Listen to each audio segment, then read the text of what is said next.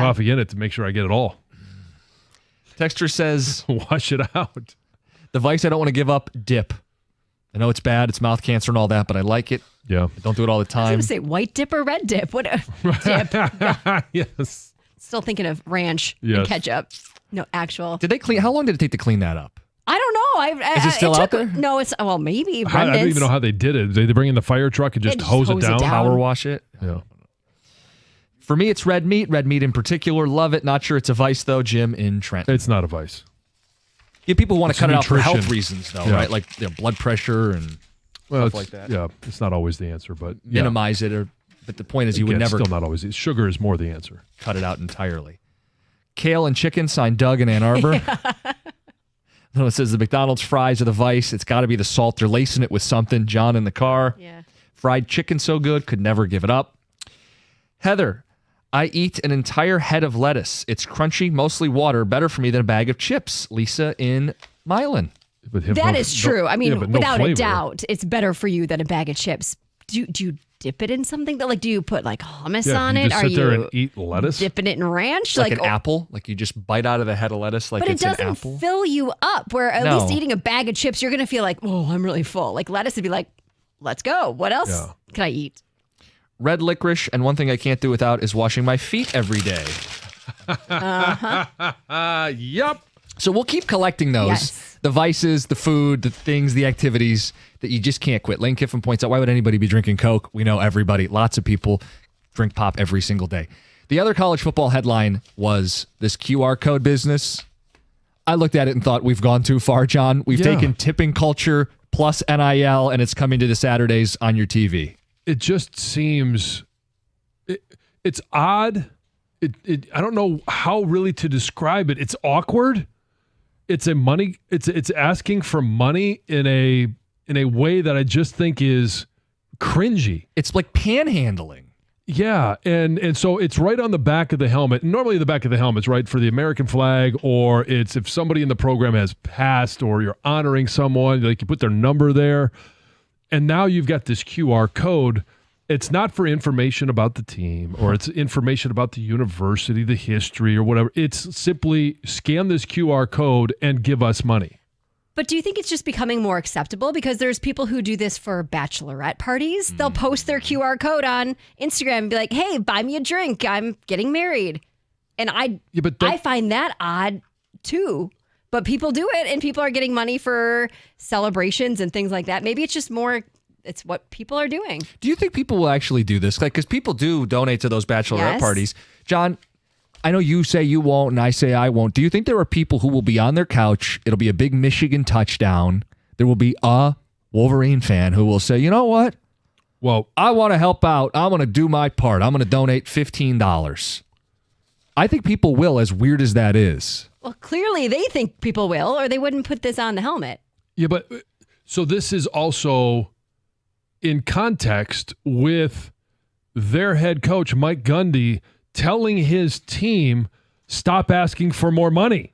Let us ask for the money. He publicly said, stop asking for more money. I think he said, stop begging for money. Yeah, and then they go out and put this QR code on the back of their helmet, begging for money. This is what this is. This is begging for money. This is what this is. Please donate money to our football program. Meanwhile, we're going to be playing in this massive multi-million-dollar stadium with these excellent facilities and very rich donors, and we get so much money from being in these big conferences with these big TV deals.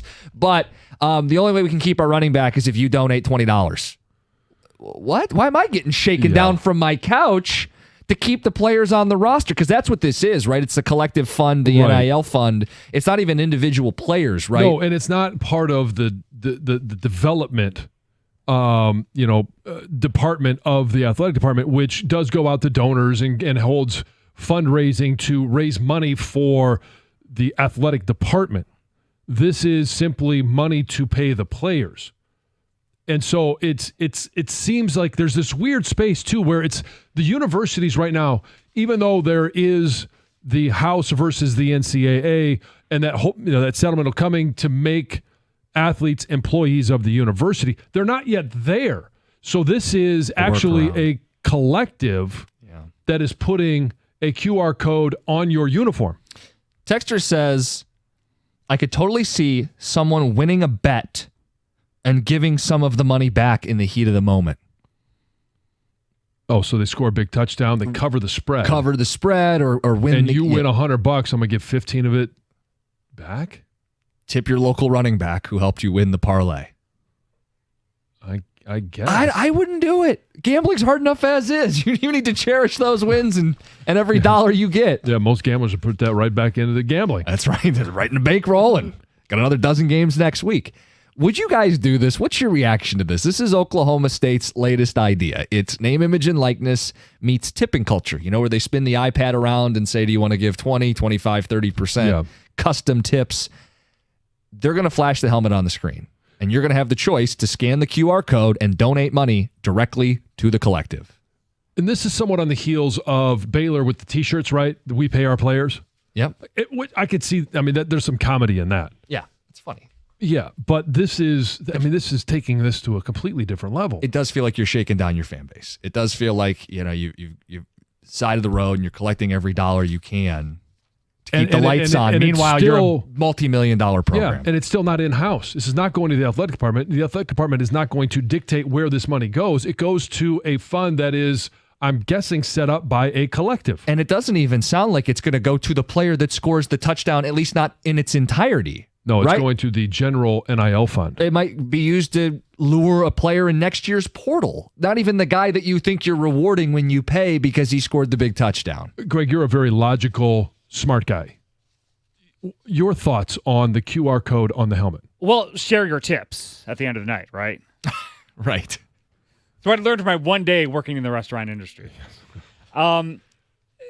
I look at this, and yes, as silly as it is, but I am imagining and can imagine people, a favorite player makes a great play or makes a key play, them throwing $1 or $2, and those dollars add up. Like, I'm imagining Mike Sanderstill makes that play in the horseshoe a couple years ago when he tips the ball out of Stover's hand.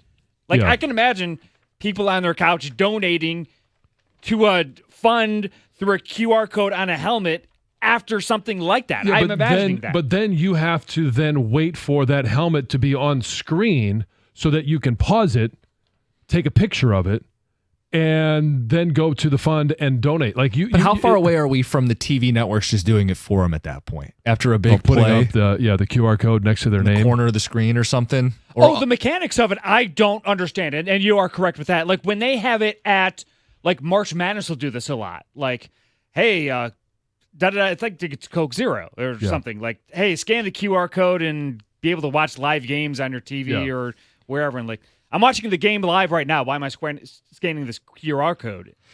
Talk about taking some of the life out of the moment, too. Let's say a team scores an epic touchdown at the end, and everybody's celebrating, and then the play-by-play broadcaster, this touchdown is brought to you by the collective at the university, and then they show the graphic and the QR code. Whatever. You guys have your thoughts, 248-539-9797. We'll get to something Dan Campbell said today at 9:35. I don't believe him. It's 97.1. 'Tis the season of back to school. 'Tis the season of football. 'Tis the season of tailgating. So let the good times roll with Moran Chevrolet, where GM employees and immediate family members can lease a 2024 Blazer EV that's all-wheel drive, the A-lister of SUVs. Look at this price, $296 per month. That's $999 down. Great deals at Moran Chevrolet, where you always get the best price, period. Moran has shipments arriving daily. They're going to have the vehicle you're looking for. Score your best deal, MoranExpress.com. Couple clicks, shop online, or stop by in person. They're on Gratiot north of 15 Mile in Clinton Township. Chevrolet, together, let's drive.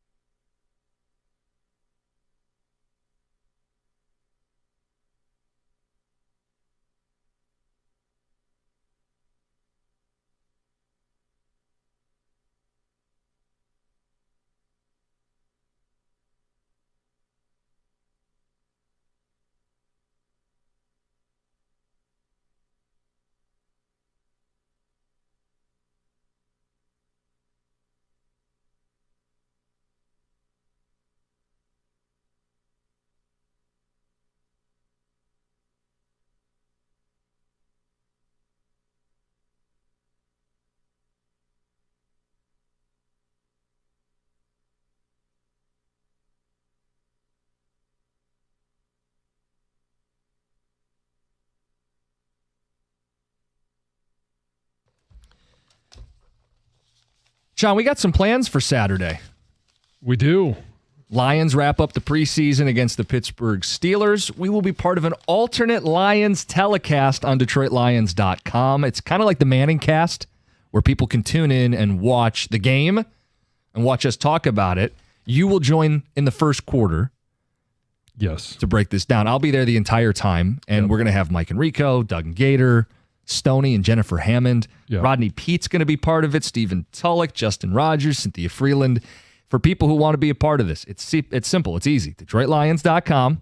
2 ways to watch. You can just click watch live, or you can register, which gives you the chance to submit questions, comments, and interact all game long. Yeah, I'll be on the first quarter with obviously you and me, Stephen Tulloch, and Sam Richardson. Mm-hmm. Yeah, Sam Richardson also going to be part of it. Yeah, so we'll get things kicked off, have a good time, have some comments. Especially, it's going to be interesting if we're going to be able to talk about Hendon Hooker as the starter. Well, I hope so. We should start the game. Yeah. I know they haven't officially confirmed that, but Dan Campbell had quite a bit to say about the quarterback room. We'll get to it at 9:35, and I don't believe what he said. He's normally very straightforward. I don't believe what he said. You don't believe him? You call him a liar? Well, that's the other thing. Am I calling him a liar? I think he is doing coach speak. I see right through his coach speak. Okay. And I will at 9:35. Let's get to Heather with the news. So the Washington Commanders aren't very happy with a video that was recently shared on social media by free agent punter Drew Chrisman. So he's been looking for a new NFL job since he was cut by the Bengals in August of 2023. And every team that he is going to work out with, he's documenting these tryouts. He says so his followers on social media can kind of get a taste of what it's like to be this fringe player in the NFL. And the most recent video gave his followers this behind-the-scene looks of what it's like to try out for the Commanders, right? And apparently it was a pretty cool video. I've not actually seen it, but even though it was interesting, I think people like to see it, the Commanders legal team called him up and said, hey, you need to delete this. I don't know the exact reason why, whether they didn't like how they were being represented, whether they didn't like the behind the scenes being filmed by somebody not in their, films department. Who knows exactly why, or if there was like merchant or, product placement that shouldn't have been there. Who knows what it was. But he didn't delete it after. I haven't looked to see if it's gone yet, but he definitely didn't delete it after being contacted by the team. He left it up.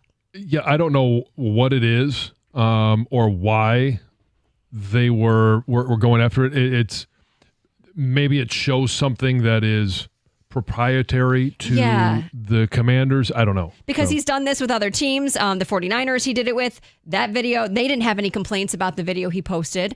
So who knows what it is, and he might not take it down. Who knows?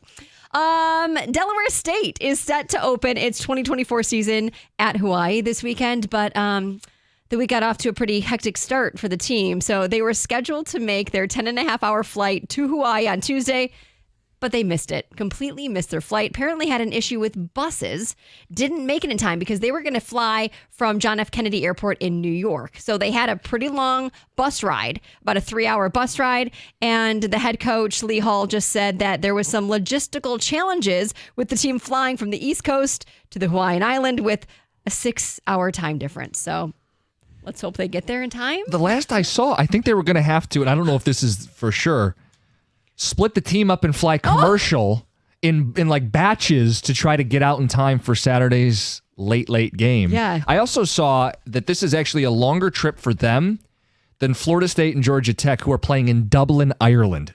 Just to give you an idea of how long of a flight this is and how far away it is. So I'm just curious because, I mean, it's a chartered flight. How did they miss it? How did they miss it? They just didn't. Oh, I see what you're saying. You know, I don't. The plane should have been waiting for them. Yeah. It's just for them. When they arrive, even if they're late, you just delay the flight, and eventually you take off as a team, right? I was confused by that too. I don't know all those details, John. No, I'm ask not me asking questions you. I don't have answers I'm not to. asking you. I'm asking that to everyone. To just everyone. To Yeah, space. just to the universe. Like, how is it that you could be, unless they were operating on Hawaii time. They just had the versus basically American time. That would seem like such a stupid mistake to me. Well, American time. Yeah, Stoney's, Stoney. East, yeah. Plymouth Canton Community Schools was just awarded a pretty large grant from the Native American Heritage Fund to support the rebranding of Canton High School's new mascot, the Cobras. So they got $145,894.40 from this grant. They say the funding will be used to support the estimated cost for updating uniforms, logos, other things related to the mascot rebrand. If you weren't familiar, Canton High School students started the process of renaming the school's mascot last year. They did like a big survey with the students with a bunch of different potential new names, and the majority of the students chose Cobras in November. So that's what they will be very shortly. Listen to this. A hospital in Atlanta is being sued for allegedly losing part of a patient's skull after brain surgery. So this couple is suing the hospital for negligence, claiming that the incident resulted in excessive damages, including ongoing physical and emotional pain and suffering and unnecessary medical bills. So according to this complaint, this man, Fernando Cluster, was admitted to the hospital back in September of 2022. He had a brain bleed, and they removed part of his skull to reduce the pressure in his brain. The thing was that was going to be replaced, right? It was just going to be temporary. So he went back in, returned in November, and they basically had a storage bin filled with skull parts, which are called bone flaps, but they weren't identified. So they didn't know whose was whose and who belongs to who. So they didn't know, is this your skull or is this John Smith's skull? Well, it's got to be like a puzzle piece, right? See which one fits. You would think, but they couldn't just do that because they needed to be sure. So ultimately they said, you know what? We're going to make you a synthetic bone flap and then you can have that. So they did that. Then he got an infection from that, had to stay in the hospital again longer. He also was billed for this synthetic skull. Yeah. Anyway, they're suing and I understand why. I can only What a imagine what nightmare. Mr. Cluster would say after this. Yeah. Thank you, Greg. Yes. That is so. So I've had this story floating in my news for like a good week and I've never got to it, but I'm going to share it to you now. A man from South Carolina is suing Buc-ee's. Did you hear about this? No. Because he says he was injured by a giant beaver. It's crazy. So the man says he tripped over a rope that was tying down a large inflatable beaver at Buc-ee's Gotta look out for in those Florence County. large beavers. Yeah. So he says He have a cartoon. He tripped on a rope and like an Yes. anvil fell on him, basically. Like what? So the man says that the fell caused several injuries. Well, you can get lost in them. And on top of that, he also suffered physical pain, suffering, mental anguish, emotional distress, things like that. So he says Buc-ee's knew that this could have been an issue, a tripping issue, and they didn't take possible, they didn't care for their beaver. You said this was an inflatable beaver. Yeah. How heavy is this inflatable beaver? Like I imagine, like inflatable. It's not. It can't be like it's. It's like probably like a Christmas decoration. Like it's like so a how large. much? How much would that really hurt? No, he didn't. It didn't No, fall on him. He he tripped tripped on the over rope. He tripped on the rope and then fell Yeah. onto Oh. the cement. Yeah, the beaver was just there. Oh, Yes. okay. Yeah, Yeah, you find the right spot to trip over it. yeah. It's hard to to do. find that spot. It's Heather with the news. You said like a week ago you were going to try to be better. We didn't believe you. Heather also added to it, and so did Greg. I'm not alone. Yeah, but you have a reputation, and it precedes you. Anyway, coming up next, Dan Campbell. He said something about the quarterback room. I do not believe him. It's next, 97.1. All right, and the awards, you guys just keep rolling in for Dr. Berkowitz at Michigan Hair Restoration. He just won the Macomb Daily Reader's Choice Award for 2024's Best of the Best Plastic Surgeon. So congrats to him, and how incredible is it that Dr. B is right here in Metro Detroit, making it easy to restore your hair by the very best. If you've been thinking about going to see him, do it now. He'll have you looking younger and feeling more confident with a thicker head of hair. And the sooner you go to see him, the more options you're going to have. Dr. B has the most advanced medical therapies and natural pathways to stop your hair loss and improve thickness. And these therapies keep getting better and better results for his patients. With treatment plans that fit almost every budget, Dr. B will create a custom plan just for you. And he guarantees all of his treatments. So call today, mention 97.1, and you're going to receive a complimentary natural hair remedy treatment at your consultation. That's $1,000 value. For more information and to schedule your consult, go to MichiganHairRestoration.com.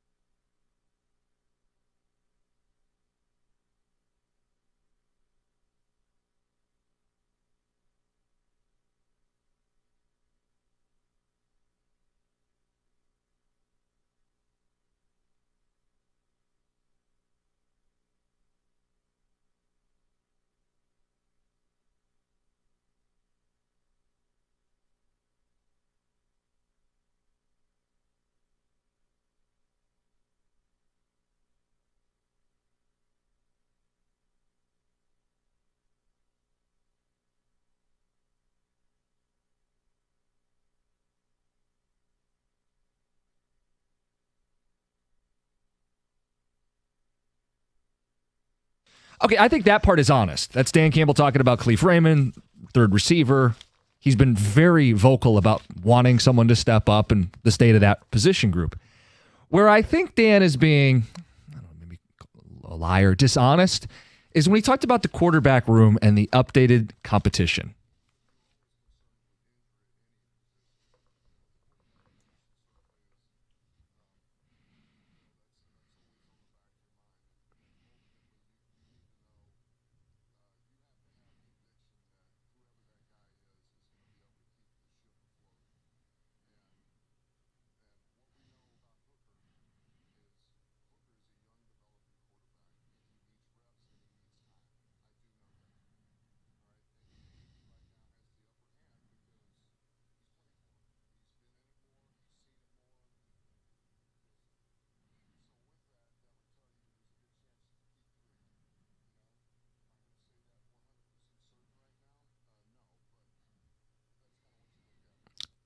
Good chance they keep 3, and Nate Sudfeld has the upper hand. I'm calling Bula Bula on both. I don't think they take 3. I don't think Sudfeld's the second quarterback.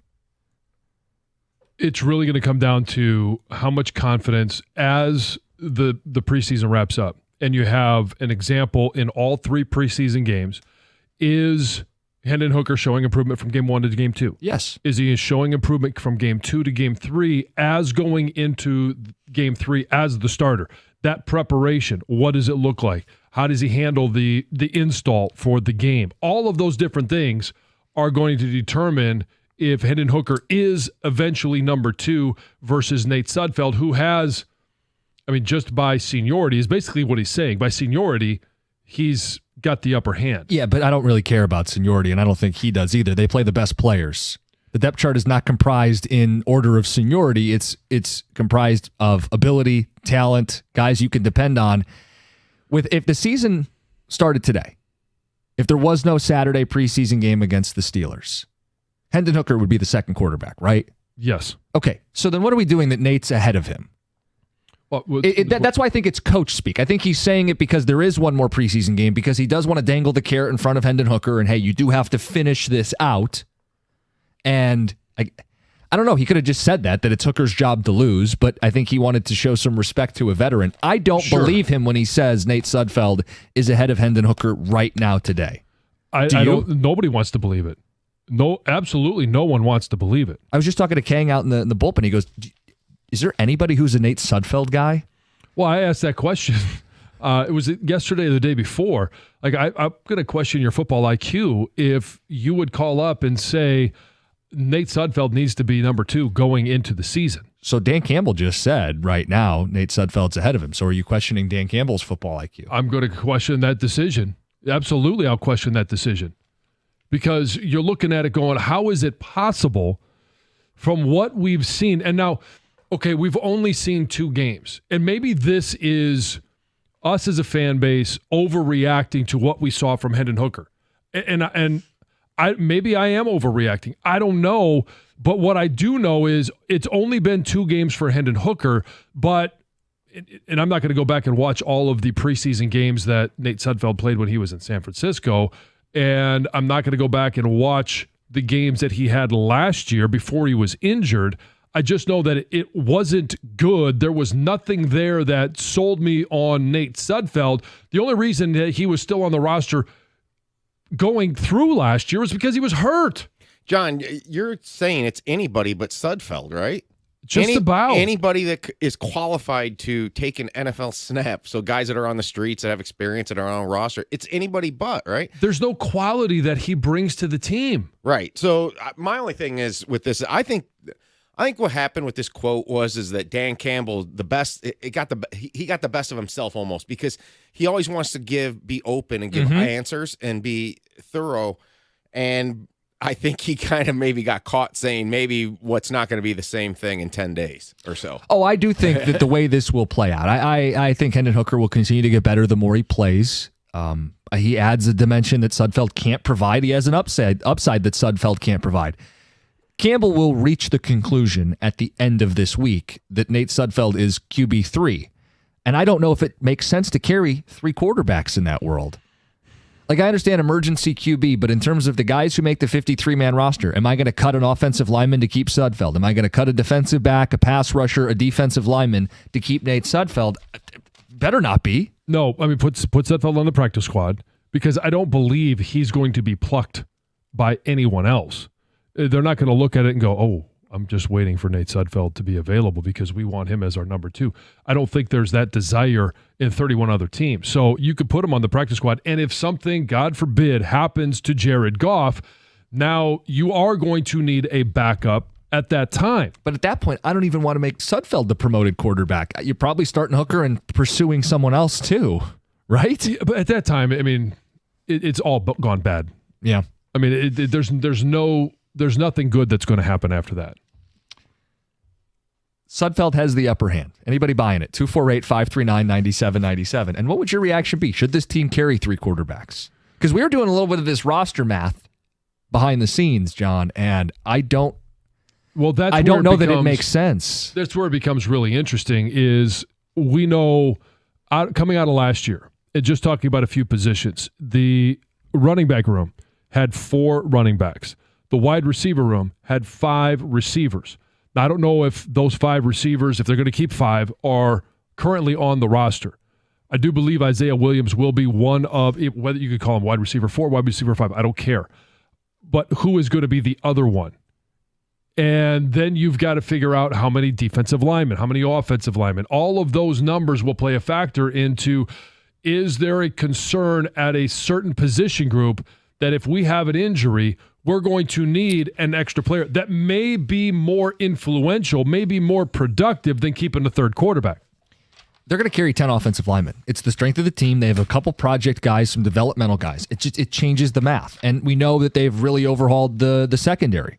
And they may carry an extra safety, an extra corner. And I wouldn't fault them for it. I mean, all hands on deck.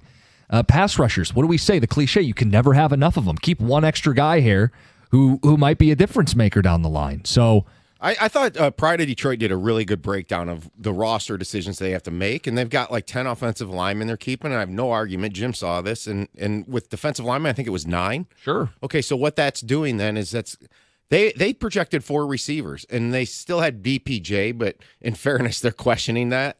But only 4 receivers, and you're talking about if you keep a third QB, you're not keeping a third QB over a 5th receiver, are you? Well, third QB. No, but what you may do is play the, the game of, okay, we're going to keep 4 receivers off of this roster and 3 quarterbacks, and then we're going to wait and see who is available. And then all of a sudden, when the receiver that becomes available to fill that number 5 spot, we'll sign him and we'll cut QB3. So by the time week 1 rolls around. Yeah. But you're situationally now, not knowing that that's going to happen, if you're just making a decision now, you're talking about potentially cutting a guy like C.J. Moore instead of Nate Sudfeld. That doesn't make sense. No, not at all. Ticket textures. I don't see why they don't just cut Nate. If there's ever an emergency, they can pull a quarterback off the scrap heap. It'll be the same level of play. That's Tom in Flat Rock. I would lose a lot of respect for Dan Campbell if he leaves Sudfeld as the number 2 quarterback. My belief is he is the worst player in the NFL. Well, I don't know that he's necessarily the worst. I'm not going to go and rank the worst of the NFL. I just think he brings the least amount of value to this team. Okay.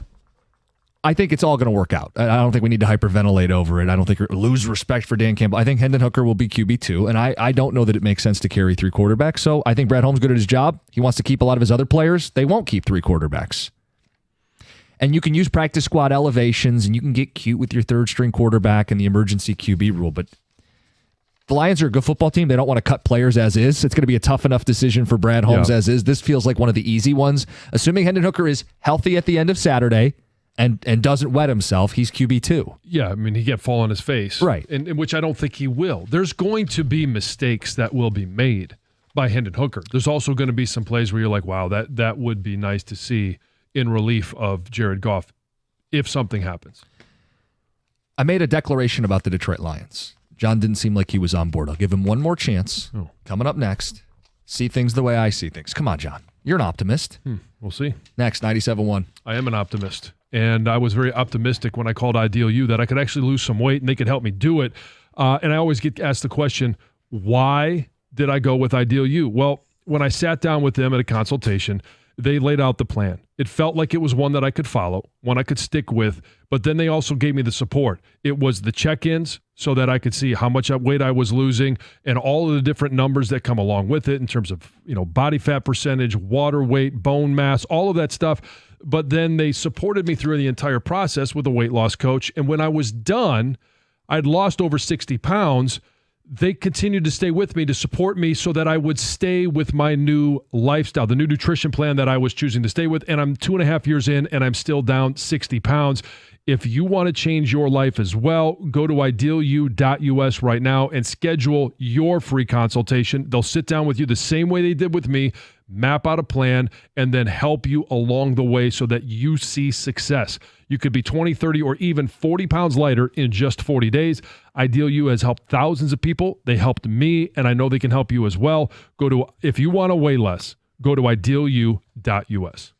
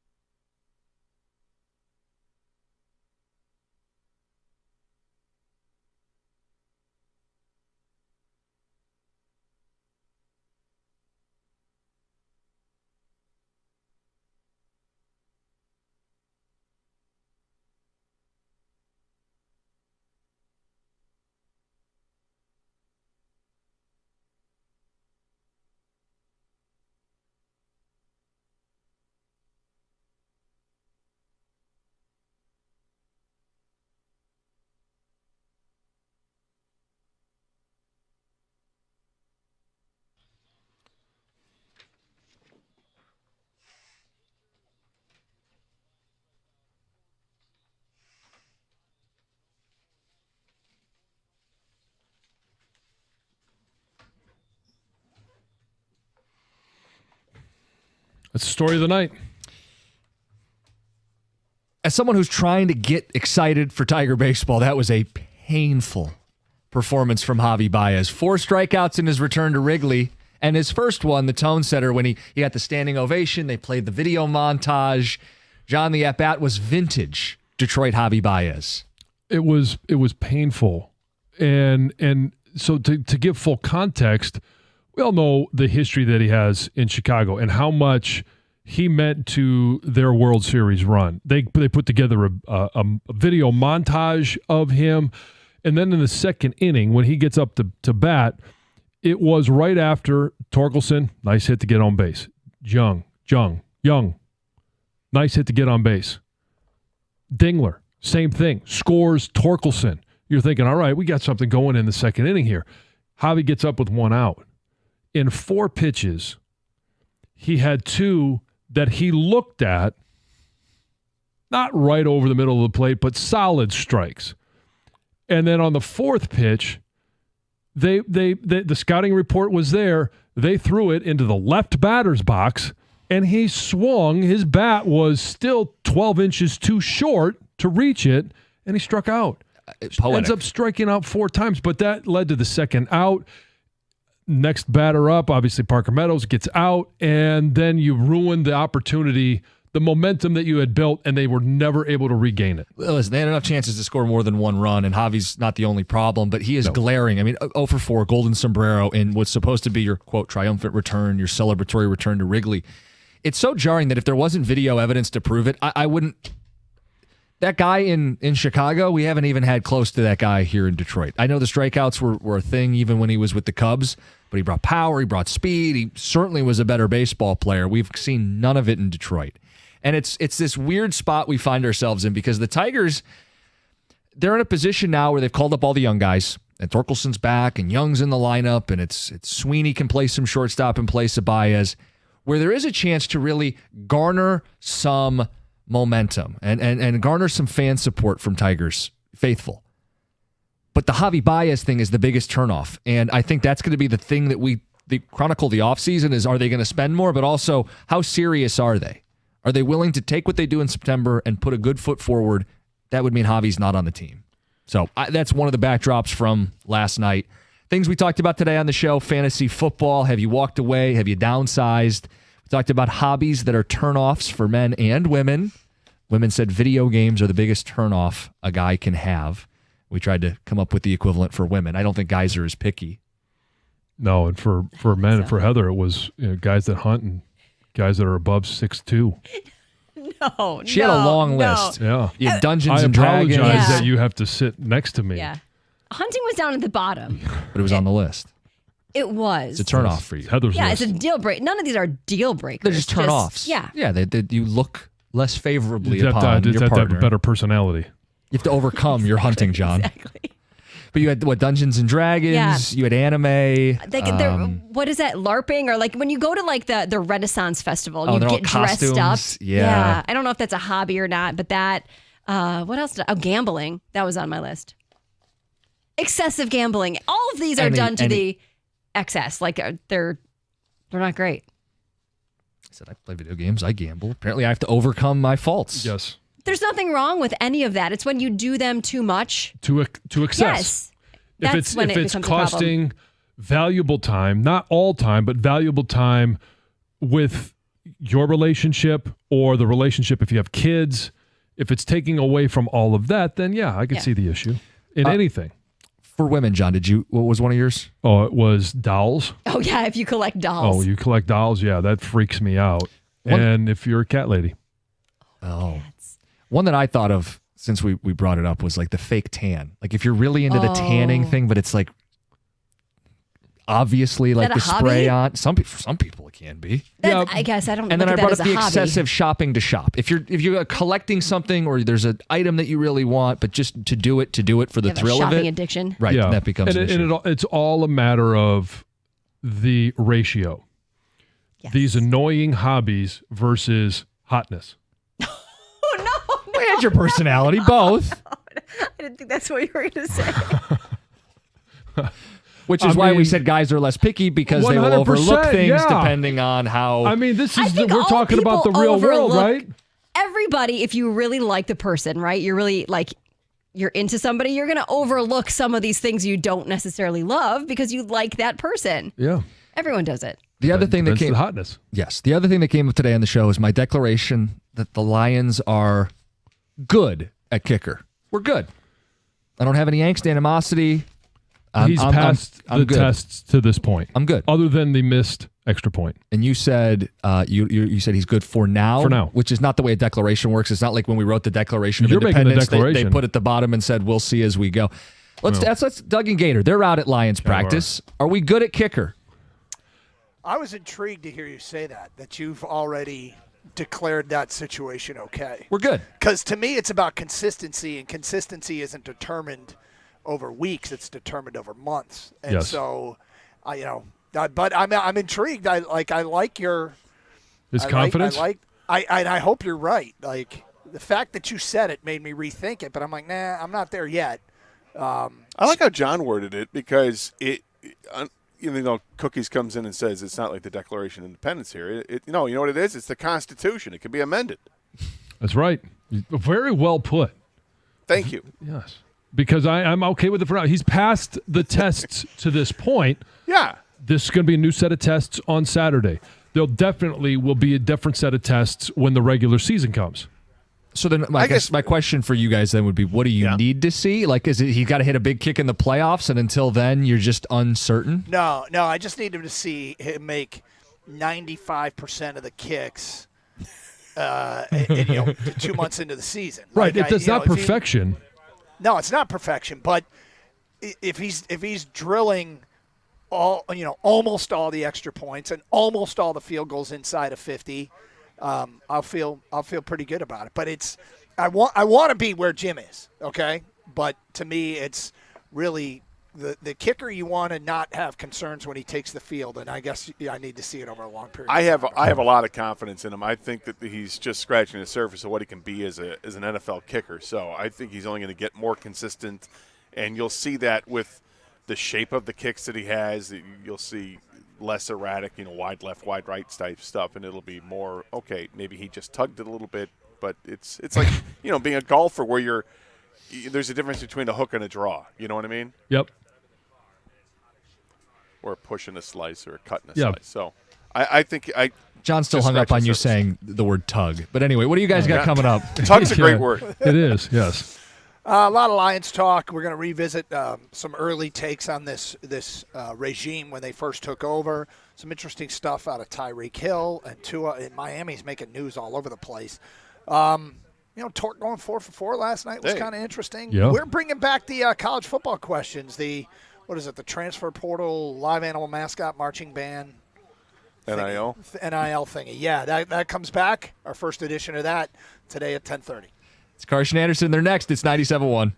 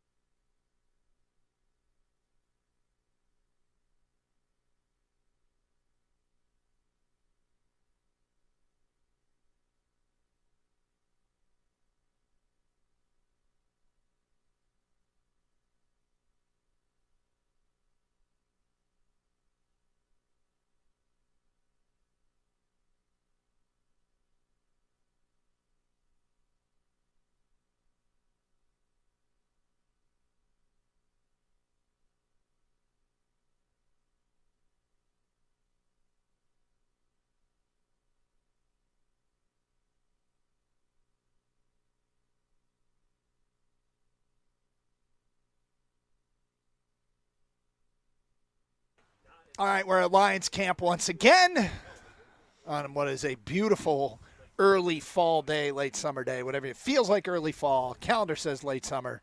Doug Karsh, Scott Anderson, 97.1 The Ticket. How are you today, Scott? All right, Doug. Yeah? It's a beautiful day out today. Nice to be outside. Get ready to watch the practice. Yep. They're apparently going to start a little bit earlier today than they did yesterday. So we might have a chance to talk to somebody after practice. So kind of look forward to that. But in the meantime, got to see him out here yesterday and got the football juices flowing. I'll tell you that. I actually went from here to Glick Fieldhouse in Ann Arbor. So I got to see both the Lions and Michigan, and I was pretty fired up about it. And it's that time of year. Did you hit a blocking dummy? I did not like you did. So I respected what you did yesterday. Well done. Well done. So it was the least amount of effort I could put forth. Well, those of you watching on hitting a Twitch and blocking YouTube got to see Gator do that. So that was a cool moment, and maybe today we'll have to go kick a field goal out there before. No, I don't think that's going to happen. No? Yeah, you probably shouldn't step on the grass. No, you don't. Yeah. You're not allowed to. Don't do that. No, don't step on the grass. And I don't know if my quadricep is receptive to kicking. Okay, fair enough. Let's not push that. No. So, look, I mean, last night, we'll get into Lions. We'll do Buckle's show about Lions. Torque went 4 for 4 last night. Since he's been back, he's 6 for 10. I think he's got 2 doubles and a triple. Yep. I mean, those numbers can get skewed for a 4 for 4 game and make it look like he's doing great. He's hitting 2 of the 3 games. And then an 0 for 4 can turn things around quickly. So I guess my point is, it's a good return. And you had the question of the show sheet yesterday. We never got to it. Call it now. Is Torque a bust, or is he going to resuscitate his career here? And it would be so nice to see him resuscitate his career. Well, it would be massive, really. I mean, it's a guy you're 100% counting on when you get to make the first selection in the draft, and he showed a lot of promise last year in the second half, finishing the year with 31 homers and 94 RBIs, and those were really good numbers to see on a season where the team was terrible. And we expected to see that same type of production and more this season, and obviously we didn't. What I liked about his at-bats last night is he went to all fields. He stung the ball. He was hitting line drives, and that's a good start.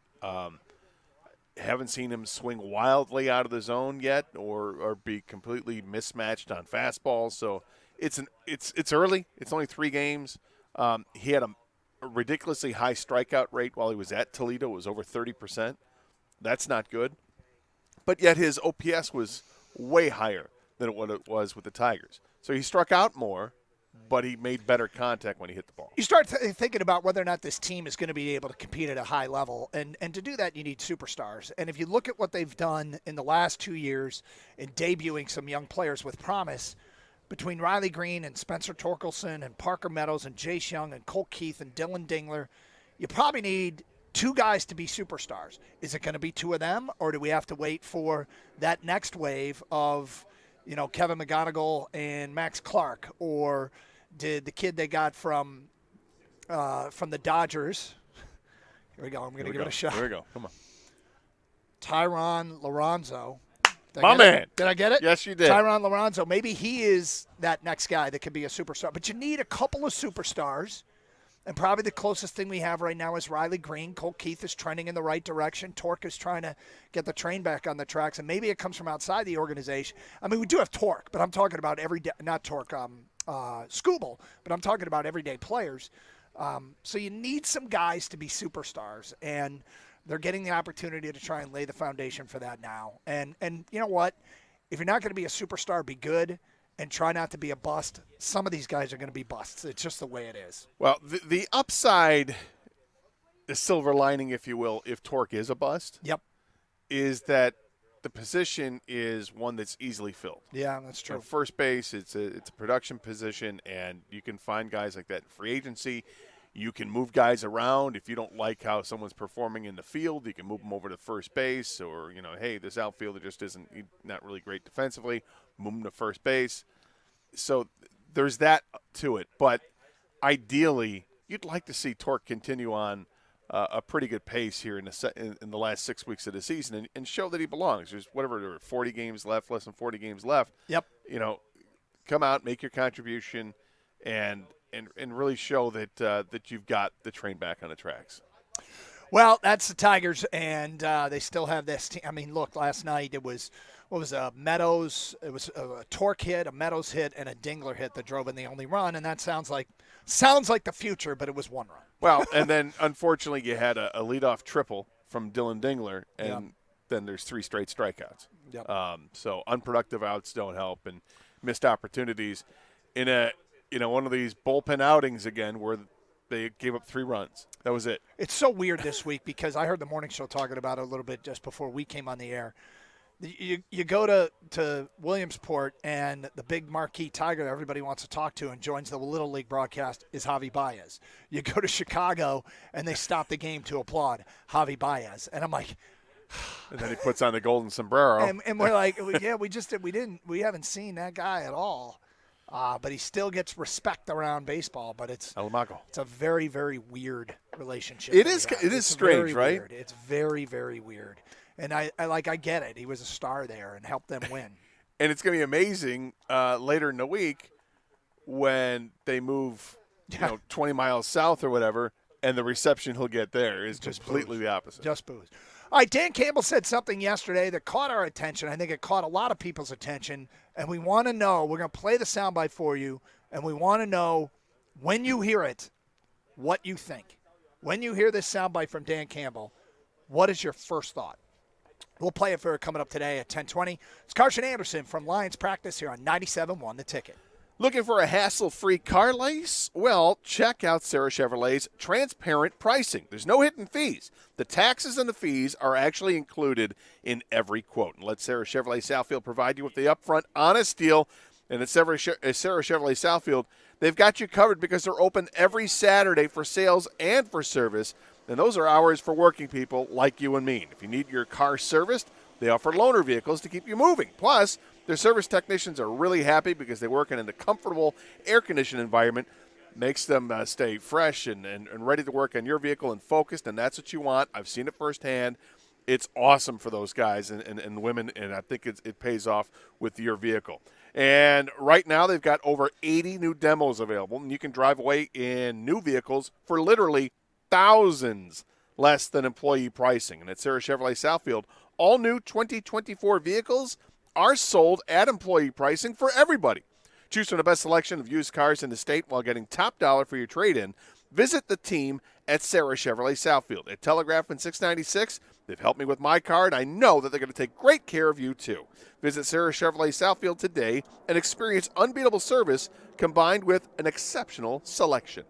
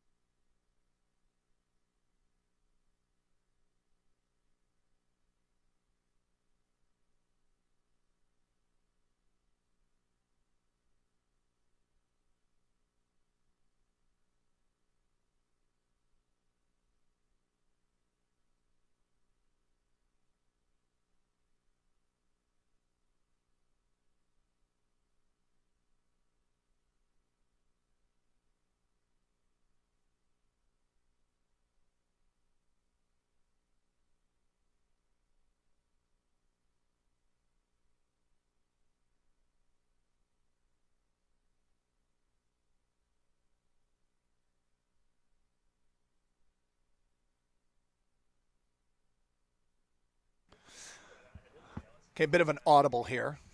And one of the challenges of doing the show from the road is communication with our producer, Kang. And he brought up a good point. We're going to move the soundbite from Dan Campbell to a little bit later because at 10:30 we talk some college football as we bring back the NIL transfer portal live animal mascot marching band thingy, where we got a bunch of questions from around the world of college football. Some are Big Ten related. But anyway, yes. 3 days, man. I know, right? And the funny thing is, the Georgia Tech Florida State has a chance to be a decent game. There's always one, and I guess it's usually the Ireland game. Northwestern Nebraska a couple years ago. Last year was Notre Dame Navy, and this year might be the best, Georgia Tech Florida State. But we'll see. We shall see. Anyway, we'll talk some college football coming up at 10:30. But you had a question on your show sheet, and given the fact that I was in Michigan yesterday, do you have faith in Orji or Childs already? And we'll start with Aiden Childs up at Michigan State. Do you have faith in him already? Well, I think something that bodes very well for his first go-around with Michigan State is that he's already been named a captain. Mm-hmm. And I think he's set up for success at Michigan State because he's coming in with his coach. He's coming in with offensive linemen and a tight end that he's very familiar with. And I think it's also the case with Michigan's quarterback in their situation. I think when you have young quarterbacks and you have an experienced tight end, that's a really good marriage to have to start things off. It's like a security blanket, and you can work with others, but that's the one that you can feel safe with because you've been with them. And he had limited action last year in college, and he was good at Oregon State. He had a couple flash plays, but didn't get a ton of reps. Plays in the spring practices, you see some highlights of stuff that he did there, the controlled practice they had in front of the fans at Spartan Stadium, and he's bigger than maybe you expect him to be. He's incredibly athletic and very mobile, which is good, and he's got a very strong arm. And there's going to be for sure, there's going to be a learning curve here. But, do I have faith in him already? Not just yet. I still need to see it. But I think he's going to take a pretty good step forward. I think the biggest thing he's got working for him is second year in the same offense. New coach, but not to him. New system, but not to him. And, that's kind of a deal when you start getting into terminology and you start getting into just even the minutia, like the absolute minutia of playing the position. You really have to not have to think, to just react, and that only comes over time. And so I guess that's one of the deals that I think that could work to his benefit. But as you said, learning curve process, the offensive line has to gel. If the offensive line, and last year they weren't very good, if they can be average, it gives you more of a chance. And, quarterbacks, not every quarterback needs that, but it sure does help, man. It sure does help. Yeah, and it helps also that we talk about the college players that we think that are going to break out, and I really like Nathan Carter, the running back. Had some monster games last year, and then also had some games where he was just bottled up because there's nowhere to go. Yep. But with an improved offensive line, I feel like that's another helpful hand to the quarterback who's just making his debut at Michigan State, because if you get a running game going and you have a tight end, okay, that's nice. Now they've got some returning receivers as well, and they got a dynamic freshman coming in too. So we'll see. I'm not ready to be totally excited about it, but I think that these are good first steps to have. Well, the one thing that happens anytime you break in a new quarterback, there's intrigue and excitement. When you break in a new coach, you get what it's called the new coach bump, right? You get a little bit. Everybody's kind of, all right, things could be changing here, blah blah blah. So that's everybody goes through it when they flip to the next guy, Johnny next guy, to come in and be your quarterback, and everybody goes through it when you get a new coach. So there should be interest and there should be intrigue. But the question was, do you already have faith? And I think it would be a leap of faith. Yeah. But nothing wrong with having the debate. Now, at Michigan, do you have faith in Alex Orji? People did see him play last year. He brings a completely different skill set. It's a skill set that I don't put up high on the list of priorities, and that's the ability to run. It's nice to have it, but the things that you really need are – the ability to quickly process information, the ability to deliver an accurate football, and that allows you to go to the right place with the football, and then the ability to deliver the accurate football. Then you start getting into touch versus arm strength, and there's a lot that goes into that. They are breaking in a new offensive line, and if that new offensive line has some problems in pass protection, that probably ups the importance of mobility. And so, maybe in this case, with this group, it's a little more important to be mobile. I'm hearing, you always hear good things about what's impressing, but they're going up against that defensive line. And that defensive line has two guys in the middle that'll probably be first-round picks. Yeah. Derek Moore might be a high draft pick when it's all said and done, and Josiah Stewart is an exceptionally talented player off the other edge, and I've heard that the offensive line in practice some days have had their way with that group. Now, a good day of practice doesn't mean they're ready for the prime time in Texas in week 2, or even Fresno State in week 1 for that matter. But if that group can provide Alex Orji some time and allow him to go through the progressions a little bit slower than he would after he gets more seasoning, that certainly would help. Yeah, and they've got a situation there. It's similar to the Lions, where occasionally you'll see the Lions ones versus the ones, right? Yep. It doesn't happen often. I mean, not as much as you might think it would happen in practice, but that sharpens those defensive linemen going against the Lions' offensive line. Same thing will happen with Michigan's offensive line. The limited reps they get against the number one, defensive line, it's only going to help them. With Orji, because he's got great size and great speed, great mobility, and it probably comes down to, does he know the offense well enough to throw those passes downfield? Does he have touch or not? Is it going to be Joe Milton 2.0, but the better Joe Milton after Joe Milton left 2.0 part, once he was, at Tennessee? Do you get to see some of that earlier? And the other thing with Michigan that I look at is this an offense that is going to be built around a tight end? Michigan State are similar with that. They both have really good tight ends coming back. With Michigan State's a transfer, but he's from that system. So, but is their offense more predicated on what the tight end does than what Michigan State will? Could be. I'll just add this. So it's August 21st, 10 days to the first game. In covering Michigan football over the years, I remember years ago when everybody thought that the quarterback was going to be Scott Dreisbach. And you started getting sense in August. Hey, don't forget about this Greasy kid. I know he wasn't successful his first go-around, but don't forget about Greasy. Then later, everybody thought it was going to be Drew Henson, and I started getting inklings out of practice. Yeah, don't forget about the Brady kid, who then went on to get the bulk of the snaps. They both played, but Brady played more.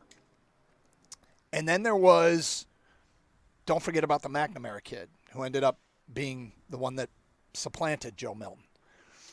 And now I'm getting the don't forget about the Davis Warren kid. And he's an unbelievable story in that as a sophomore, got some playing time as a sophomore in high school, got hurt. Then he was hit with cancer and missed his junior year. And then his senior year was COVID. And he was coming off, cancer treatments, and when he showed up at Michigan, guys were like, boy, this kid's raw, but he really does have a Division I arm, and he was a walk-on. And he's been here, he's been around, and now I'm getting the don't forget about the Davis Warren kid. So I'm just going to throw that out there 10 days from the first game. Is he a walk-on as well? He was. I don't know if he's on scholarship now, but he was a walk-on. I suspect that he's on scholarship now, but interesting story, one to follow, and if I had to predict right now, I think we'll see them both early. That's kind of, that's just my gut feeling here, but we'll see how it plays itself out. Well, early, Fresno starts, but then it's a second week. Yep. Do you lock things down in the second week against Texas and just say, all right, we're going with one guy? Yeah, it feels like, you get to that game, you find out the real. Look, Fresno last year was pretty good. They lost their coach. I don't take anything for granted when you lose as much as Michigan lost. You got to show up and play, and you got to play well. But their defense can carry the day early in the year while they sort out things offensively. In theory. All right, let's get to our first swing around the country with college football, with the transfer portal, NIL, live animal mascot, marching band thingy. That is next here on 97.1 The Ticket.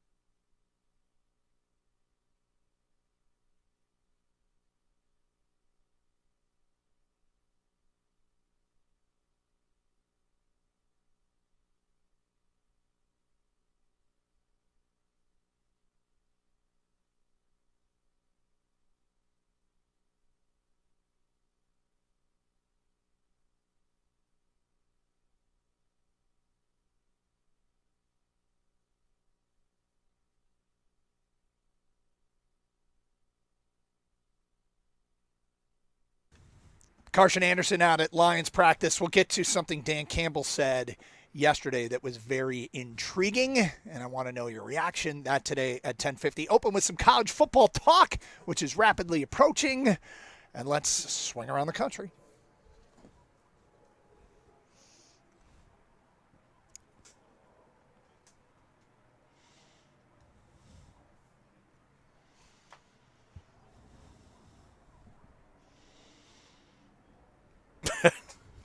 Forgot the targeting thing part. It's the first one, man. It's fun. All right, let's get into it. Kang, we got 6 questions. Gator won the toss. He'll go first. All right, here we go. Week 0 question, guys. Big Ten quarterbacks. The conference has been depleted of top talent. Who would you bet would be the best quarterback in the Big Ten this season? You know, this is amazing because the Davey O'Brien watch list for the top quarterback in the country came out the other day. And there's like 30 quarterbacks on the list, and only 2 were from the Big Ten. And neither are the quarterback that I went with. those two quarterbacks were from Purdue with Hudson Card and Penn State with Drew Aller. And I'm going to go with Will Howard at Ohio State. And until Ohio State throws out a quarterback that sucks at college football, you got to go there because they're always going to have the guy. And, Will Howard comes from Kansas State, played 4 years at Kansas State, actually played in parts of all 4 years there, got better as his career went on, and the last couple of years he was pretty effective. And now he's going to a school like Ohio State that has a ton of talent. I just think he's going to have a chance to shine. I was really surprised Dylan Gabriel to Oregon was not on that watch list, but it's pretty amazing that there are only 2 Big Ten quarterbacks. There's one Big Ten quarterback coming back that's won a Big Ten. Cade McNamara at Iowa. The problem is can you put up any numbers at Iowa? No. And they are getting their tight end back, and they do have a good offensive line, so I think there's a chance there. A couple of sleepers, Ethan Caligmanis at Rutgers, and the Altmaier kid at Illinois. But I'm going to go Dylan Gabriel. I think he was probably the best quarterback in the Big Ten. Kang? Yeah, I think the smart choice here is Dylan Gabriel, Doug. But I want to be dumb. I didn't listen to a word you said last segment, so I'm going to go Alex Orgy. I don't care what you said. This is either a boom or a switch positions pick, and so I'm hoping for a boom there. I'll go Orgy. All right, make a bold prediction for September. All right, super bitter matchup. This is one that's a rivalry that already was bitter, and I think one school is really, really pissed. The number 3 ranked team in the country will go on the road and face a bitter rival Saturday, September 14th with the Big Ten's best quarterback and Dylan Gabriel. Final score from Corvallis, Oregon. Oregon State 28, Oregon 24. Wow. There you go. You want a bold? I gave you bold. Think about how you'd feel if you were Oregon State right now. Pissed? Yes.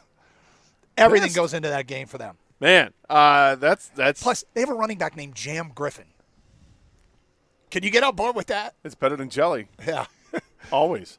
That's a lot bolder than what I'm going to say, but Okay. maybe this is bold, maybe not. You guys can be the arbiters of that. Alabama and Michigan will each have a loss in September. Alabama's got to go to Wisconsin. Michigan plays in September, Texas and USC. I wanted to do Wisconsin over Alabama, but Wisconsin thought lost about so it. much. Yeah, they lost so much. So I kind of hedged it by saying they're both going to have a loss because Alabama has to play Georgia still, and Michigan's obviously got Texas. What's so weird about the new dynamic of college football is that's not crippling anymore. Right. Yeah. Kang? All right, my bold prediction for September is Arch Manning takes over as Texas's starting quarterback.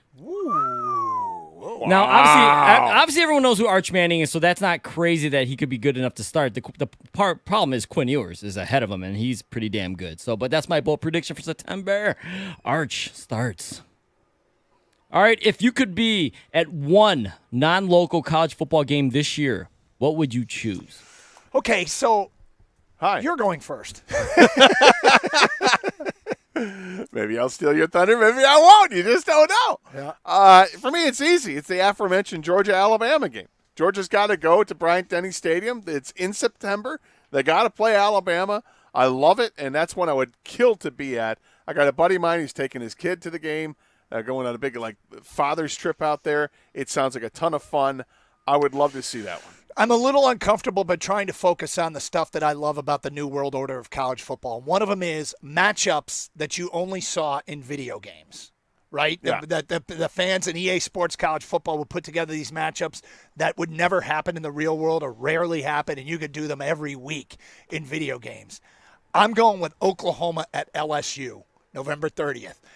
Those are two schools. It doesn't feel like they should be playing at each other's stadiums, and I want to be in Baton Rouge someday, so I'm just choosing this matchup that we've never seen before, and if it's a non-local one, that's the one. I like it. Normally, on a question like this, I would just look at LSU's schedule and pick the best game out of it because I want to go there too, but Georgia and Alabama is hard to pass. But I like yours. Yeah, I was looking at LSU's schedule too, guys, but I went with what you picked there, Gator. Georgia at Alabama, huge game. Would love to be there as well. I know your buddy has a father-son trip. I'll be your son for the weekend, Gator. We can go down there, all four of us, and have a great time. But that's a huge game, great game, Georgia, Alabama. Can't wait. Okay, Oklahoma State is putting QR codes on the back of their helmets. It's to link fans to the players' NIL donation pages. Do you think everyone's going to be doing this? Yep. I do. And this is one of those things about the New World Order that's hard to adjust to. It's small. It's unobtrusive. It's on the back of the helmet, kind of where the numbers are. I mean, look, I don't have to love it, but ask yourself this. Whatever your favorite team is, do you want them to fall behind because you're not doing this? It seems like a small price to pay to put a QR code on the back of the helmet. I think it's real simple to do, and every school should do it. I'm not sure how successful it's going to be beyond a couple of years, or is that going to be the way to go? Because that's just an easy donation, and you don't even have to worry about quote unquote NIL and having the players earn the money. Now it's just a flat out donation to the program. Yeah, I don't know if everyone's going to do it. I can't see like Notre Dame doing it. You know, like that type of school, but I do think it's going to happen a lot more, of course. Will it work? I think that's the question. How effective will it be? Whether other schools will do it, but NIL and all this QR code stuff and all this craziness that we're not used to seeing is just going to happen more and more, and we got to get used to the ever-changing college football, unfortunately. All right, Doug's son, who's 22 years old, recently told Doug that Fox Big Noon Kickoff is ruining college football because no one wants the marquee game at noon. Do you guys agree with Doug's 22-year-old son? First of all, I could see B. Shizzle saying this. So I love that he's got that strong of an opinion on it. Yeah, right. I don't know if it's ruining it, but the way that I look at it is I've always looked at the game as long as it doesn't conflict with Michigan State, which is the team that I'm going to watch most often, and the ones that I'm going to make that's appointment viewing for me. As long as it doesn't interrupt that viewing, I don't care. But there is something that kind of takes away when the best game of the week is already done with before the second games get going. It's funny because this is the perspective of the world through a 22-year-old's lens, right? It's that Big Noon Kickoff is ruining college football. I actually told him we were going to talk about this, and he was like, okay, ruining's a bit strong. But he's like, Ohio State, Penn State should be the whiteout game in State College, but it's probably going to be a noon game. And he's like, I think the biggest game of the week should be the night game. He also is coming back with all his buddies from Michigan, Texas, and he's like, we don't want to be there at noon. We want to tailgate. And I'm like, yeah, got it. You're 22. But I don't think it's ruining it. In fact, I kind of like that we can count on a huge game at noon. There's usually a huge game at 3:30 and a huge game at night. We got great games all throughout the day. I love night games, and I understand what he's saying. Like, that is the game he's saying is the night game. Ruining it is a bit strong, of course. Ruining college football. I think there's other things that might be quote-unquote ruining it.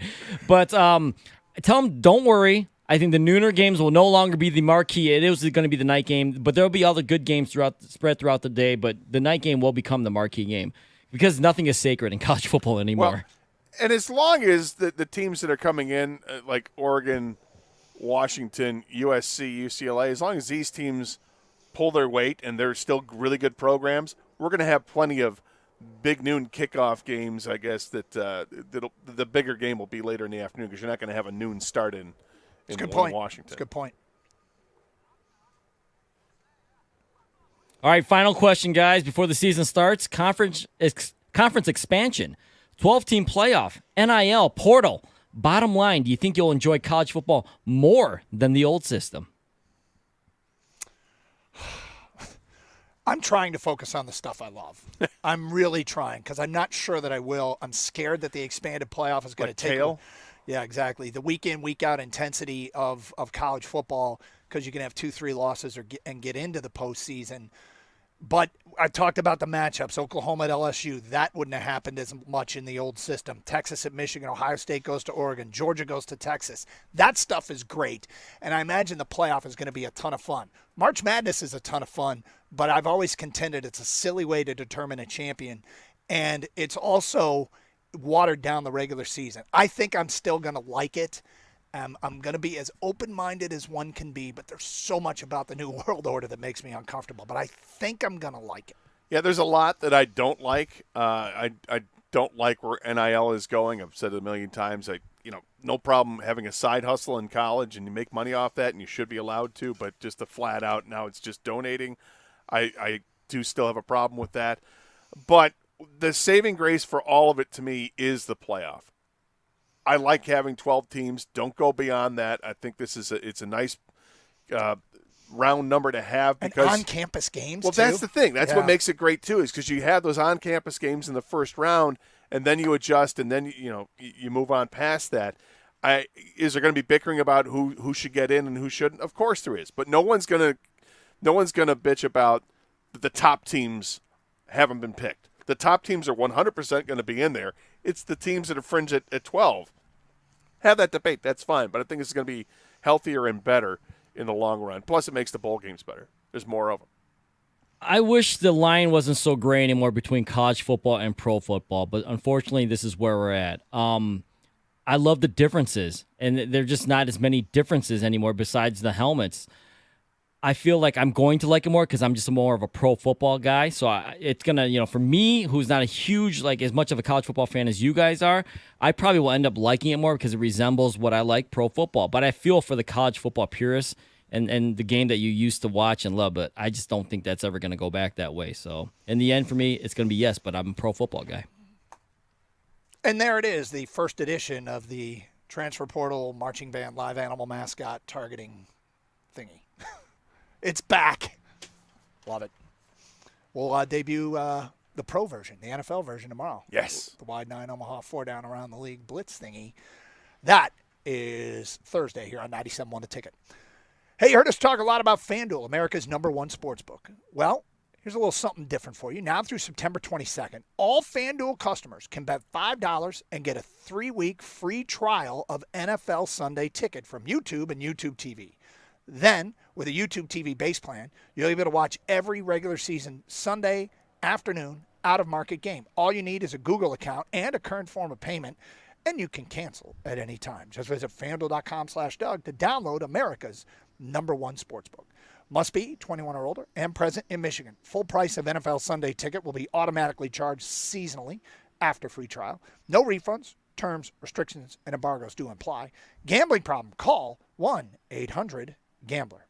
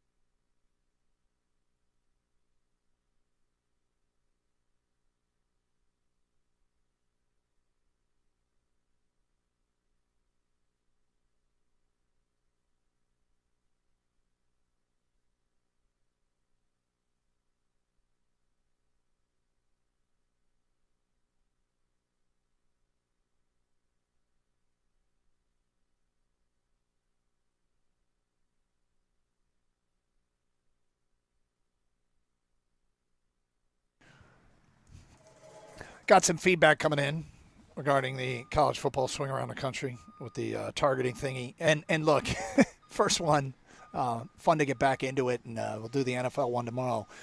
But here we go. And I got to say, I wanted to stop, but we got to keep moving. I think Kang made a great point. I know that Michigan fans care deeply about the helmet. His point, putting a QR code on the Notre Dame helmet, Notre Dame is so resistant to everything, that the idea that Notre Dame would put a QR code on the helmet, I almost think they'd rather join a conference than do that. Well, there are other ways to put. I mean, think about it logistically with a QR code. If you're watching a game, yeah, you know, you have to pause the TV. I'm not going to hold the phone up to that. I don't know how many people are doing that anyway. Is it more for people that are on the sidelines of games where they can see it and get up close and do it, or would it be easier to do if you just, you know, a couple times during the game while the score is being shown on the bottom of the screen next to the team's logo, you put a QR code? Yeah, I fight very, very hard. I don't like to be. I don't like resistance to change. If there's a QR code on my table at a restaurant and I need it to get the menu, I have no issue with that. When a QR code pops up on my screen, I'm not either pausing it or quickly getting on my phone to scan it.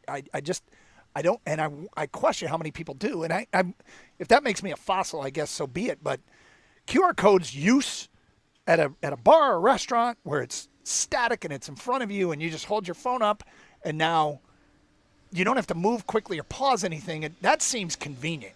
A QR code on the back of a helmet, am I going to be following him as he's running down the field? I don't know. It seems like initially it was like, oh, yeah, it's easy. And then when you see where Oklahoma State has it, it's on the base of the back of the helmet and right involved with the stripe, right? Yeah. So it's like it's not really interrupting anything, and it's not like you're going to see the QR code on the side of the Golden Dome, you know, or right in the middle of the wing T thing or whatever, the wing helmet thing.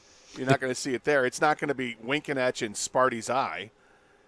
Well, the QR code for Notre Dame is going to look like Jesus. If you really squint a little bit, like, oh, I can see it. That makes sense. All right, feedback coming in. Doug, your 22-year-old son should want the best games early. Did I miss something, or is Saturday night reserved for chasing babes? Yeah, I don't think so. I think that they like to tailgate all day, and I don't. Look, I'm not sure about his babe chasing habits. I don't know if you even want to go into that, but I don't know that there's a specific time reserved for it. I think for them it's kind of 24/7. But it's like football. What? Yeah. Can we make a withdrawal with the QR code if a player has a bad day? That's an unnamed texter. Solid question. Yeah. I want my money back. Eli, the cameraman, writes in, Big Noon Kickoff is such a better show than game day. Also, the matchups are great. I work it every week, and it's a great concept to start the day. All right, very, very selfishly, I love Big Noon Kickoff. Michigan had a lot of games on Big Noon Kickoff, and I love the early games from a work perspective. Just love them because I get done with work, then I got the 3:30s and the night games to digest. I'm being selfish. Right, but if you were to put yourself in a position as someone that doesn't have to work, I would do whatever makes Doug's life better. Fair enough. Well, I mean, like I said, for me, it's just don't have a conflict with Michigan State, and I'm fine. Yeah. McCord sucked at OSU. Will Howard was going to lose his job at Kansas State. Bad take. That's from an unnamed texter. You know what? Even if he was going to lose his job at Kansas State, and they love the what's his name, Adrian Johnson or something. Anyway, if he was going to lose his job at Kansas State, it doesn't mean he can't go to Ohio State and flourish. Same thing happened with Shea Patterson when he came to Michigan. And people are, he's going to lose his job at Ole Miss. Yeah, but is he going to be better than who their alternative was at Michigan? And given how much the Big Ten lost, it's amazing. I looked at last year's stats. I just went for the fun of it. And all the guys at the top, are gone. They're gone. And so it's kind of wide open. Dylan Gabriel at Oregon State seems to be getting the most love. Oregon, sorry. Yeah, it seems to be getting the most love. But, the guys that had the most attempts and the most passing yards, JJ and McCord and Tagovailoa, they're all gone. Tyler Mordecai, they're all gone. It's really amazing the turnover in the Big Ten. But my reason for picking Will Howard is it's Ohio State. Yeah, he's going to have So, receivers to throw to. And when McCord was there, that was his first foray into playing, really, right? Yep. So Will Howard's got 4 years of playing in college football, and he got better each year. The last 2 years at Kansas State, his completion percentage was over 60%, and I think he had 12 interceptions in the 2 years total with like 35 touchdown passes or something. And keep in mind, that's Kansas State. Yeah. All right? When you go to Ohio State, the one thing that you're flush with is wide receivers. It's wide receiver now. So even though they've lost a ton of receivers over the last several years, they just keep churning them out. You still have Ibuka, and you probably have 3 other 5-star receivers on the roster ready to go. So they'll be fine. They still have a couple running backs there, and, it's Ohio State. To be clear, I hope the texter's right. It would make life easier for some teams in the Big Ten if Will Howard struggled. Absolutely. But I really look at the Big Ten this year and think that it's kind of wide open because of the quarterback situation, because there's a lot of uncertainty, because there's, just think about the last 3 years, how many coaching changes there are in the Big Ten. Yeah. Yeah, it's I mean, and now everything's you're bringing new. 4 new teams. This is just going to feel wild. Absolutely wild. It's weird, and 100% that the first time you see a Big Ten matchup with USC taking on Northwestern, like what? I know. I mean, I just went to big10.org today to look at those stats, and all those logos at the top. I mean, I know it's been the case for a month now, but it's a lot. It's a lot. It's a lot to get used to. It's strange. I will contend, and I'll continue to contend until evidence proves me wrong, that those West Coast teams with all the travel are going to take a beating over the course of time. I think it's going to be really, really difficult. Well, at some point, they're not going to be student athletes. They're just going to be athletes representing the students. And I firmly believe that. At some point, that aspect is going to be so minimalized that it's just going to be professional players, really, at the college level. So, hey, suck it up, Buttercup. You're going to have to travel, and other teams are too. But obviously, those 4 teams are going to have to travel more than others because of where they're at. Yeah, if you start turning this into minor league sports, I think that's where you might start to lose the fans. And I know that, that really is. I've talked to a lot of people in athletic administration that are worried about the future of college athletics. With players needing to be paid, it's probably slowing down the facilities arms race over the course of time. But I also think you're going to see a lot of college sports non-revs disappear. Well, the other thing that needs to happen is that college football just needs to calm it down too and figure everything out. And once they've got it figured out, could be change. They could actually put some rules, some hard and fast rules. Limiting how many times you can transfer, when you can transfer, things like that. Holding players to actual contracts. I mean, they're getting paid, so why not make it a contract? And bind. It's like any job. You have to. Hey, you've got a non-compete in here. You've signed. Here's your NIL deal. It's great, and congratulations to you. But you understand. You're here for 2 or 3 years or whatever that contract says you're here for. As much as we're struggling with the concept of USC, UCLA, Washington, and Oregon and being in the Big Ten, Cal and Stanford being in the ACC well, it's even more bizarre. Of course, it's more ridiculous because they got to go all the way across the country. And it is technically, I mean, the names don't matter. The Big Ten hasn't had 10 teams in 30 years.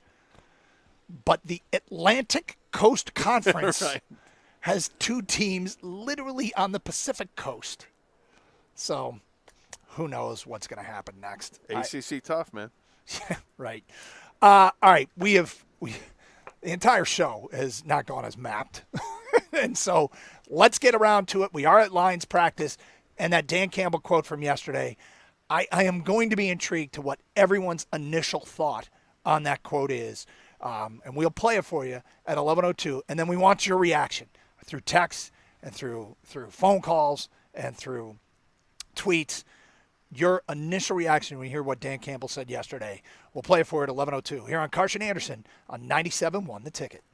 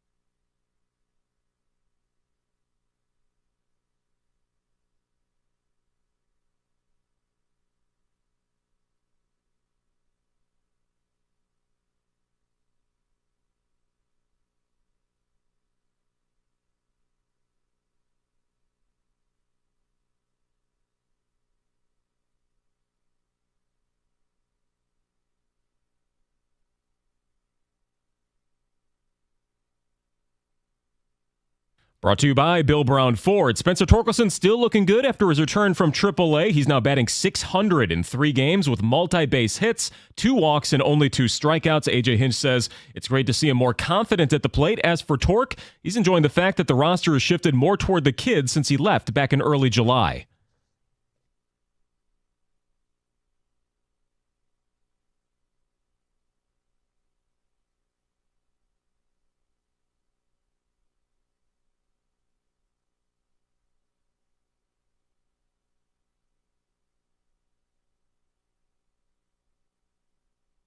Well, Detroit needs to find their big hits again after leaving 12 runners in scoring position last night. They'll take on the Cubs again at 8:05, the action right here on 97.1, and again, a mystery opener for who's going to begin that game.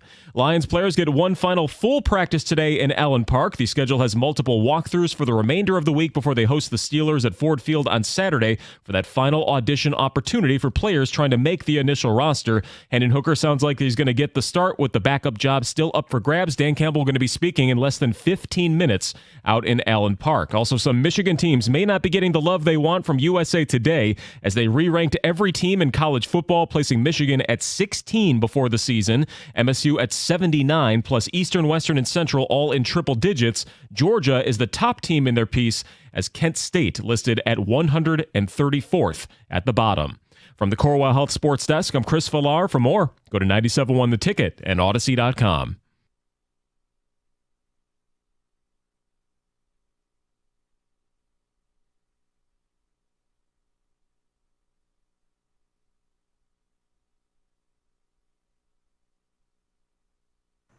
Practice will be getting underway shortly from out here in Allen Park, and we'll give you our observations as we did yesterday in a surprise appearance from Antoine Randall, which was hilarious, unscheduled. He just came over to say hello.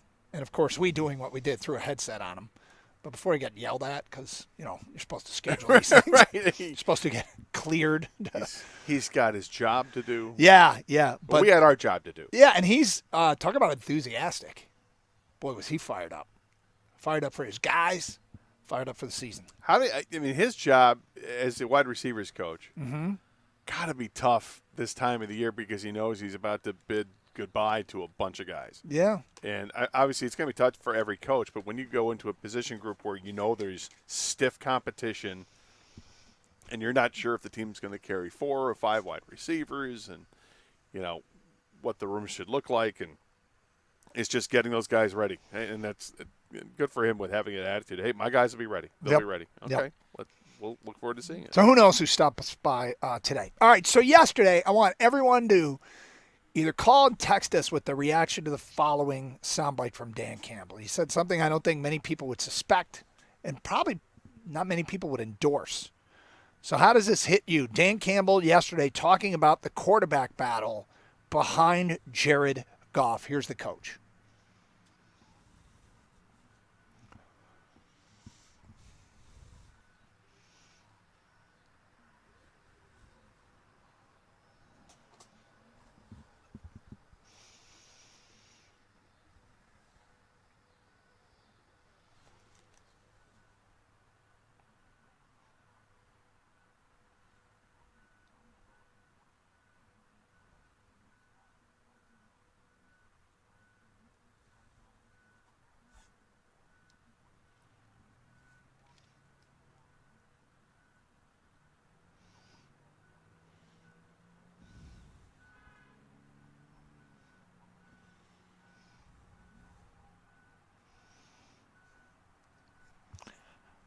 Okay. When you hear that, your reaction is what? Hear that the reaction is, oh. But the analysis is different. The reaction is, whoa. Right. Because putting myself in a fan's shoes, it's I've seen them both play, and one looks better than the other, and it's not the guy you mentioned who has the upper hand. So, yep. But I understand why now taking a step back and analyzing this, I understand why he's saying what he is saying. Okay, it's at this point, there's still some more proving to be done. obviously Nate Sudfeld has exactly that experience factor over Hendon Hooker, and that might be the only edge that he has. That might be the upper hand. But watching the two play, I think it's clear that one guy is got a leg up in this whole thing because of how he's performed, and that's Hendon Hooker. But Nate's got the experience. He got to practice with the team last year, which Hooker didn't. He got hurt at the end and had to miss the offseason. But he's got more time. He's got more reps than Hendon Hooker is. And what Dan Campbell said, basically, it's about reps, and Hendon needs to get the reps. And we'll see how important it is on Saturday against Pittsburgh when it comes to his development. Does he have a chance to overtake Nate Sudfeld? And I would imagine he does. I think they're going to keep all three quarterbacks, or they'll keep three quarterbacks. Whether the third one's Sudfeld or not, that I don't know. But if they're only going to keep two, there's no way that they just say goodbye to Hendon Hooker. That's not going to happen. That's not going to happen. When I hear that, I always think some people's default position when they hear something that they completely and totally disagree with is to think that person who says it, and when I mean that person, I mean a coach, a general manager, when they say things, people go, well, that guy's lying or that guy's an idiot. And I think about Dan Campbell, and I don't think he's either, and I think we'd all agree. Yes.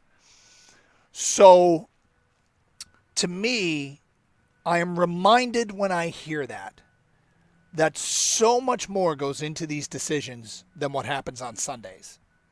Or in this case, Thursday and a Saturday, whenever games were played. So much more goes into these decisions in terms of, because they're not right now.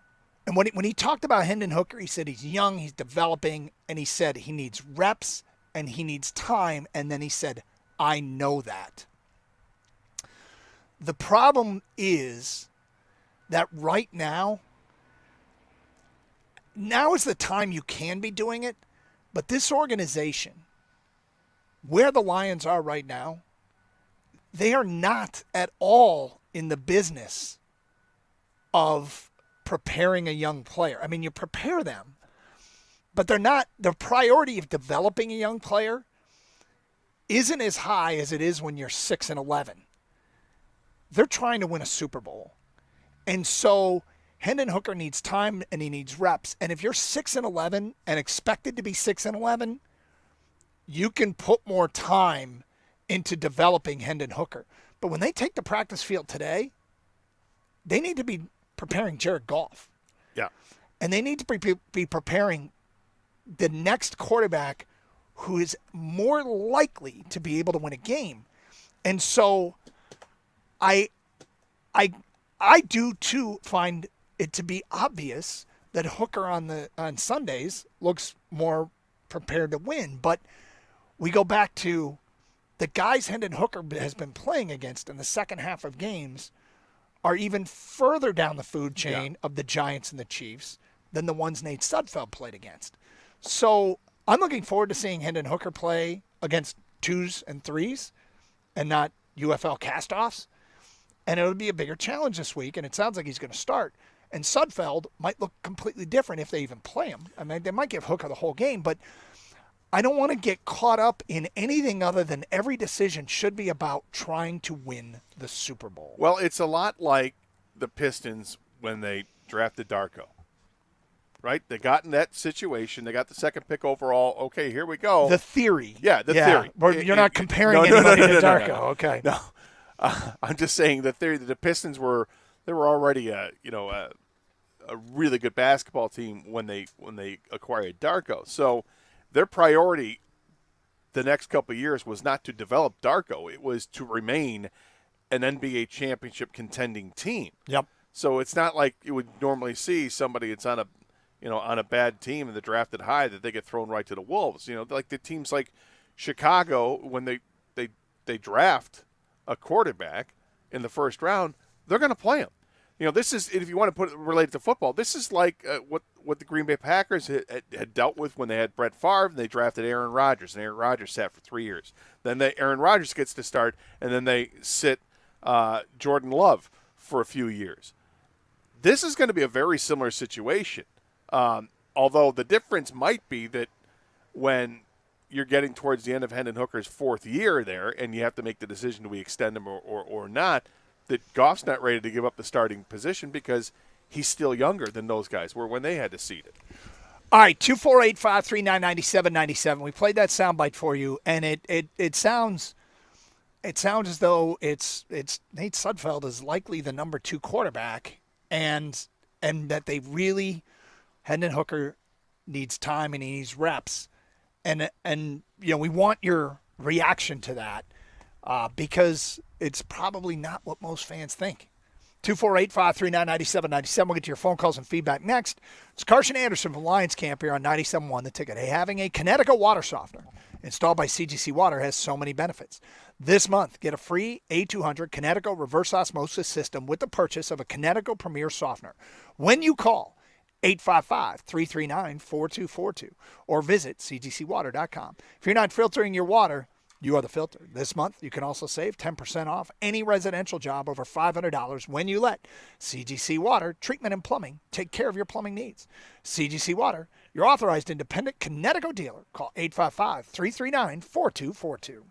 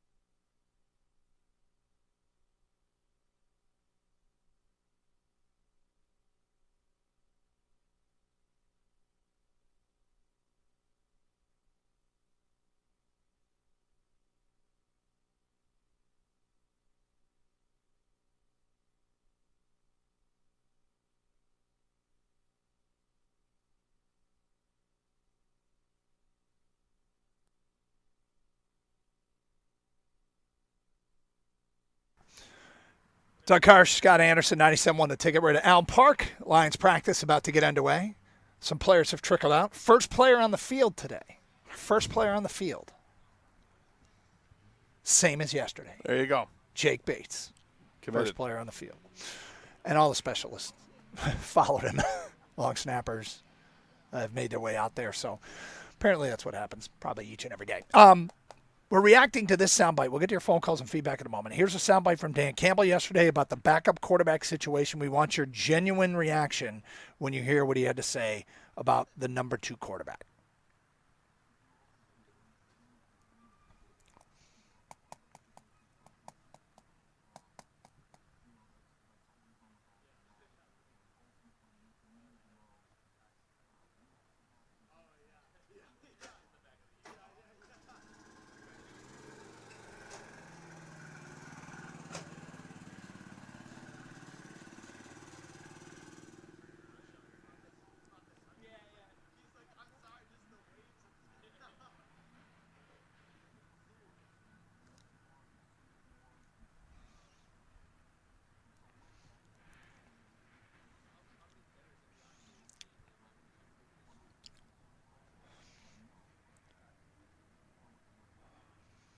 Okay. I mean, he said you need conviction. And then when he mentioned Hooker needs reps and he needs time, I do know that.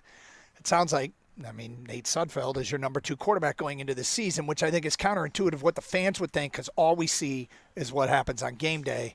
And for you, you're a bit of a whoa when you heard it. And well, just from a reaction from what a fan would say if you were to hear this. But, yeah. You know, I'll analyze it further, and it's not as much of a woe for me. But I think when you just hear that, and you know, we do take Dan Campbell at his word. Yep.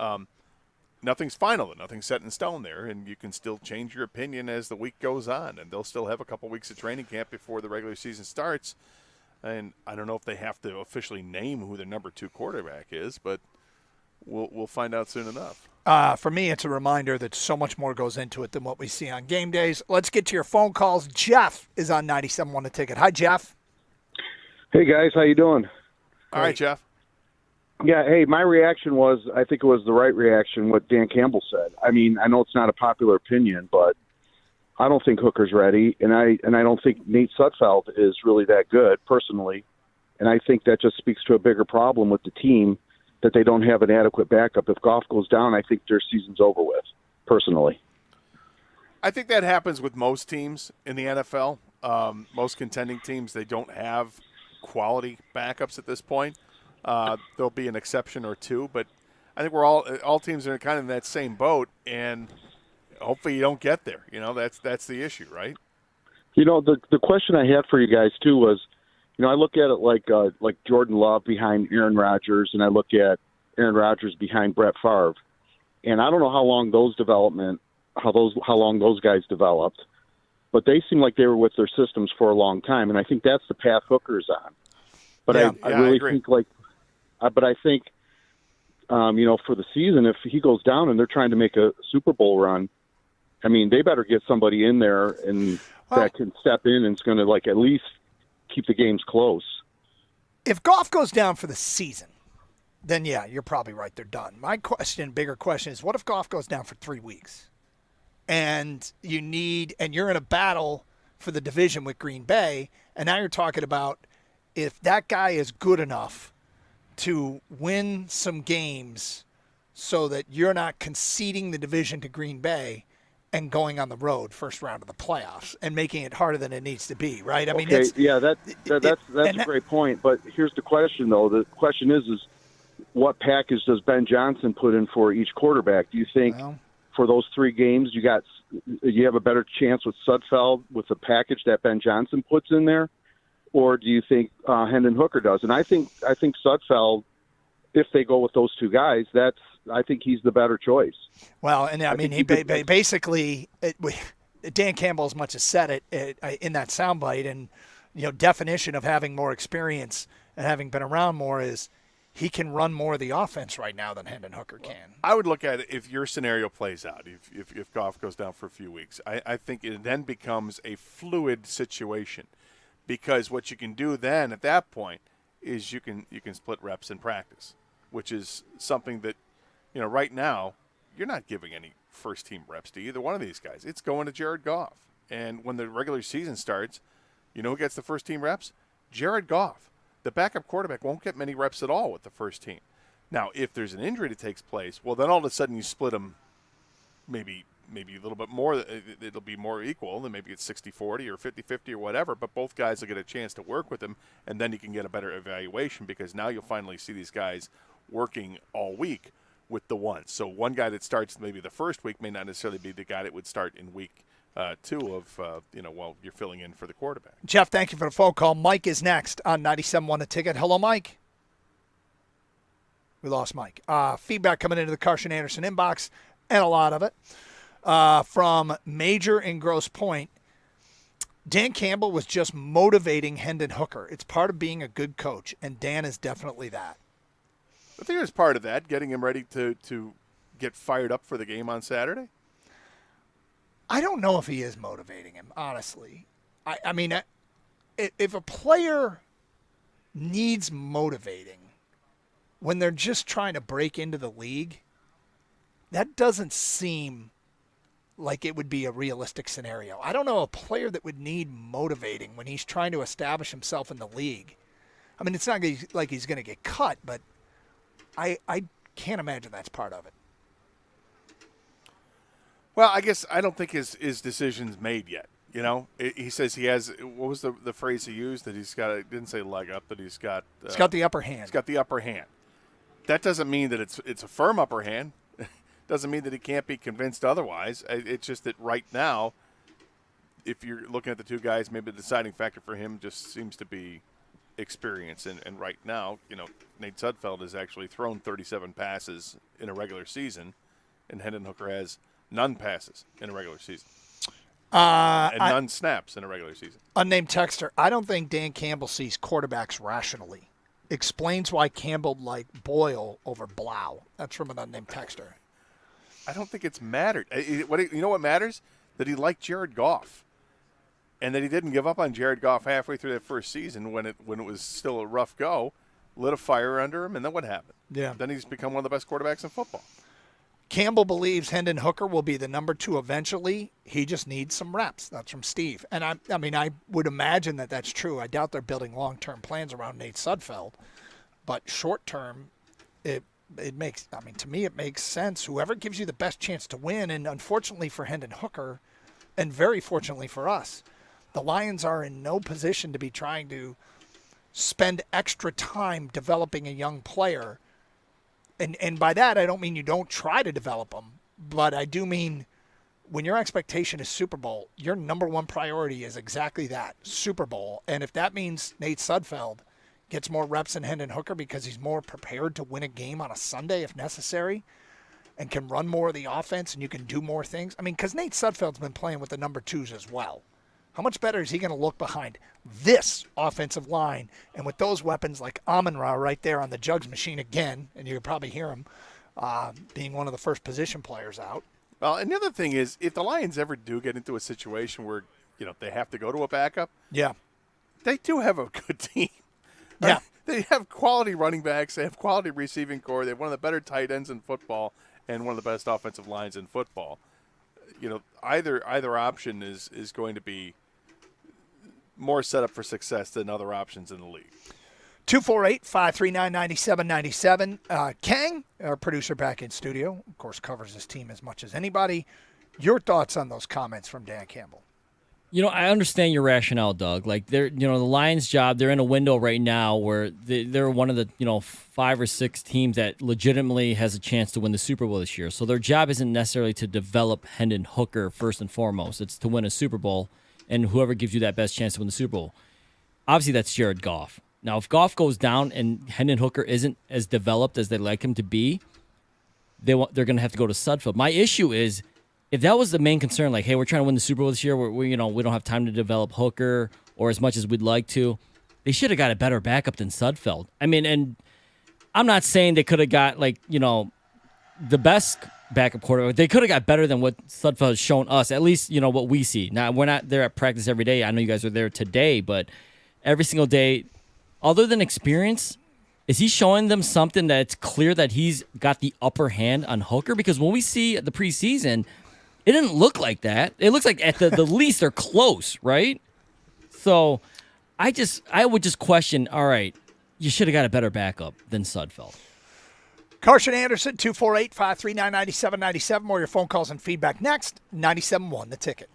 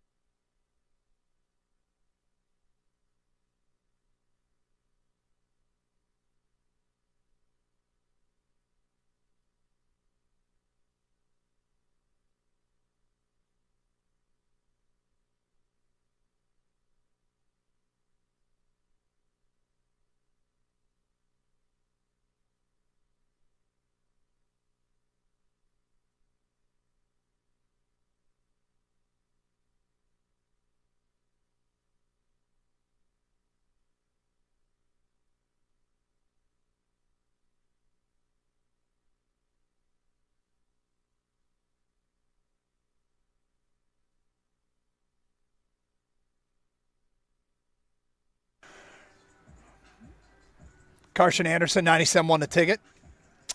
From Bob and Shelby, I love Dan Campbell, but his comments regarding the number 2 quarterback is a healthy dose of coach speak. Come on, it's not even close on talent.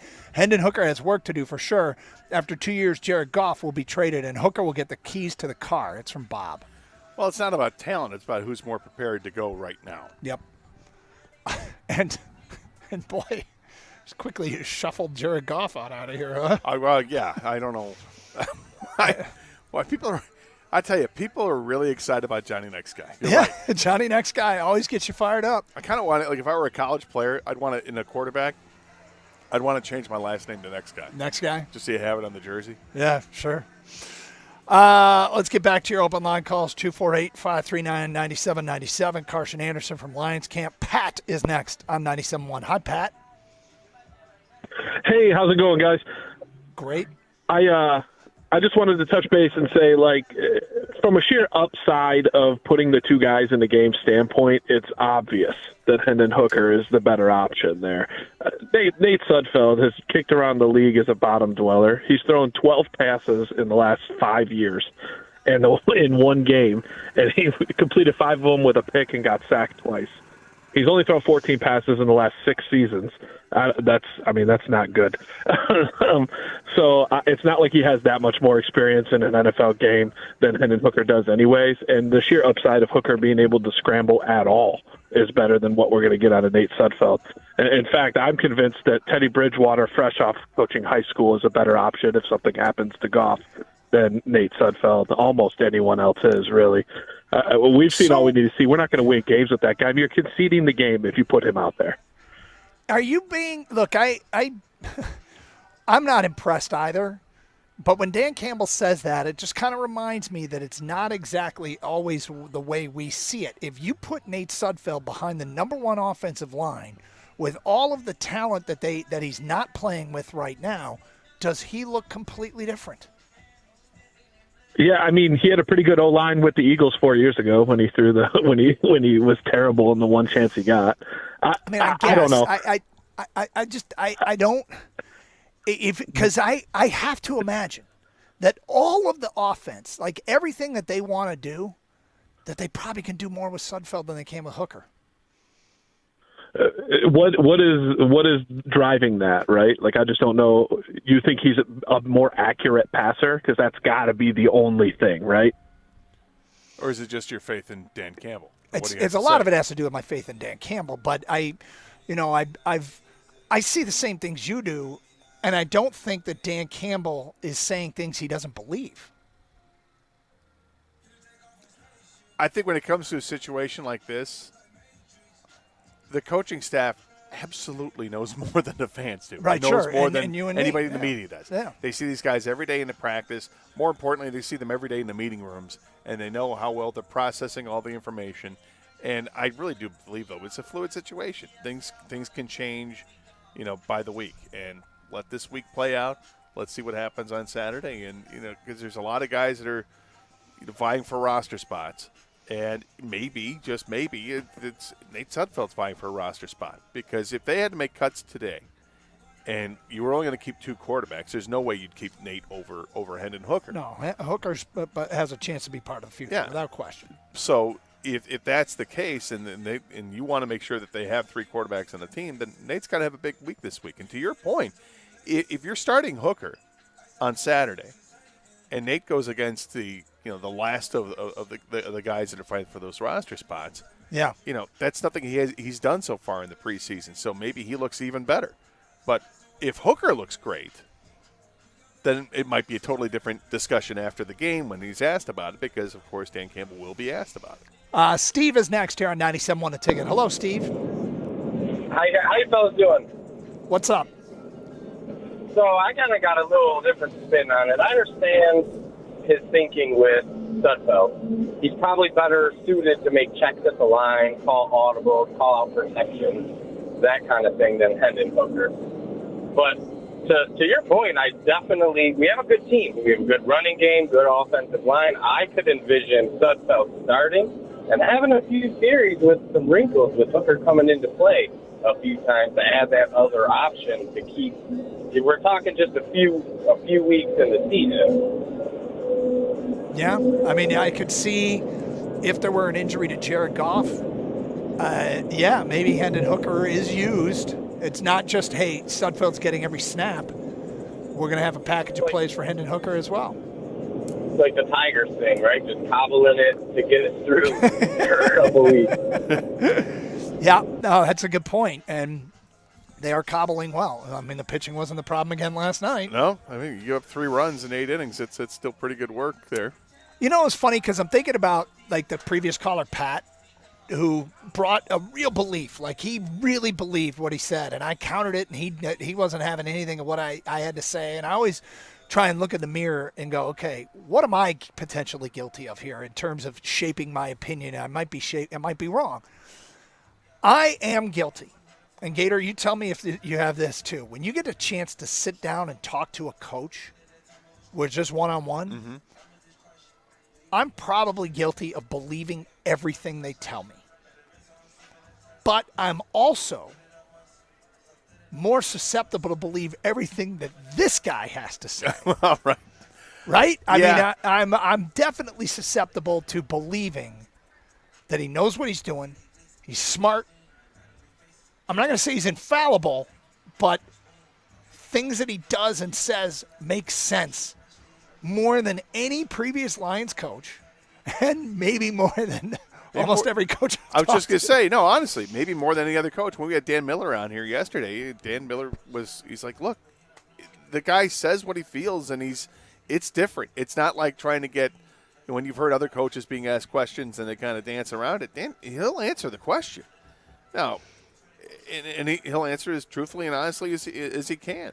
So it's hard to be counter to that and say, is he saying something else? No, I think he's being honest in the moment, but the moment can change. It's funny though, because right, I'm Pat's like, just look at him, and I'm like, yeah, I saw it too, and then I'm questioning, all right, how far does my belief go? Like, if Sudfeld went 0 for 15 with 4 picks, and Hendon Hooker went 12 for 12 and 2 touchdowns, and also ran, and Dan Campbell came back after the game and said, nope, Sudfeld's still our number 2, would I still be like, yep?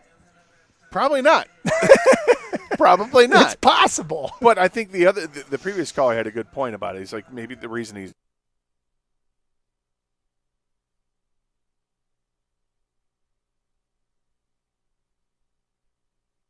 call the protections and all that he's definitely got a leg up there. Yeah. Because Hooker has literally had like 25 practices under his belt in the NFL, whereas Sudfeld's got 9 seasons worth.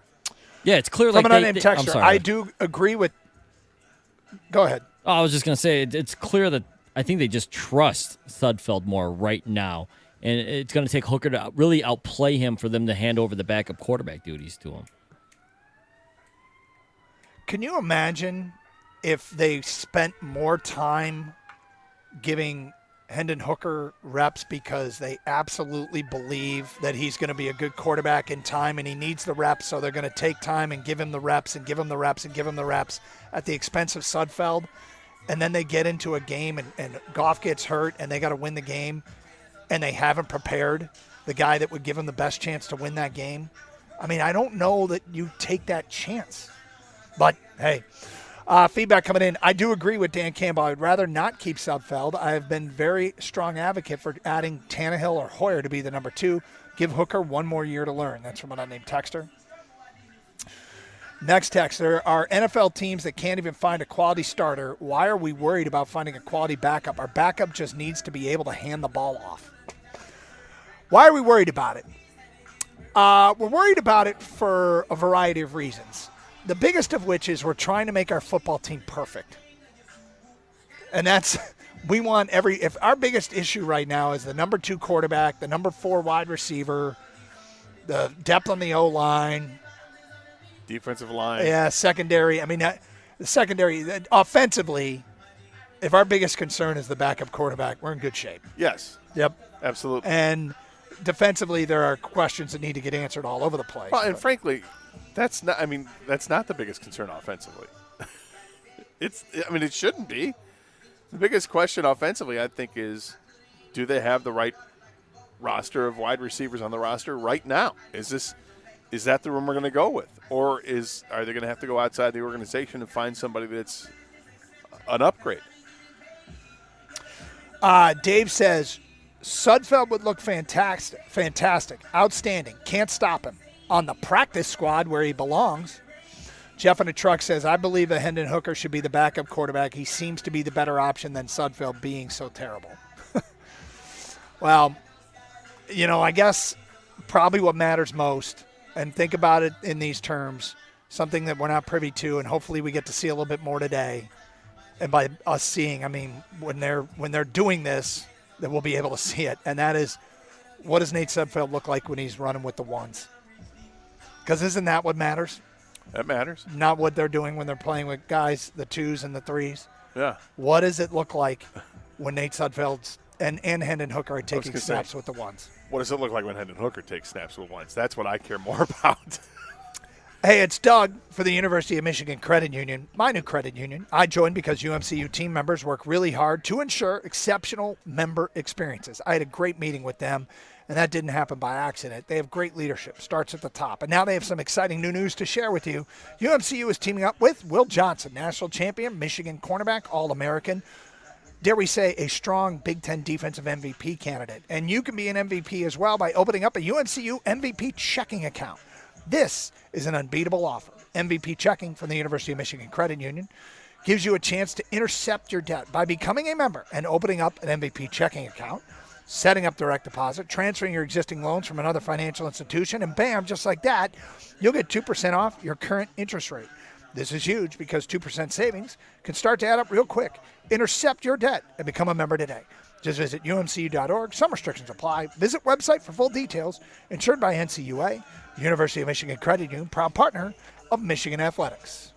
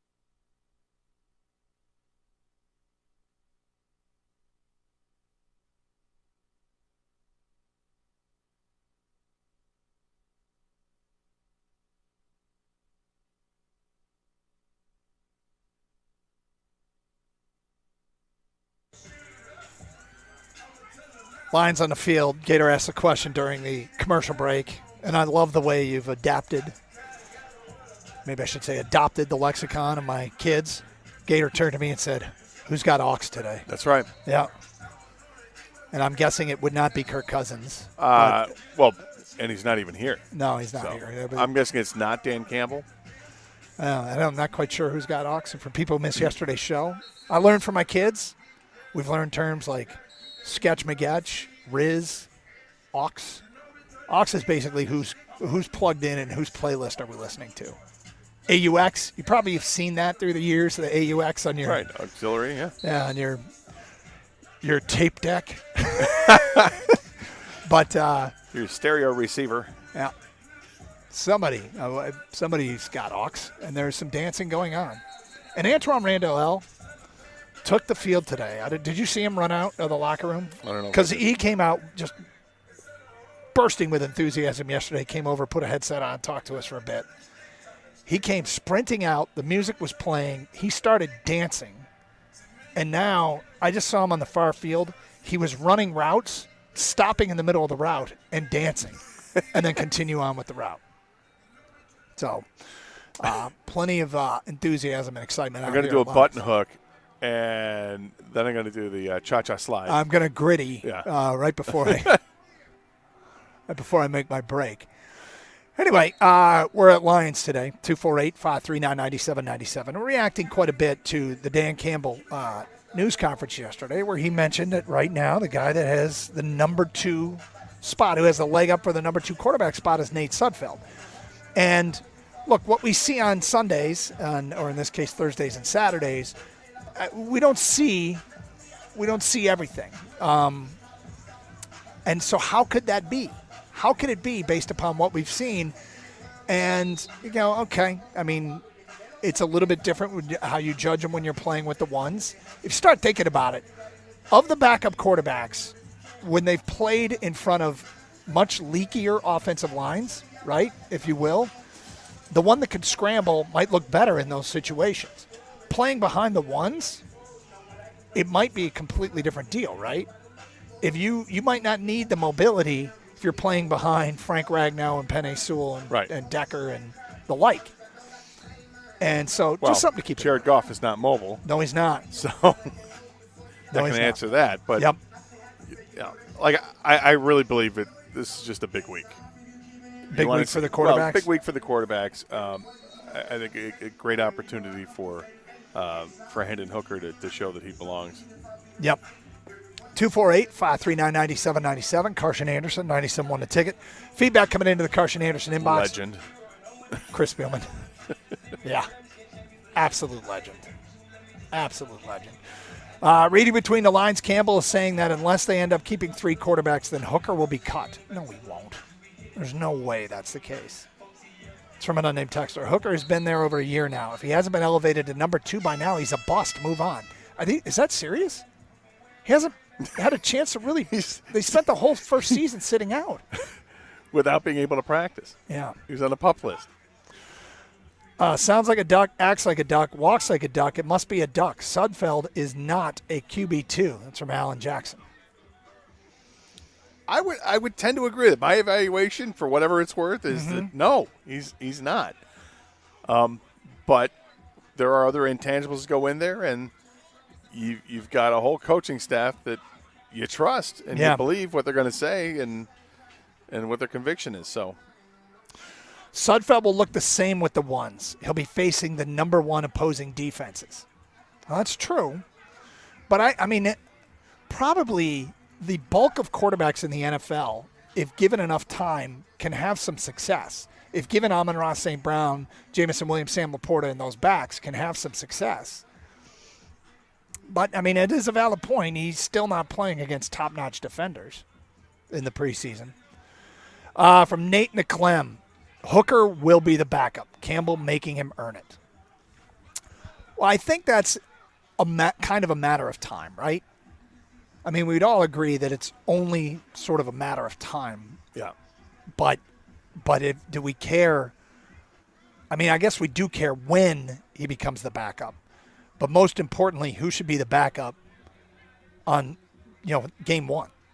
And then if Hendon Hooker gets better during practice and in what's going to be, unfortunately for him, limited reps once the season starts.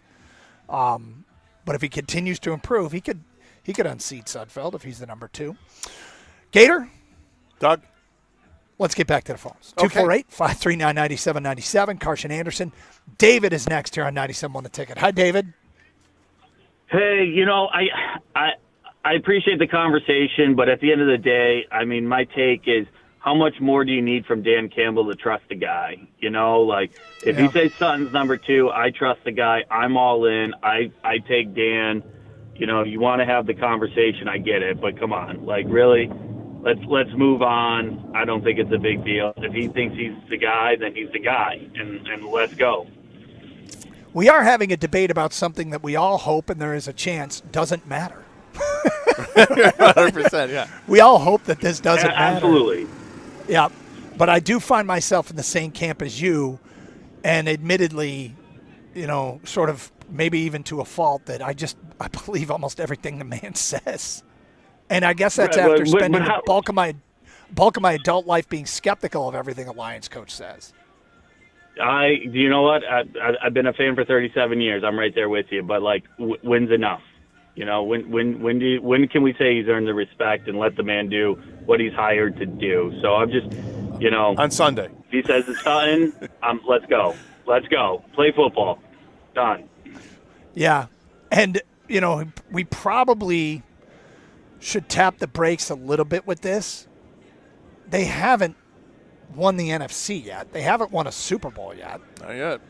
But they sure He seem to has be done tracking. more for the Detroit Lions than any other coach has ever done for the Detroit Lions, and anyone that's alive other than the man that they showed that was at the last playoff game 90 years ago. Yeah. There's no debating. We're done. Just play football. He's done more than anyone has ever else done. He hasn't won a Super Bowl, but I don't need a Super Bowl in Detroit. I need to win a freaking playoff game. They've won 2 of them. It's Dan Campbell. Let him coach. We're done. Let him play. Sorry, got a little excited. Have a great day. Love the show. Thank you very much. One thing I would disagree with vehemently, and I don't know if it's what he meant to say, but I do need a Super Bowl. Did he just say I don't need a Super Bowl? I kind of do need maybe he means I don't need a Super Bowl to believe everything the man says. That he might has be seen more enough, yeah. I'm just getting my first look over here at Levi Onwuzurike, who's over here with the defensive lineman doing drills. And physically imposing for sure. And at that position group, they're all physically imposing. All those guys are so big. Broderick Martin in particular. Oh, look at this. And here comes trouble. They'll let just about anybody in. Just about. It's the Birchie kid walking up. What's up, my man? Yeah, can we throw a headset on our kid? Will Birchfield, the Birchie kid, writes for our website, covers this team.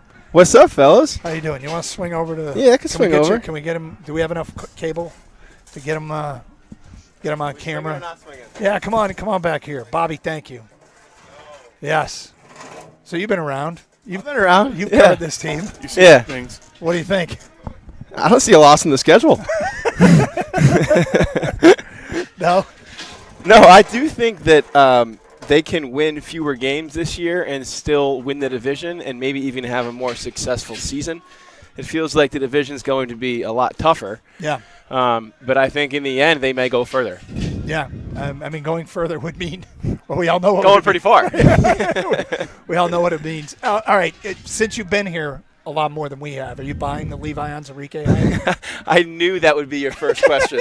I think so. I think I am. When you watch him play, he just seems so much more powerful. I mean, the extra 20 pounds of muscle, which is a lot of muscle to add in a single offseason, up to close to 300 pounds, is showing up in one-on-ones, in team drills. You can hear him play in a way that you couldn't in the past. Like, he is playing with a force and a violence that wasn't evident in his first 3 seasons. And part of that was injury, and part of that was just not having the body he has now. I think he's poised to do big things, not just on the interior, but he's going to play a lot as a big end also. And, man, if he pops, as you said yesterday, that defensive tackle spot could all of a sudden be a strength. What do you think is the biggest position battle right now going into the final roster cuts? Receiver, for sure. And I know that Khalif Raymond is wide receiver 3 technically, but they still want an X type, a Z type receiver, and it seems like Isaiah Williams is a legitimate dark horse. I know he doesn't have the physical traits that they might be seeking in that outside job, but if he keeps making plays at some point, you have to value that. And I think he's second in the NFL in receiving yards in the preseason. In the preseason, we can repeat that, but man, he's got a spark to him, and at some point it becomes hard to deny what he can do for this offense. We're short on time. I encourage the audience to log on to twitch.tv or youtube.com just to do a fit check on what the Birchie is wearing. I haven't broken out the bandana yet this training camp, so it seemed like the last day was the right day to do so. You think so? Yeah. Yeah. It's you know what the thing about this look? It is so you. It is so you. All right, so were you in the media room yesterday when Dan Campbell made the comment about Nate Sudfeld? Yes. Having the leg up. Did people in the media look at each other, or is it true? Do people believe it? I don't know if it even means all that much. It might just be a matter of semantics with the new NFL rule where you can have 3 quarterbacks active on game day.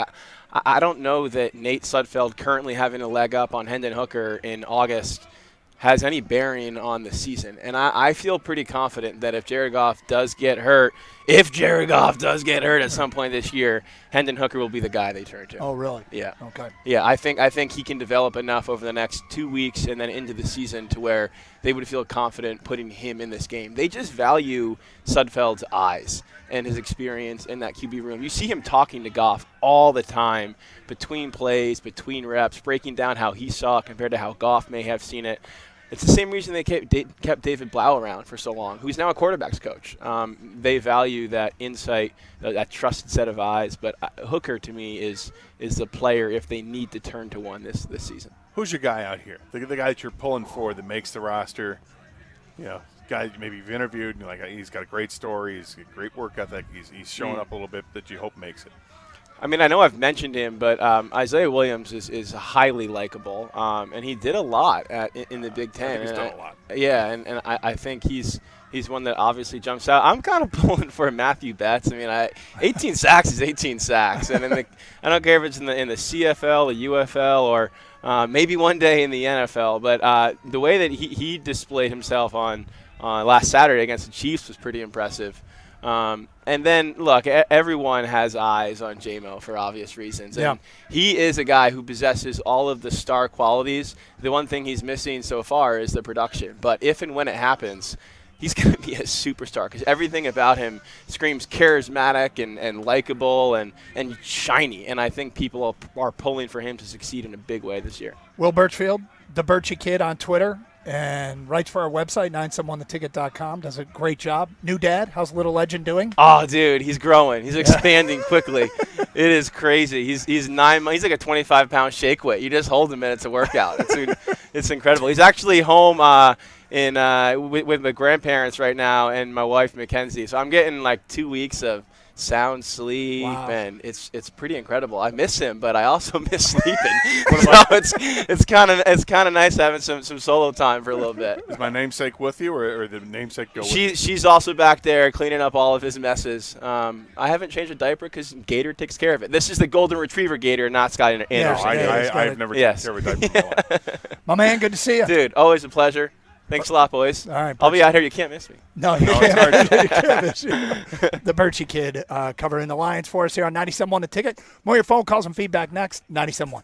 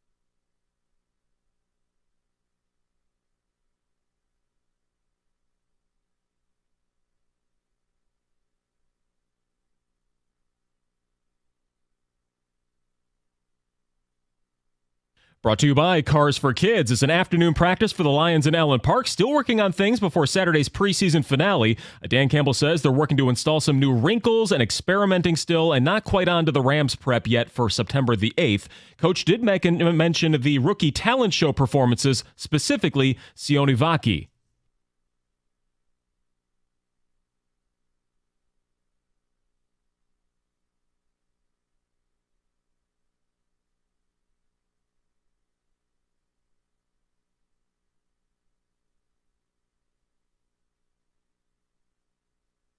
Yeah, we will see. As for Tigers fans, another 8:05 start tonight as they continue their series against the Cubs. They've had 7 straight games of keeping their opponent to 3 runs or fewer. From the Corewell Health Sports Desk, I'm Chris Villar. For more, go to 97.1 The Ticket and Odyssey.com.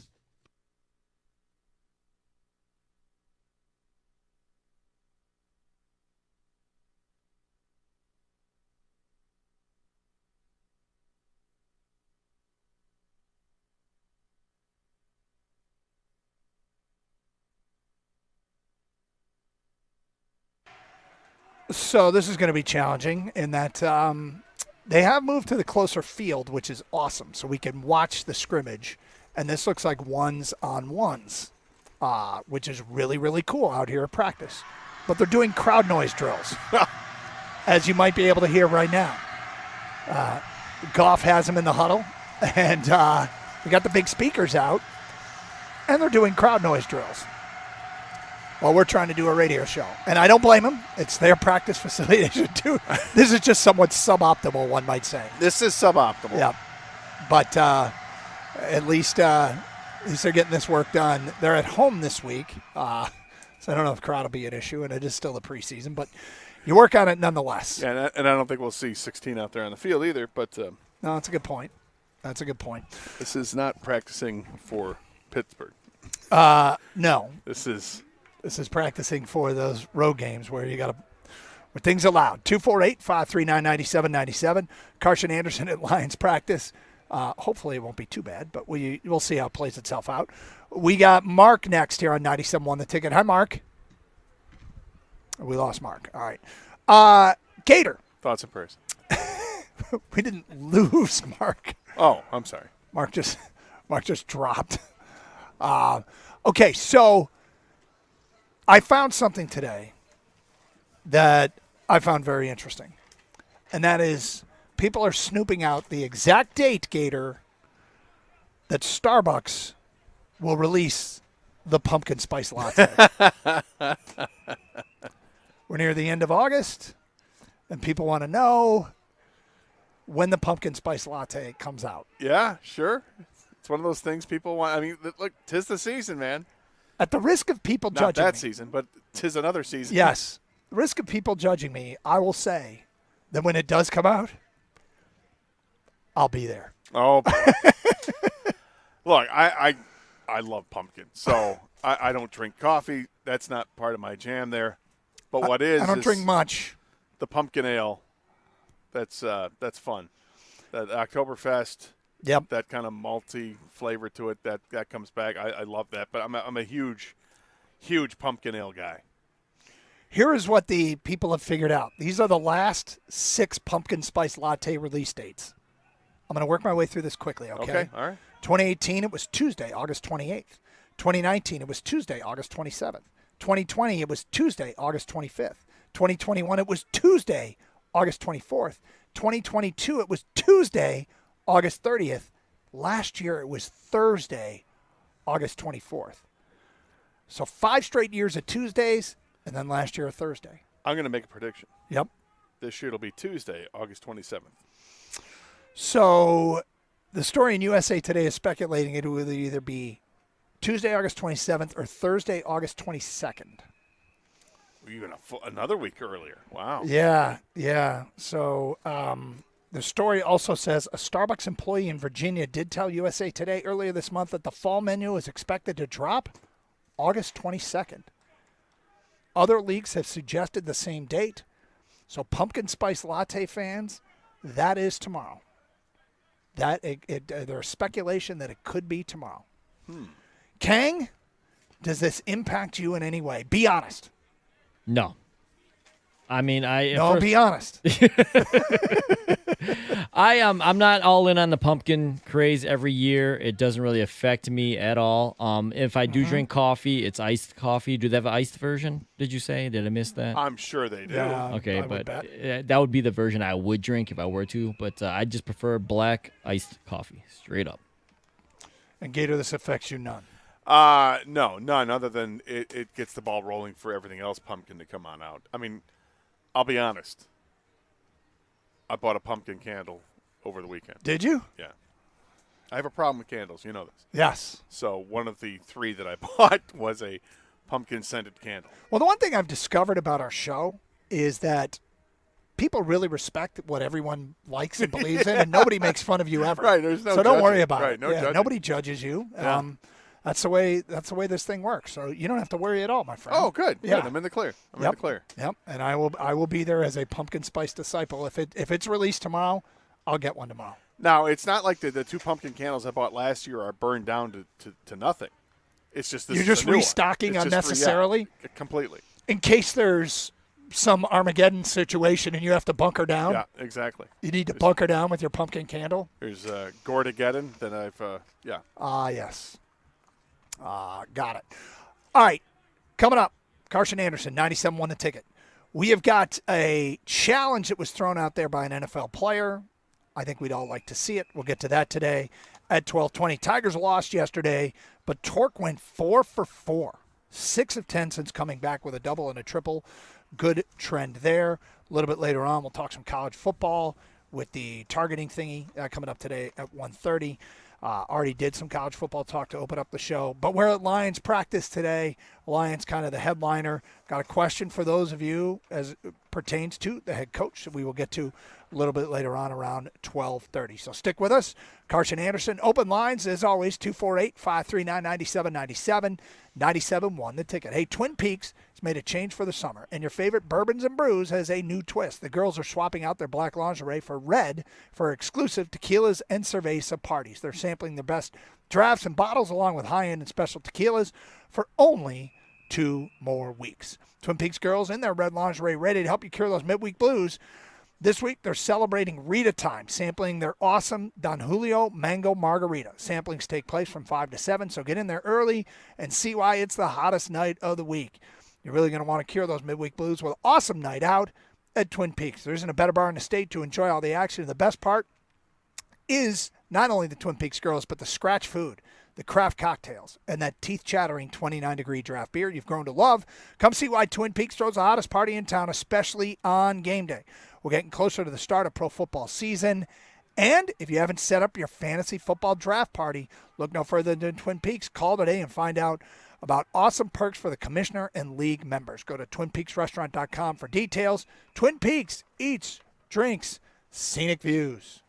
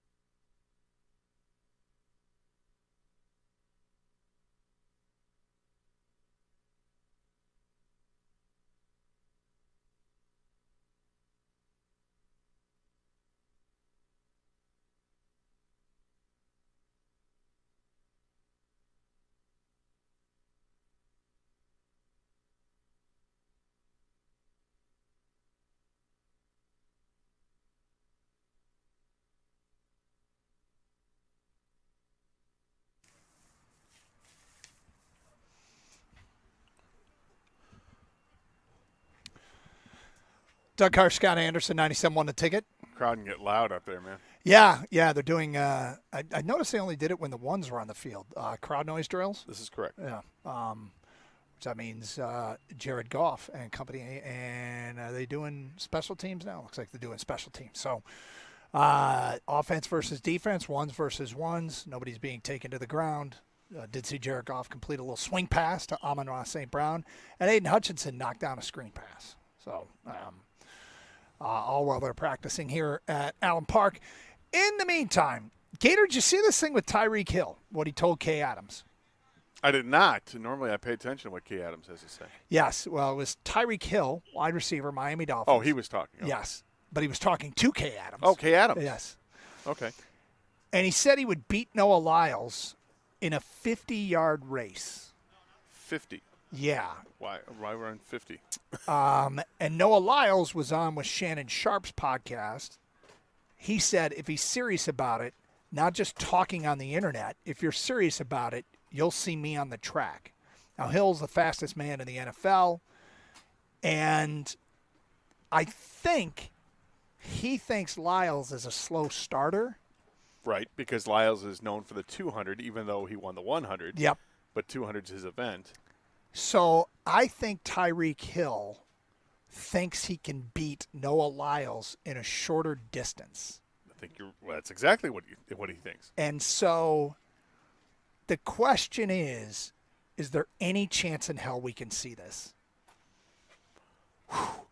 Yeah, I think there's always a chance you can see things like it. Will it happen in season? Absolutely not. Is it something that can be done after Miami's eliminated from the playoffs? Is it something you do? Like, I think it would be great if they do it right around the time of the combine. You know, you've got maybe invite him to the combine and show Noah Lyles running the 40. Would you rather see Noah Lyles running the 40 against Tyreek Hill or Rich Eisen? And you can have them both. Sure. You know what I mean? But like, people will tune in to view that matchup, and you can raise money for charity. It could be amazing. I'd love to see it. Frankly, I'd love to see it with just fastest guys in the NFL going ahead and racing in the offseason and doing the race to see who's fast. Put J-Mo in the mix and Xavier Worthy and those guys, and it could be a lot of fun and get a lot of eyes on it.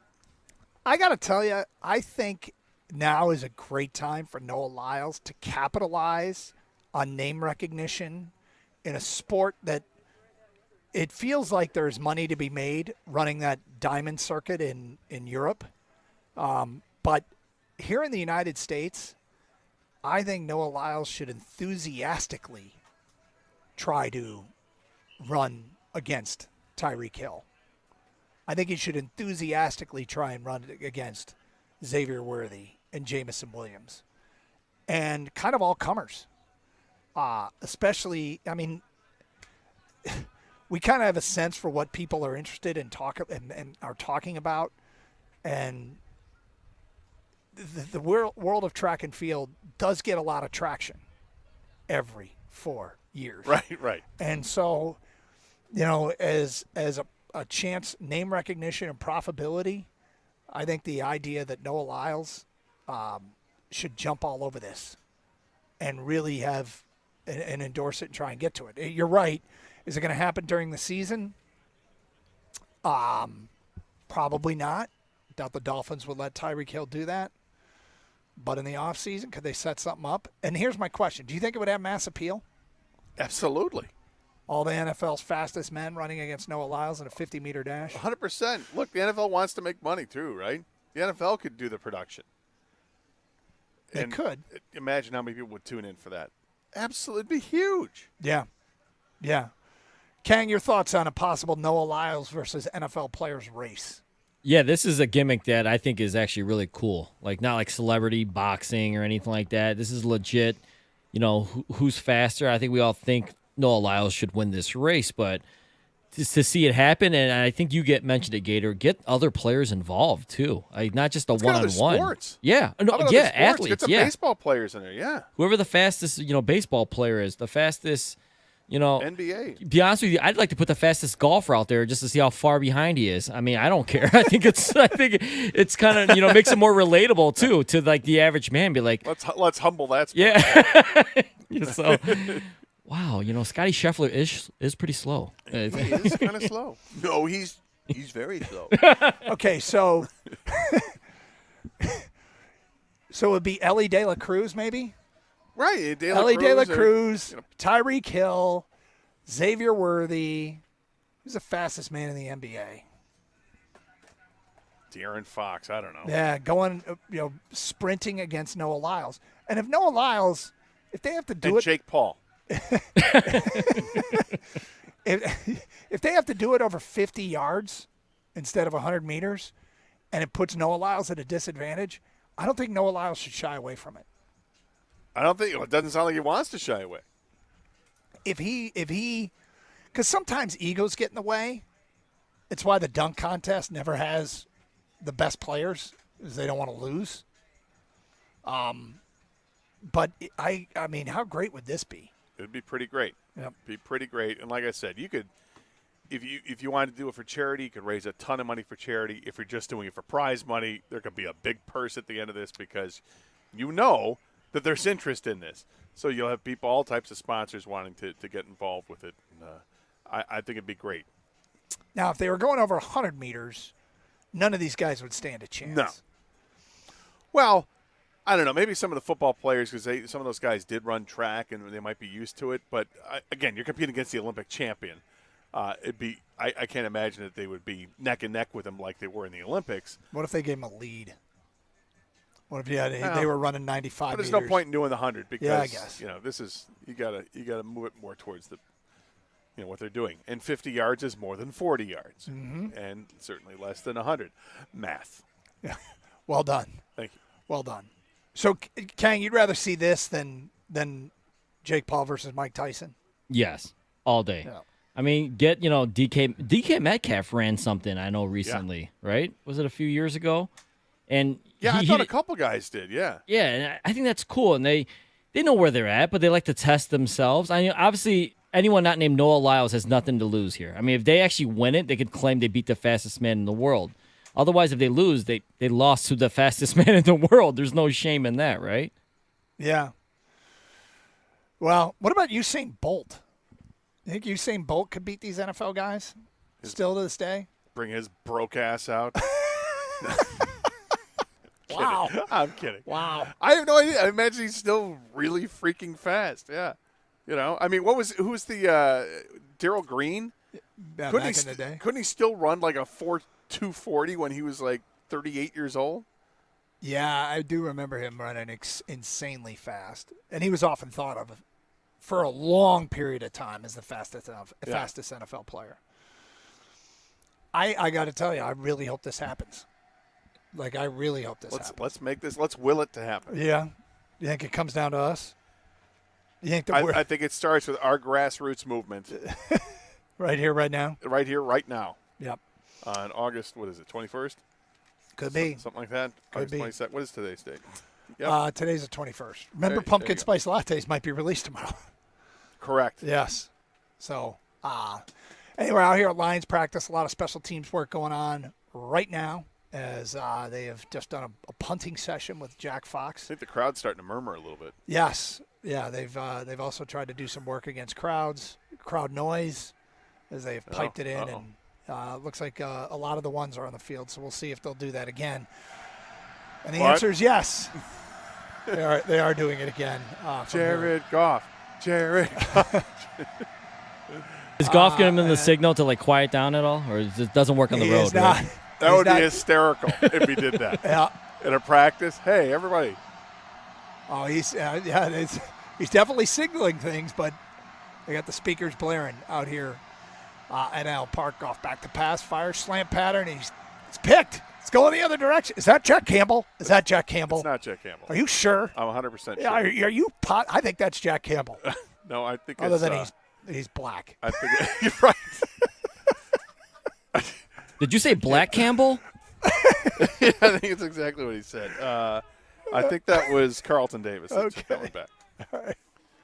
Easily confused. Otherwise Sorry, I known got as carried away. Jack Campbell. It can happen to anybody, really. I mean, I don't know. Maybe Jack picked him off and pitched it to Carlton That's Davis. probably That's what you happened, want yes. to see. Like Carlton gets some love. All right, 248-539-9797. Straight ahead, let's talk a little bit about Dan Campbell, head coach, Detroit Lions, who's won some people over here in Detroit, to say the least. That is next here on 97.1.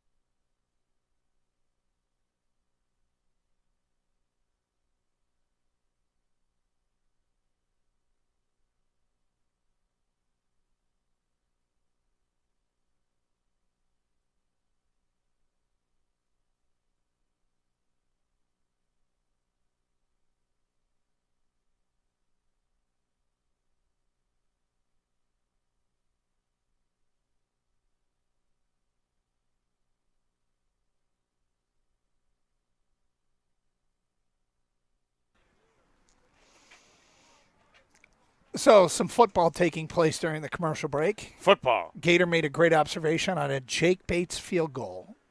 He was good from 30. But it would have been good from 80. Yeah. What a leg. Yeah. And the Twos just ran a series that ended with a Hendon Hooker interception. Hold on, there's a Jets flyby. We got a flyby. Yeah, and now the Ones are back on the field, and Jared Goff. And whenever the Ones are on the field, they do the crowd noise thing. Yeah. So there you go. All right, Gator. Focky went nowhere in that play. No, he did not. But Focky with the Ones, though. So, yeah. There you go, King. It doesn't appear that Jahmyr Gibbs is practicing. And I've noticed that when they have two backs in there, it's Vaki and David Montgomery. So maybe that speaks to where he's setting up in the food chain. Sione Vaki, who I've heard somebody call the truth. Yeah, exactly. Smart guy. So, yeah. Very smart guy. Very astute. Yeah. Great observation. Now they're running a rep with Craig Reynolds in there. And Goff finds him out of the backfield for a short completion. Okay. I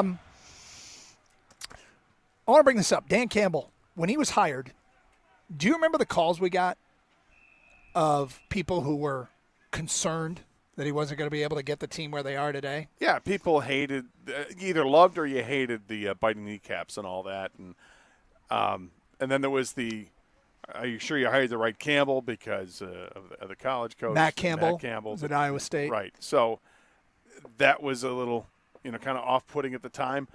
I love the biting kneecap stuff. Yeah. After watching that press conference, I mean, you either get fired up about it or you're rolling your eyes. And I think the vast majority of people were fired up because they wanted a change. I mean, coming from where they were, you wanted to feel like, all right, they're heading in the right direction. At least this guy looks like he's a good motivator. But can he coach? Right. And he's proven that he can do both. So a few things. I wanted to bring it up because yesterday when Dan Miller was on, the play-by-play voice of the Lions, he does a lot of out-of-town interviews, where he calls into sports stations around the country. And he said for 3 years, all anybody wanted to talk about was the biting kneecaps line. Yeah. And now it never comes up anymore. It's just all about the Lions. So that was such a big part of what made an impression on people as it pertains to Dan Campbell.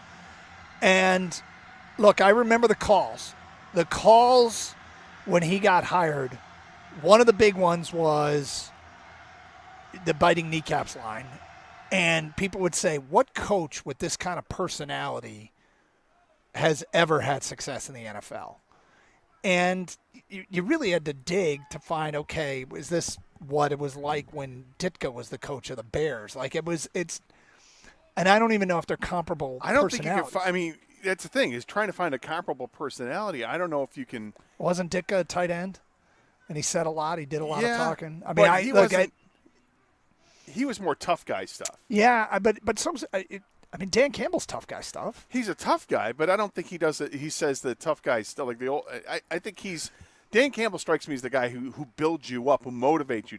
Mike Ditka struck me as the guy who might tear you down, and dress you down in front of the team, to like motivating that way. I guess the thing about it is, whether or not Ditka's a relevant comparison, it's hard to find a comparison to Dan Campbell. Yes, and when people called and said, nobody's had success this way, guys, I mean, we couldn't really cite anybody. I thought it was a somewhat valid criticism. Is Pete Carroll anything like that? Pete Carroll's kind of like a cheerleader in a way. I mean, I don't want to say cheerleader, but you know what I mean? I don't see the comparison because Rod Marinelli actually was, well, for lack of I hate this term, okay? But Dan Campbell was like this Neanderthal rockhead is how he came across to people, and he's not. No, that's not at all. But that was the way he came across in the moment. Yeah. And people were trying to find a comp that had been successful, and we really couldn't. The other criticism that people had was the GM didn't even hire him. Correct, because they hired the coach before they hired the GM. How do you make this work when the GM, the guy who's in charge of basically the personnel, isn't the guy that hired the coach? How does this possibly work? And I thought these were two criticisms that were very, hard to contest. And I guess I thought there was some validity to them, and that it was a bit of a leap of faith for it to work. Now, we could say all those things and still think it was going to work, but I was like, these are good points. I think it was a massive leap of faith, actually, because this was completely contrary to everything that you thought was the right way to go about doing things, right? Yeah. Do an exhaustive search. You got to hire a GM before you hire the coach, because you want to make sure the GM gets his guy, he can, hit the ground running, and that it's you're really trusting the general manager to build the team. And he's going to want a coach that's going to feel the same way he does. And they didn't do it that way. Instead, what happened brilliantly was that they came up with and when I say they, I mean Sheila and Chris Spielman and others came up with a concept. And the concept was, how do we change the culture? What are we looking for? And then they had the values that they really thought were important in traits in a head coach and GM, and then they wanted people of like mind to come in, and they did it, and it's worked out to this point. It's been a steady progress, and more than steady, it's been a giant progress. They made leaps each year, and I think it's because of the vision that they had initially, because they had to come up with something different. Yeah. Because everything else they had tried didn't work. You went with young, inexperienced coach, didn't work. You went with old, inexperienced coach, didn't work. You went with older coach that had experience, didn't work. You tried all these different things, and now here you go. You got, what about fire and brimstone kind of guy, former player, still young, had a little bit of experience, and actually kind of respected. People in Miami liked him when he was there for the interim. Yeah. And then he moved on to New Orleans after that. So it's a process that you trusted blindly with the powers that be, which was really a hard sell to do to the Lions fan base, because why would anybody trust that? Well, when you bring in somebody new, you always want it to work, whether it's your guy or not, whether it's the person you wanted to be the coach or not, you want it to work. So Dan Miller mentioned that yesterday, that all anybody wanted to talk to him about when he did talk shows around the country was the biting kneecaps line. I guess what I'm intrigued in, because I got this theory, Gator, and I like the theory, and I don't think you dispute it so much, but when you doubt someone and then they win you over, it kind of boosts your faith in that person. It really, I think that's happened with Jared Goff. It happened with me with Jack Flaherty, right? I mean, Jack Flaherty, I was like, why are they signing this guy? You want us both of them. And then he goes out and has the kind of season he had, and I just, those are the guys that you end up, I think, loving even more than the guys that you predict their success from day one. I do want to hear from the people that doubted Dan Campbell. When was the moment that you thought, okay, maybe this is going to work? Okay, this guy is going to take the Lions to heights that I didn't expect. What was that moment that kind of tipped the scales and where you went from being a skeptic to being on board? Was there a specific moment that happened over the course of time? And where that moment was? I have one for me. Do you? Yeah. Well, let's get to that and your phone calls next and feedback. 248-539-9797. It's Carson Anderson from the Allen Park headquarters of the Detroit Lions. Practice going on. If you can't tell, crowd noise drills. They're doing crowd noise drills. I'm sure when they're done with that, they'll bring out a marching band and then land a helicopter on top of our broadcast location. Is that Jack Campbell? That's a linebacker, isn't it? It's a white guy. Yeah, it is. It's Alex Anzalone. Another interception on a tip pass. Alex Anzalone this time. Yeah. It's Carson Anderson, 97.1 The Ticket. Summer is in its final days, but the savings are still hot at Sarah Chevrolet in Sterling Heights. Right now, you can lease a new Chevy Blazer for just $255 a month with only $19.99 down. You heard that right, $255 a month for 24 months on a Blazer LT front-wheel drive. Unlock the savings with a GM employee discount and Chevy lease in your household. And don't forget, Sarah Chevrolet in Sterling Heights is your #1 volume Chevy dealer, and that means huge inventory of Silverados, Equinox, Blazers, Trax, and EVs, hundreds on the ground to choose from. Call 87-SAY-SARAH or go to saysarah.com. Offers end 9/3. Together, let's drive.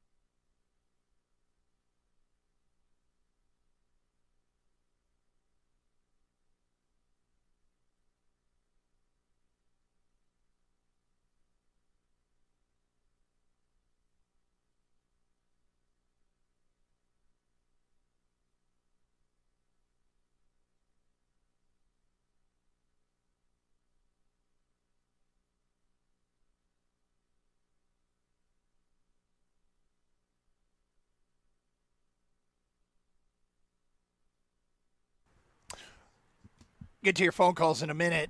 Gator, we want to get your time. Look, the calls that came in when Dan Campbell was hired were a lot of people were really skeptical, and understandably why. We couldn't think of a comp of a modern day guy that was like him, and it was weird to have the coach hired before the GM. But I think that you and I kind of slant positive and how this can work out and why this might work. But when these criticisms came in, I'm like, these are somewhat valid. Now, some people saw that as this isn't going to work, and this was the reason why. But, my theory that when somebody wins you over, your commitment and faith in that person is even greater than when you call your shot. And so I'd love to hear from the people. When did you have that, you know what? This guy's winning me over moment. You said you had a very specific one. Yeah, it was maybe halfway through that first season, and there were two things that happened. And one was that Dan Campbell removed Anthony Lynn as the offensive coordinator. Realized halfway through the first season, you know what? It's not working the way we want it to. We have to make a change in the first season, halfway through it. And that kind of came along the same time that he challenged Jared Goff and said, we got to get better play from our quarterback. Mm-hmm. And I thought that was a great way to word it, because it's not like you're not dressing him down in front of everybody. You're simply saying, you're stating the obvious of what needs to happen, but you're doing it respectfully and trying to build him up, because after that he would say, we know he's capable, and, we're going to get this thing going. And then sure enough, they, won 3.5 games the rest of the way because they had the tie in there, and they played better football. And he was keeping everybody on board, saying, okay, just, keep believing in this. This thing's going to change. It's going to turn. It's going to turn. And then it did. And when he took over the offense, because I think people kind of forget that, I think immediately he just handed it over to Ben Johnson. That wasn't the case. Dan Campbell called the plays. Yep. When he relieved Anthony Lynn of his duties. And that's when things changed offensively for this team. And now this is this well-oiled machine offensively. He handed the keys over to Ben Johnson. Ben Johnson's, turned it into this well-run machine. But it goes back to halfway through that first year when he made the move. Interesting. Good call. 248-539-9797. Let's get to the people. Chuck, you're on 97 on the ticket. Hi, Chuck. Good morning. Good morning. Good afternoon. What's up? Well, what I wanted to know is, you had Nate Sudfeld out there, and to everybody in the Detroit area that watched the games, he didn't look good in the 2 games we saw him. So what I'm thinking is he must look like Johnny Unitas at practice, and there's something else that we're not seeing. And I wanted to go to something. I wanted to give you guys an analogy. Did anybody watch the Michigan Panthers at all this year? A little bit. Yeah, not much. Okay, I watched it a lot. And they had a couple of quarterbacks there, and one of the quarterbacks, he looked like hot garbage from the start, the whole season. But they kept starting the guy. And they would bring in this other guy, and all of a sudden, this guy looks like Doug Williams. He's throwing for touchdowns. He's running for first downs. He's avoiding sacks. He looks awesome. But they never stuck with the guy. And what I want to know from you guys is this going to be one of those situations to where it's going to be some kind of secret to why we're going to keep this guy on the roster? No, I don't think there's any secret of why, if you're talking why Sudfeld's on the roster. I think the reason is because he does grasp what's going on, and maybe he's better suited to being a coach down the road like they did with what's happened with David Blau. But there's a comfort factor because he knows the offense. He may not be able to execute it as well as we'd all like. And in the end, hopefully it doesn't even matter because you're talking about the backup quarterback position. I think there's no question the potential and the ceiling is sky high for Hendon Hooker, and they know that too. And it's just, here we are. We still have another couple weeks of training camp, and Dan Campbell makes the remarks yesterday that right now, he's that Nate Sudfeld is again, Doug, what was the phrase? He's got the upper hand. Got the upper hand. So that's all it means for right now. That can change any day. I think we see part of a very small part of the evidence. I think what we see on Sundays is part of the story, but not the whole story. I don't know what happened with the Panthers, but I think this stuff that's going on out here, stuff that happens in joint practices, Look, even if Sudfeld is clearly the number 2 to them right now, I feel like it's probably a precarious position. Like he could be supplanted at any time. But the way that Dan Campbell worded that tells me if Goff gets hurt in game 1 in the third quarter, Sudfeld might get the first crack. And it's probably because of the amount of the playbook they can use. It's probably because of how he looks when he's practicing out here with the ones, which he hasn't had a chance to do yet, but he'd be going against another team's ones. But if you're choosing your depth chart, you're using all the available evidence, which includes how guys look in practice, how much of the offense they know, et cetera, all this stuff, right? And then part of the evaluation is how they look in these preseason games, but it's only part of the evaluation. So, Chuck, thank you for the phone call. Jeff is next here on 97.1 The Ticket. Hi, Jeff. We lost to Jeff. Let's go to Leo here on 97.1 The Ticket. Hi, Leo. Hey, how we doing? Good, Leo. How are you doing? Good, doing well, guys. Thanks for taking my call. First time caller, long time listener, man. Thank you. Wanted to kind of address what your main topic was for the call. When did I kind of, first decide that, Campbell was definitely the guy. When he came out, the press conference, and I don't think a lot of people shared this opinion, when he first came out, biting kneecaps and everything and taking a piece out of your ear and biting this and biting that and all that, it just seemed so gimmicky to me, probably because I didn't really know much about Campbell. But it just seemed like, here we go, here's another clown in the circus, initially was my thought. And then we just, have this rookie guy coming in and just do whatever he thinks he can do with us. So I was not excited, but he definitely turned my head. He definitely made me a believer in grit. Kind of when we made that turn, I think it was the end of the second year when we started that winning streak at the end of the year, carrying it into the next year. I mean, you could tell that he was a real player's coach. He was authentic. Watching Hard Knocks, really, I think the Hard Knocks really just kind of turned me all the way on to the Campbell experience. And I thought I was a Lions fan before, but man, I mean, I can't be more of a Lions fan than I have ever been in my life. I'm 50 years old. I've been a fan since Eric Hipple and Billy Sims and all those guys, man. And so to see what we're doing now is just you brought up something that I think I was waiting to hear the words Hard Knocks. I wondered how many people were won over by Hard Knocks. Oh, and they my saw God. the authenticity and the way the guys responded to him. Because that was one of those moments where suddenly the doors that were always closed to us were opened up and we were led on the inside. And that maybe we would have thought the same thing about Patricia. I don't know. I felt like Patricia had an adversarial relationship with the players, but maybe it would all look the same. Well, even the coaches, they were fired up too. And you see Aaron Glenn and Deuce Staley, and that's right. They were kind of representations of what Dan Campbell was. I mean, if I could even say, for Aaron Glenn specifically, at least in my book, if it wasn't for Hard Knocks, man, I'd have gave up on Aaron Glenn a long time ago. I was ready to get his butt. I was ready to get him out of there. But to see his passion, to see the players to see that he was really building something that made me want to give him some grace. Because I realized, the type of coach that he really is, and that he just didn't have all the pieces, I think. And I think he's kind of getting that now. So specifically for Aaron Glenn, I think Hard Knocks really gave him some grace for me. So I love it, man. I'm so excited for this year. I just saw a clip of J-Mo just making cuts and all this year and camp. Man, I'm so excited, man. I really am. I'm pumped Thank you for up the for phone this call, year. Leo. It's pretty clear. All right, we've watched the defense hold the offense from the 2-yard line on 3 straight plays, a throwaway and 2 running plays. It's 4th and goal. Everybody jammed in tight. Defense is held strong. Goff under center. They bring a man in motion.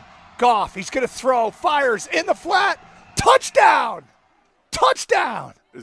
That's not Jake. Is that Jake Bates? No, it can't be. It says 43, but it can't be Jake Bates. That's his number. It's Parker Hess. Thank you. Tight end. I'm like, come on, tight man. End, wearing the same number as Jake Bates. A 4th down, touchdown. Defense held. Defense did really well. Yep, for 3 plays from the 2-yard line. Stuffing it each time. Chris Smith was in there as a defensive tackle on one of those plays. And now Parker Hess for the extra point. Yes, 43 caught the touchdown and 43 with the extra point. Okay, get to more of your phone calls. And Gator, every once in a while you get a text and you wonder if the person is serious. We will read that text to you at 108. Okay. Kang, do you think the person's serious that sent that text, or do you think we're getting trolled? I text him back, and I'll let you know what he wrote back as well. Okay, we'll get to that at 108. It's Carson Anderson, 97.1 The Ticket.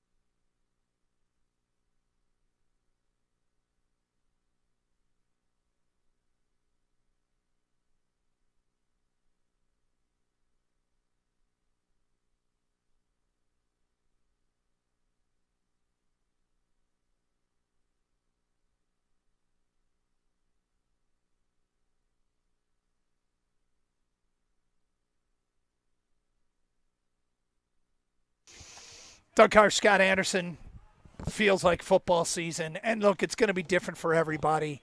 kind of hit for me yesterday more than any other day. It was a combination of three things. The weather, it was a little chilly. Yeah. Being at Lions practice, clearly would get one in a football-y place. And then I went straight from there to Schembecker Hall to tape Inside Michigan Football. Saw the Wolverines. So bottom line is here, Gator, it's to me, I turn the page. I don't know when everybody else does. It hits at different times for different people, but it does feel like football season. Plus, I mean, pumpkin spice. Pumpkin spice, which we think gets released tomorrow. I think it's going to get released Tuesday. Next Tuesday? The USA Today story says it's probably either tomorrow or next Tuesday. And there's some people on the inside saying tomorrow. We'll see. 5 of the last 6 years it's been released on a Tuesday. Last year it was released on a Thursday. Very important date. I was about to say not particularly relevant probably to most of our audience. Let's get back to your phone calls. We got Adam next here on 97.1 The Ticket. Hi, Adam. Hey, first I want to say, Doug, I'm heading to Ann Arbor right now. I'm going to move in as a freshman. But I wanted to talk about Dan Campbell. And we're mentioning, like, when did you feel confident, solidified about Dan Campbell's future as a Detroit Lion? And I think it's about how you start and end your end season. And specifically, ending that season against Green Bay showed, to me as a fan, the most grit and passion that you can rally a team when you know you're out of the playoffs and you can make them play like that. And to carry that over to the start of the season against the Chiefs and outcoach the Super Bowl champions in that game and pull off a win. And the energy from that Packers game to that Chiefs game and them not disappointing and showing up, and the energy, how Dan Campbell rallied all of those guys together to pull out that win, I think I've had the utmost confidence ever since then. And so it took you a while. So it took you a while because that's the end of season 2 for Dan Campbell. It took to that point and then carrying it into the beginning of season 3 for you. Yeah, and the energy was building up and during that winning streak for sure. And I didn't know what that was going to look like going in, if we're making the playoffs or not. But specifically that game, I wanted to continue. I wanted to see more Dan Campbell because I think he brought together the Lions for like the first time. Well, I mean, that Green Bay game, the Green Bay game was awfully impressive. That they, given the circumstances, that they went out and not only, it's not just that they won the game, it's the way they performed, how much it mattered to them. Because it mattered a lot to Aaron Rodgers and the Packers. And Dan Campbell got his team to perform that day. No, that's a valid point. Are you still with us? Did we lose Adam? Do we still got Adam or no? No. Okay. All right. I was going to ask him what dorm he was moving into. What do you want to hang out with him? Yeah, stalker alert. No. It was going to be, whether or not he got a good. I wanted to know if he got a good dorm or not. But anyway, here's some texts. I'll read these in order. Campbell is strong enough to be respectful, but vulnerable enough to be trusted. It's why the players will run through a wall for him. Next text. Dan Campbell is our modern-day John Madden. It's from Phil and Wixom. Do you like that comparison? Boom.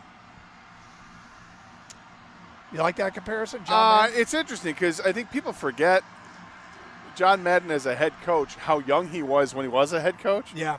I don't know if he was in his 40s when he was a head coach, but very animated. Obviously, players loved him, and he didn't coach long before he got right into the broadcast booth. I think there's some similarities there. Hey, guys, the best comparison for Dan Campbell I can think of is Bill Cowher. It's from Stephen Novi. It's not a bad comparison. 2 years ago when they won that game at Green Bay, when they had nothing to play for it, that tipped me off. That's from an unnamed texter. And then we got this one. All right. Doug, you've got to be out of your freaking mind to be on board with Dan Campbell. How many mistakes does he have to make during crucial parts of the game for you guys to realize that he can't call a game to save his life? He's a bit of a Neanderthal when it comes to the most crucial points of the game. He's made no less than 6 to 8 mistakes over the past 3 years, and yet you guys think he's going to get this team to a Super Bowl? You're freaking out of your minds. They need to get rid of this guy, and you'll see this season why exactly. Because so far you guys are ignoring the truth. All right, so this is awesome. So it's a unnamed texter? Yep. It's a keyboard tough guy. So 6 to 8 mistakes is what he said in over the last 3 years. Over the last 3 years. So a couple mistakes a year, he's saying. So then all the times that he's gone for it on fourth downs, the Dan Gamble stuff that you probably despise, when they get it, it's not a mistake. Is that what I'm to understand? So I will tell you. We went for it on 4th and 3, get the first down, continue down the field, kill the clock, win the game. That's not a mistake. But you go for it in the same situation in another game, and it doesn't work, and it's a mistake. If this guy says he's made 6 to 8 mistakes at crucial points in the games over the last 3 years, I would say that number compared to other coaches is actually low. Coaches make mistakes all the time. All the time. It's about overcoming those mistakes. It's about the end of the game. Does your team have more points than the other team? And they did 12 out of 17 times, or should we say 14 out of 20 times when it was all said and done last year, which is an incredibly high win percentage in this league. I read this, Kang, and I thought he was trolling, but you texted him back. Yeah, I had to text him back, of course, because I'm like, is this real? You know, are you being serious? And I said, I actually texted him, please call in, because I wanted to hear from him, you know, not just through text like the keyboard warrior, like you said, Gator. I text him back, please call in. He texts back, I'm at work right now, but I'll stick to my guns on this. I don't know how many mistakes this knucklehead has to make for you guys to see that he's not the coach that's going to take him to the Super Bowl, and neither is Jared Goff, the quarterback. So then he throws a Goff under the bus, too. This guy just sounds like a Lions hater, like straight up doesn't care. He's a troll. He's trolling. Because when he doubles down on the Goff comment, you're definitely trolling. I mean, so you don't give Campbell any credit for building the team from 3 wins, win a tie, to 9 wins, just missing the playoffs, and then going to 12 wins, winning the division, winning 2 playoff games. No credit at all. All you're going to do is look back at the NFC Championship game and insist that going for it on 4th down with a play that would have worked if the receiver simply caught the football, and you're going to go to your deathbed saying that was a massive mistake. He's got to go. That's a referendum moment. That's all on Dan Campbell, and that's why the team lost. I think it's ridiculous, absolutely ridiculous, to ignore all the progress that's being made. You're just going to boil it down to literally a half dozen plays in 3 years, a half dozen decisions in 3 years. I don't think you're doing justice to all the times that he's made tough decisions and it's worked. Yeah, seems kind of strange. Seems kind of strange to me that you're sort of not seeing the big picture of the end results. And the end results have been there over and over and over again. But, hey, man, I try to respect everybody's opinion. That one seems to have an unrealistic bar set that very few coaches would live up to. Coaches make tons of mistakes. They just do. They make hundreds of decisions in a game. They're not all right. Either it's a troll or it's somebody that has no idea how to gauge how success is built. Like you just think it should show up right away rather than building towards something. 248-539-9797. It's Carson Anderson. We'll talk some college football at 1:30 here on 97.1 The Ticket.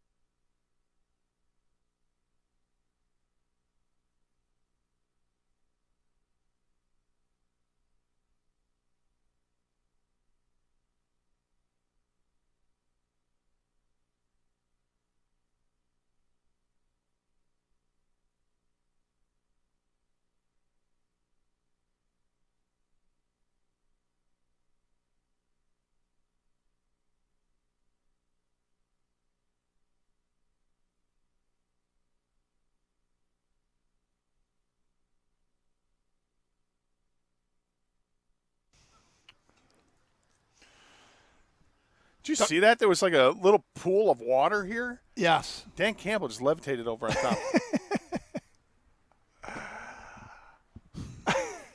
That was you. Good one. Yeah, thanks. Trying to steal your thunder a little Yeah, during the commercial break, Dan Campbell walked by, and he walked on the Lions logo that's on the field. bit. Between Like, you can't the field. do that. Gator said, he just walked on the logo, and I said, he just walked on water. Then Gator stole my joke. Yeah. Anyway, 248-539-9797. Mike, you're next here on 97.1 A Ticket. Hi, Mike. We lost Mike. Oh, my goodness. This is a rough day. We didn't lose Mike. Mike hung up. It wasn't like something tragic didn't happen to Mike. Well, I don't know. From Rick, outdoor dashing, says the unnamed texter throwing Campbell and Goff under the bus is one of those guys who will be rooting to say "I told you so," and tell you "I told you so" when they win the Super Bowl. I mean, the fact that this team won the division, hosted a playoff game, won the first playoff game, exercised a ton of demons there. Yeah. Then won another playoff game. Yeah. I don't know why people want to look at nothing but negativity from that. I don't understand that. I don't understand that mentality. It's like you don't see growth at all. You see a hindrance. That's what they see. They see an obstacle. Well, in order to be great, they need to do this, this, and this. Like, what? Well, you want him to bat 1,000. Got it. But is anybody? How many Super Bowls did Brady lose? Like, yeah, He exactly. didn't win them all. The best response to that text is weird flex, but okay. Jeff on a tractor said the end of that guy's text added, and the Stanley Cup Red Wings are still not big enough on beat. Here we go. Well, that was one of They're your not tough friends. enough. That was one of your friends. Who constantly, for people who miss that story, one of Gator's friends constantly argued that the Red Wings weren't tough enough on the blue line. And then they went and won the Stanley Cup, and your friend said, They're still not big enough or tough enough. Then they repeated. They're still not, Then they won a third cup in 4 years or whatever it was, 5 years, and I think the answer to that is, or the question you ask is, big enough or tough enough to what? Right. They're winning Stanley Cups. Oh, I'm sorry that they're not, taking time out of their busy schedule winning games to actually win fights during games, like it matters. I will say it's rather unusual to be taking calls and feedback and talking about that guy that just walked right past and could have come over and we could have. I mean, he's not going to stop in the middle of practice, but hey, we're taking calls about you right now. I feel like we're this close as a show, to putting an embargo on the thought process that goes through people's minds when they complain about the play calling on fourth down in the NFC Championship game. It's just so annoying. It just is. It gets tired. Yeah. I feel like it's lazy. So, look, I this when it comes to play calling, I used to take a lot of play calling calls, used to talk about play calling, and then I started talking to coaches. I like to say to coaches, hey, I got this question from a fan, or I get this question from fans all the time. Can I ask you? And they say, I don't really want to do that. And you go, okay, then I'm left to answer on my own accord. So would you rather me do that, or would you rather teach me and what you guys are thinking? So when people say, what are they thinking when? And they almost all say, well, I guess I'd rather, okay, I'd rather, what's the question? So when I'd ask questions about,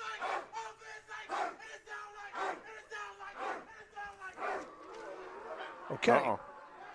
I think we're going to have a gang fight. That was the defensive line coming out of everybody went inside the building, and Mitchell Agude was the guy leading the defensive line back onto the field, and they are fired up. They are fired up. Could you hear that, Kang? Was that pretty clear? I was hoping you guys would join in. I was halfway there. But I'm wearing a blue pullover right now, and I would be on the offense, and that's not good. I don't want to go against those guys right now. Yeah, I'd want a red jersey.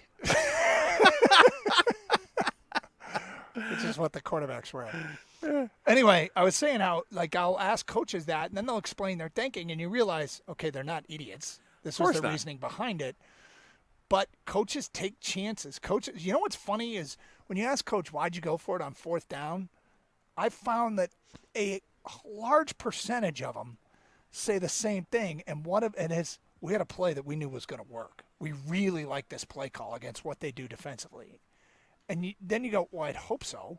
But then, like, they really have stuff in mind that they prepare for all week, and they say, if we get into this situation, seeing what they've done in the past and what we've done in the past, this is a high percentage chance of working.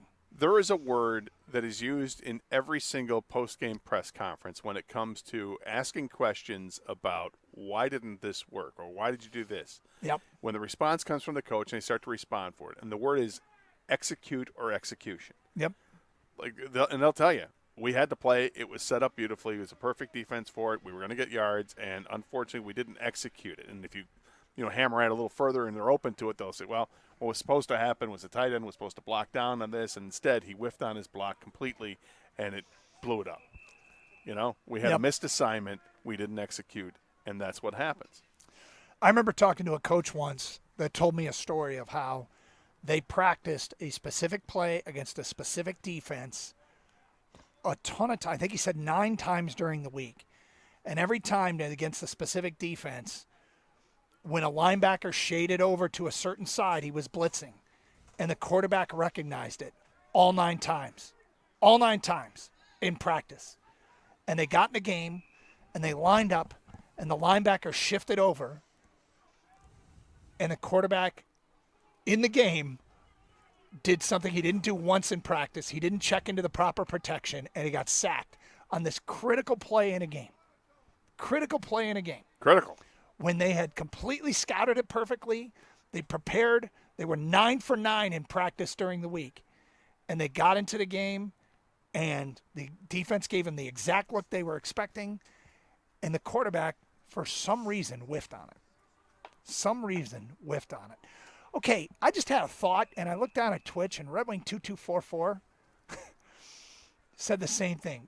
Super random that Mitchell Agude was the one leading that chant. It is a little random. Okay, so when we all of a sudden, and where we're sitting, the entrance into the building is like right here, and they're practicing over to our right, and to our left is where they enter the building, and they have to walk past our broadcast location. And the entire team, about 20 minutes ago, went inside. And then they slowly started to trickle out. When the defense came back out, Mitchell Agude was leading that chant, and in the middle of it was Hutchinson. Like, Aiden Hutchinson was responding. Mitchell Agude. How about it? Showing some leadership and getting and the guy's responding. I mean, that's a guy who's on the bubble. Yep. And, okay, take the initiative. Lead that team. Maybe he's been doing it the whole time. We don't know, but it was cool to see, and team responding to it, and it's a big game for him on Saturday. Yeah. Really big game. One of the guys on the bubble for this team. Others that have a lot to prove. Isaiah Williams, Donovan Peoples-Jones, guys at Matthew Betts, players battling for those final roster spots. James Houston, maybe? Do you think James Houston's on the bubble? I don't know. Every time I think no, then someone else comes out. Like Dan Miller yesterday was like, is he on? It's a big game for him. Is he on the bubble or not? And I'm thinking, I've never even thought it. When other people have said it, I haven't thought it. And then yesterday, because Dan Miller mentioned it, I'm like, do I need to start thinking about this? That he might not be there? That the one skill set that he possesses that's outstanding is rushing the passer. That's not good enough for him to be on a roster? Or is he just not healthy enough right now to show it? Is he a candidate to start the season on PUP? Yeah. Potentially. Yeah. I hope not. I hope we get to see him play on Saturday and that he plays like 2 series, has 2 sacks, and you take him out. Like, no, we're good. We got confirmation. What about Josh Paschal? I think he's completely safe. I would have thought so, too, and then he was playing in the fourth quarter of that preseason game. Not sure why that is. If that's punishment, is that, hey, we got a great situation here. Let's put him in the game because this is, it's real to game on the line situations you're going to get in the preseason. Okay, they're back out there scrimmaging, and I just saw something that scared me, but I love at the same time, and that it was on a running play, and the man in motion that got into the interior of the line and was blocking in the middle of the scrum was Jamison Williams. Yep. And he got flipped upside down, and people fell on top of him. I love that Jamison Williams is that willing to block, and he always sticks his nose in there. You're like, don't do that. But but that's why you do it, because practicing, it is practice, Yep. Get ready for the game, and that's why he saw the field in times that maybe he wasn't ready to run routes and catch passes, but he was going to see the field because he's willing to block, and it makes a major difference when you got a wide receiver that's willing to block. 248-539-9797. Hey, we're going to talk some college football next. That is straight ahead here on 97.1 The Ticket. Great customer service is awesome. And when you've got something that needs to be repaired and you want somebody to come out, you want them to come out on your schedule because, hey, it's a quick fix. What do? The great folks over at Precision Garage Door, they'll do everything they can to make you happy. I think it's awesome. When I had some issues with my garage doors, they came out on my schedule because you can schedule your appointment on their website for a time that's going to work for you, not necessarily for them, but it will work for you, and that's great. You can give them a call as well if you want to do it, 1-800-DOOR-REPAIR. Other things that are great about Precision is that they're available on weekends at no extra charge. They offer the industry's leading warranty, and if you call, all calls are answered 24/7. In fact, if you mention 97 on the ticket, they're going to waive your service fee, and that is awesome. So, listen, if you want your garage doors done right, do what I did and call Precision Garage Door today.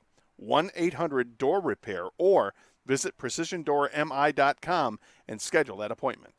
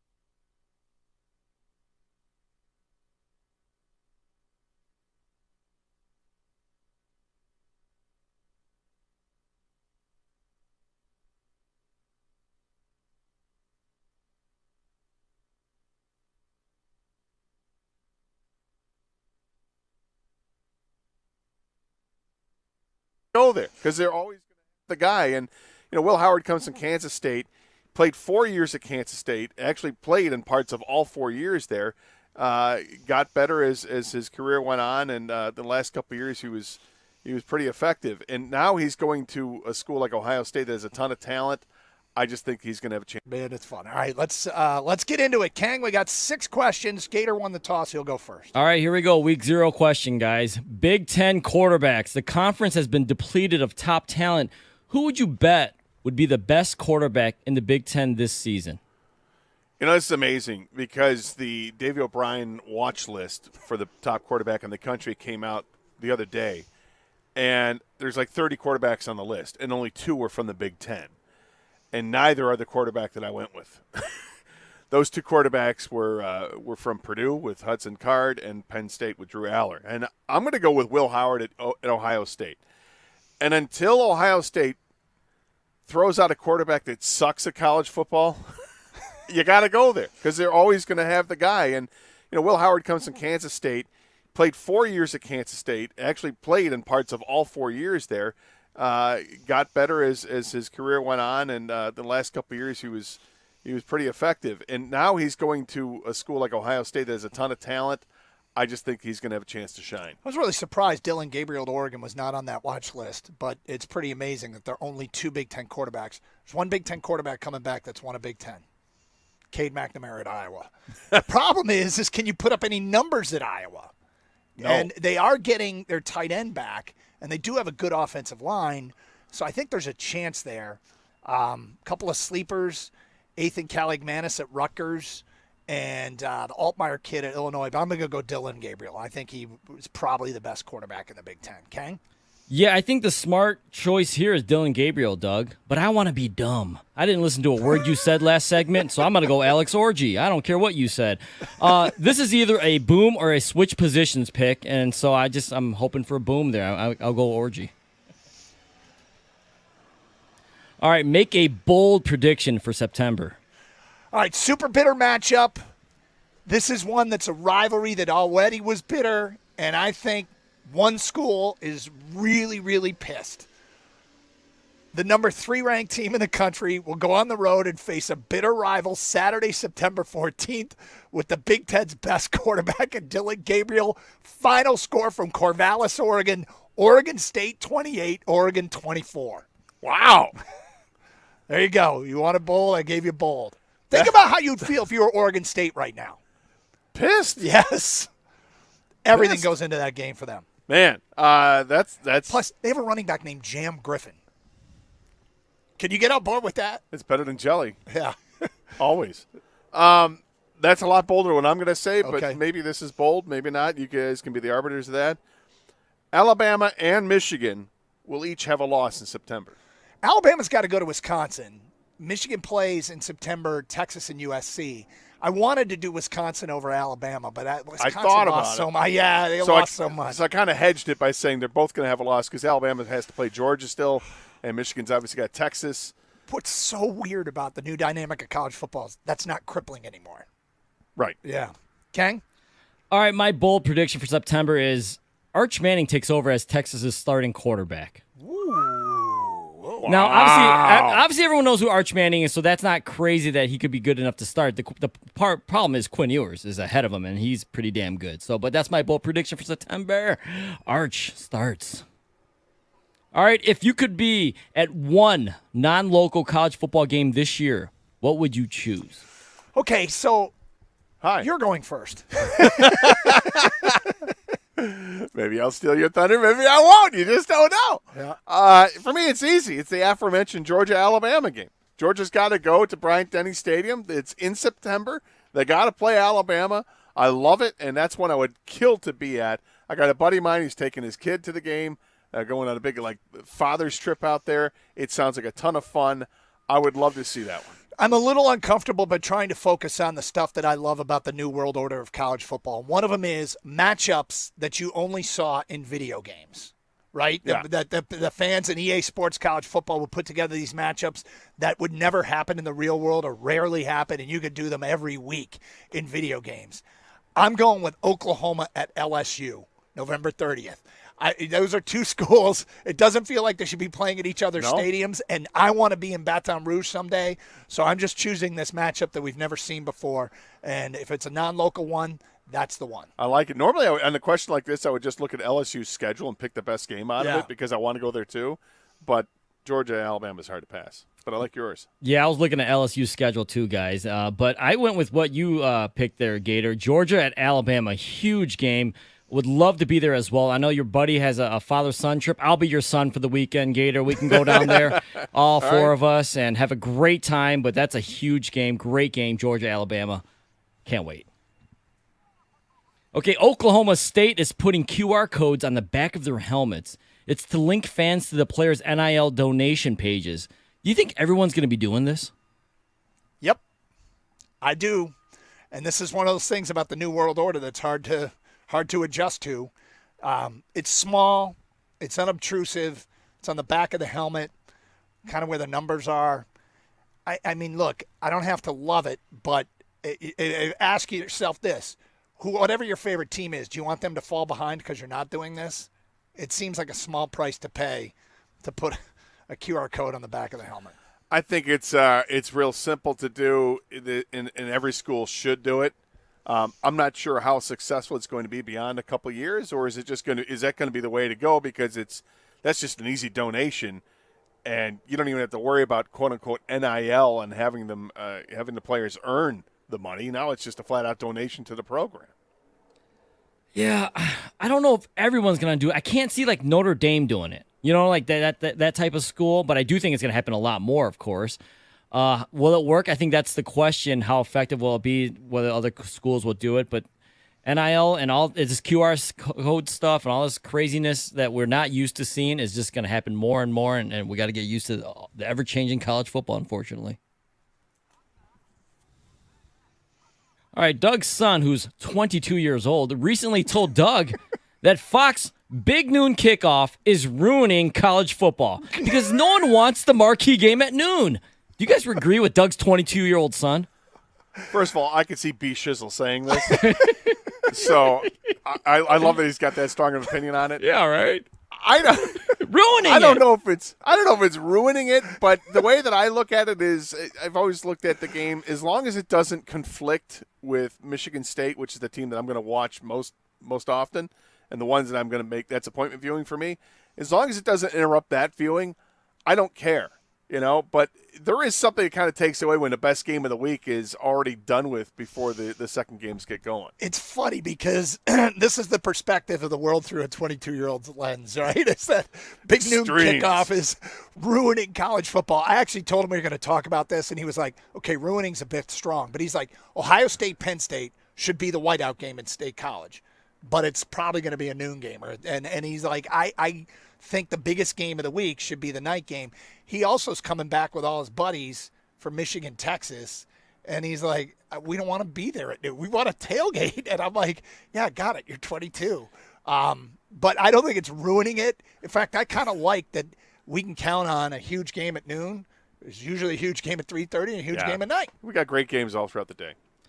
I love night games, and I understand what he's saying. Like, that is the game he's saying is the night game. Ruining it is a bit strong, of course. Ruining college football. I think there's other things that might be quote-unquote ruining it.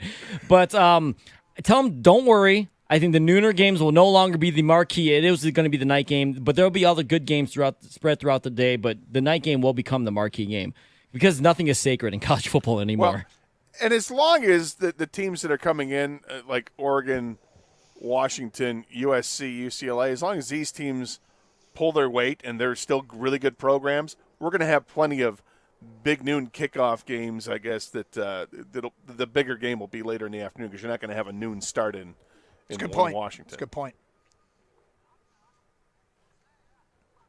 All right, final question, guys, before the season starts. Conference expansion, 12-team playoff, NIL, portal. Bottom line, do you think you'll enjoy college football more than the old system?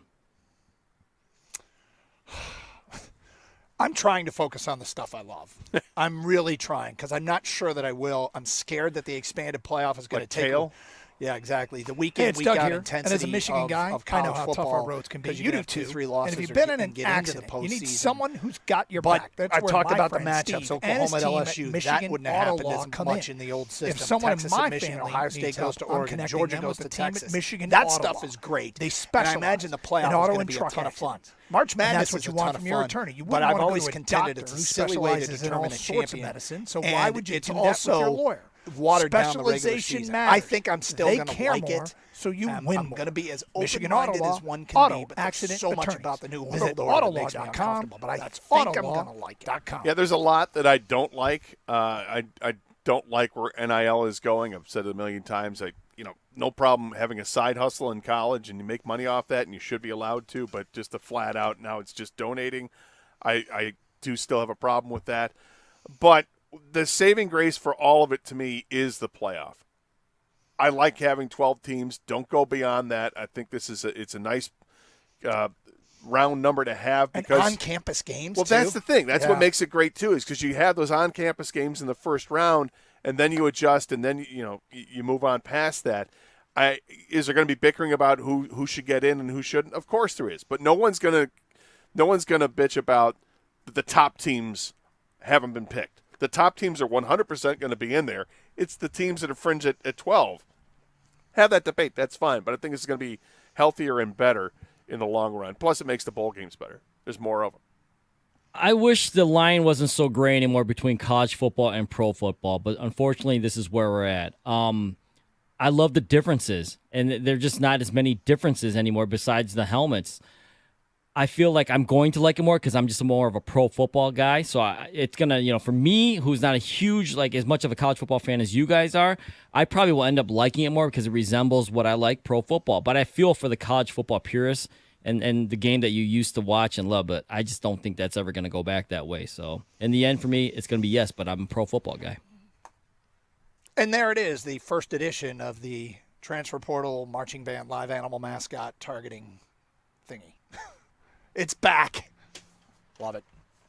We'll debut the pro version, the NFL version tomorrow. Yes. The wide 9 Omaha 4 down around the league blitz thingy. That is Thursday here on 97.1 The Ticket.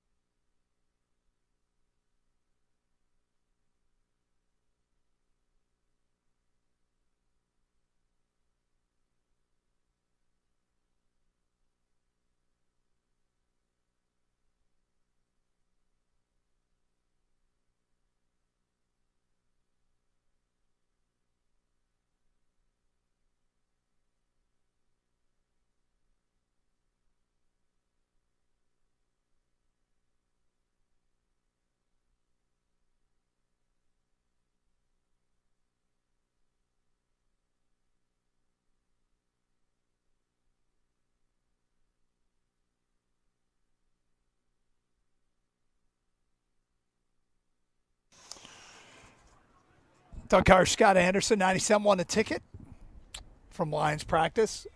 Gary, you just did a long observation of what was going on. I had some other stuff I had to set up here. What'd you see? Well, it's very spirited, which is a lot of fun.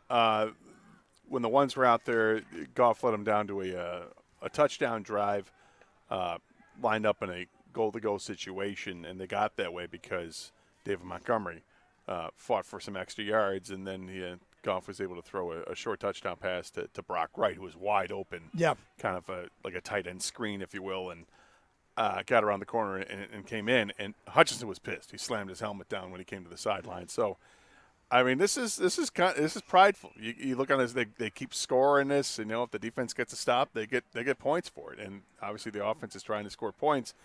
And it's interesting here because it's coming down to the end here, and the offense trying to get another touchdown to win this scrimmage, if you will.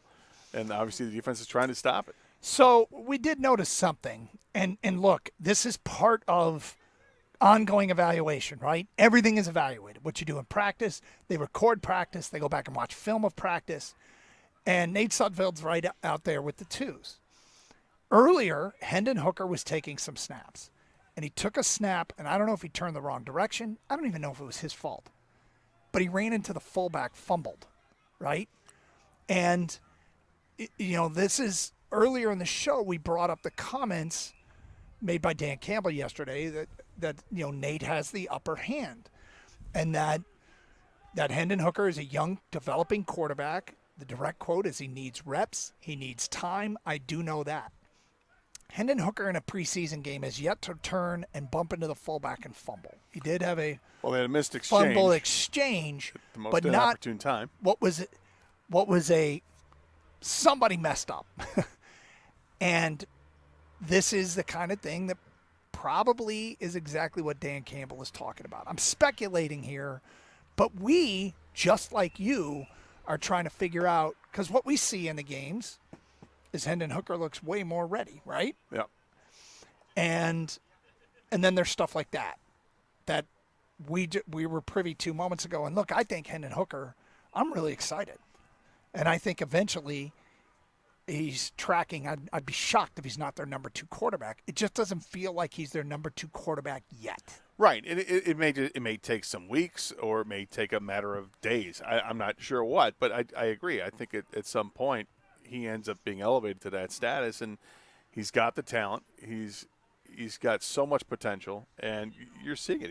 He throws a great pass, and he's starting to really get a grasp of what this offense is. And you see occasional mistakes, but it's not like he looks clueless, patting the ball, sack. It's not doing that. Things are starting to process quicker for him, which is ultimately that's what happens. Quarterbacks say all the time, it's, hey, once the game slows down, I know that I've got something. And it's just a matter of getting the reps and understanding it. And I feel like this is going to be interpreted as, because I know how this works, we're selling Nate Sudfeld. Like, we believe in Nate Sudfeld. And when he has a bad game at any point, people are going to say, see, I can't believe you guys believed in Nate Sudfeld. I'm trying to understand why, when our eyes tell us one thing, why the head coach says something different, and the something different is Nate Sudfeld has a leg up. And I see a play like that, and I go, maybe too much of that. Yeah. And, just a mistake, a self-inflicted wound that isn't going to happen. It isn't going to keep happening, right? Exactly. And I don't even worry about who says who is in the number 2 at this point. It doesn't matter. What matters is getting the team ready for the regular season, and all that stuff will take care of itself, quite honestly. Well, it's certainly been fun to be out here the last couple of days and get us fired up. Final preseason game is coming up on Saturday. We're going to be part of a Manning-style broadcast of that game available on DetroitLions.com, where we're going to be set up watching a game. I think we got the third quarter, you and I, Rodney Pete, Justin Rogers is going to be part of our quarter. Costa. Jim Costa's hosting the entire thing from our morning show. And so people who are watching the game can get our thoughts as that game is ongoing on all kinds of things. I'm not sure. Knowing you and I, there might be distractions. Oh, look, a squirrel, that kind of thing. Well, I haven't even thought about it. I'm totally forgetting that the dog situation. Totally forgot about that. I'm not sure where in my house I'm going to be broadcasting from. I'm not sure where I'm going to be, well, to be honest. Right. That's a story I'll tell later. But But I could be in a variety of different places based upon real life on Saturday. But final preseason game, and then 6 days till cut day, man. 6 days till cut day. And there are going to be a whole bunch of guys that they cut and hold their breath that they make it through the practice squad. And the guys that you keep in your organization, it's a big deal because those guys play. Those guys play. And even if they don't make the first roster, injuries happen, man. It's a sport of attrition. And so there are players, I'm sure, that they really, really, really want to hang on to. This doesn't seem like a down and distance is advantageous to the offense. 4th and 18? No, it doesn't. Is that Goff or is that Sudfeld? It looks like Jared Goff on 4th and 18. Back to pass, fires, and it's caught. Amon-Ra. But he's short of the first down. Who made the tackle? Was that Jack Campbell? You can finally say it now. That was Jack Campbell. Jack Campbell did something. I've been rooting for my guy there, 46 too. Makes some plays, and he holds Amon-Ra short of the first down on 4th and 18. So let's hope they have a lengthy little discussion there at center in midfield right now. There's a lot playing itself out behind the scenes that people aren't aware of. But yes, they might bring over a guest right as our show is ending, which would be suboptimal. But the practice time got moved around a little bit, so we're at the whatever the coach wants, right? Exactly. Whatever the coach wants. This is interesting. Oh, they're setting something up. You know how you see the video of them walking into after practice and they stop and comment? I don't know what the question is. You want to get up? I know what the question is. What's the question? Who's going to win the national championship? Okay. And they've got about, what do you say, about 15 college mini helmets? Something like that. This is a pretty cool setup. Oh, boy. So the question is, which college team is going to win the national championship? That's right. I see a Texas mini helmet, a Utah, Ohio State, Michigan, Oregon. I think there's Ole Miss. Is that an Iowa State? Might be an Iowa State, Ole Miss, you're right, Texas Alabama. Yeah. This will be interesting to see what the players say there. Yeah. But that is their question today, walking into the locker room. They get the answer, and they'll have a prop. They'll even have a prop. A little college mini helmet. So who doesn't love props? Look for that on social media over the next few days. And the media setup is right next to us. Those of you watching on Twitch, they see the Rocket Mortgage backdrop. So practice wrapped up here at Allen Park. And so we will be talking about this more tomorrow in the next couple days. That we will. Looking forward to the rest of this week because it's a huge week for the Lions. For a lot of these players, it's a big week because it depends on their livelihoods at stake for some of these guys in terms of their careers. Okay, so Mike and Rico on deck, Gator. What do you think they're going to be talking about? I think that they will be talking about comic books. Comic books? Archie comic books. Yeah. That's how they roll. I would imagine. Have a great show. Appreciate your time. Thanks for being with us. 97. Stay safe. Treat each other with respect. 97.1 The Ticket.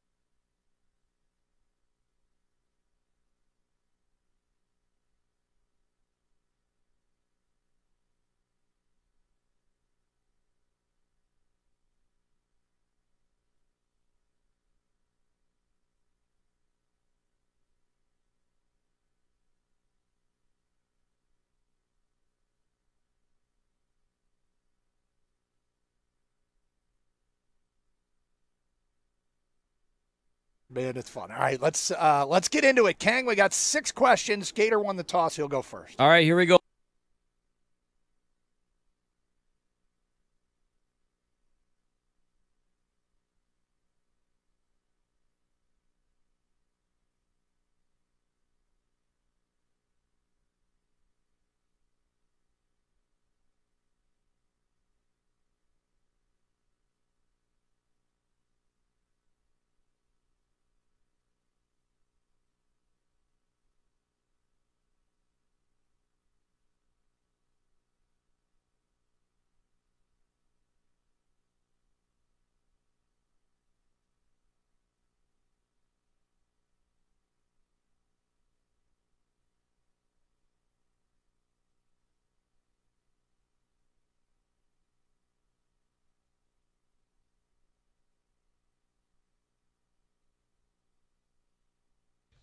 Brought to you by National Benefit Plans. This breaking news from Justin Rogers. Penei Sewell left practice today with a left foot injury. Trainers took off his shoe and were checking his ankle and foot before he walked. Slowly, but without assistance, to locker room for further testing. We'll have more on that when we know more. Lions linebacker Jalen Reeves-Maben also serves as the president of the NFL Players Association. He said in a conversation with the Free Press yesterday that, quote, "We haven't had any conversations with the league about 18 games, so I mean, everything will be from ground zero. There's no, I think people think way too much. The general public is way ahead of that than we are," end quote. Detroit has also added some depth in the secondary, inking corner Rashad Wildgoose today. Kyle Mikey speculates in an article that he's likely just a player that will get them through the preseason, though. Lions set to play the Steelers in their final preseason game this weekend. Russell Wilson clarified he will play in the game along with a lot of their starters as well after seeing some action versus the Bills last week. The Tigers face the Cubs in Game 2 of the series tonight at Wrigley Field. Detroit's going in with another opener against Chicago's Jamison Tyone today. Tyone owns a 3.62 ERA through 21 starts this season. You can hear the game right here on 97.1 The Ticket at 8:05. At the Corwell Health Sports Desk, I'm Jeremy Otto. For more, go to 97.1 The Ticket or Odyssey.com.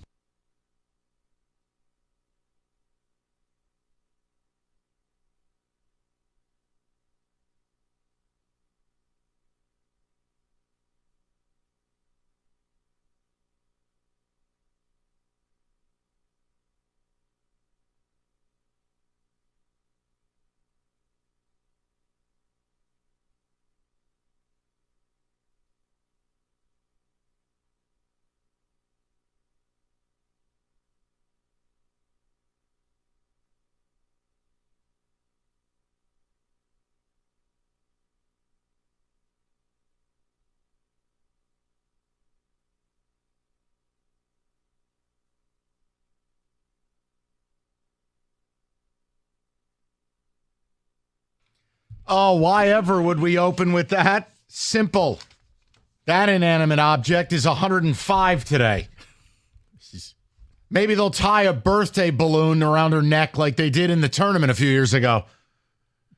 Poor woman had a balloon animal duct taped to her arm. She didn't even know what day it was. Translation, that's Mike's way of saying happy birthday, Sister Jean. Go away, Sister Jean. Serious note before we get into serious matters. There is no one in this room that's interested in living to 105, is there? No. If living is doing what she's doing, I want no part of that. As I told you, when all of a sudden you can't have any independence, when you're totally relying upon somebody to bathe you and feed you, and the quality of life is gone. When a tuba player ties balloon animals to you, and you can't fight them off. Yeah, I don't want to have That's a problem. Hey, let's just sit and roll him in front of the window so he can just stare at the birds for a few hours. No, that's not living anymore. 105. You know the Green Bay Packers were created 10 days before she was born? That's how old that lady is. That's old, man. Then we have serious things to do. You're going to miss her when she's gone. No, I won't. Might actually be able to root for Loyola again. You know what? I don't know if I'm supposed to say this. I'll just tell you. I've heard she's not very nice. She's 105. I'm just telling you. How many old people are really nice? I've heard she's very aware where the cameras are. That's all I'm going to tell you from some of my college basketball people. Oh. Sister Jean, not so wholesome. So she's Magic Johnson. Uh-oh. All right, so let's get into this. 3 o'clock, we are going to do something very enjoyable. For years, I've talked about how the man to my left has ruined college football. He has destroyed the very fabric of the sport that has been for years the sweatshirt of our falls. He has taken the fabric and just pulled it away. But today, we are going to go to the other end of the spectrum. We are mere days away from week 0. And we are going to do a draft of all the things we love about college football. Some of the things Rico's yet to destroy or the networks are yet to destroy. But we're going to get to it at 3 o'clock. What we're not going to do is 3 hours of backup quarterback talk. I have one thing I have to start with, though. May I? You may. Last night, Tigers played the Cubs in Chicago. Cool environment. I love Wrigley. You know, if you think it's just a tourist trap, that's fine. It's a cool window to the past. Fine. They did a huge presentation for Javy Baez. Rightfully so. He was a hero of the 2016 World Series run. He hasn't been back to Wrigley. So, okay.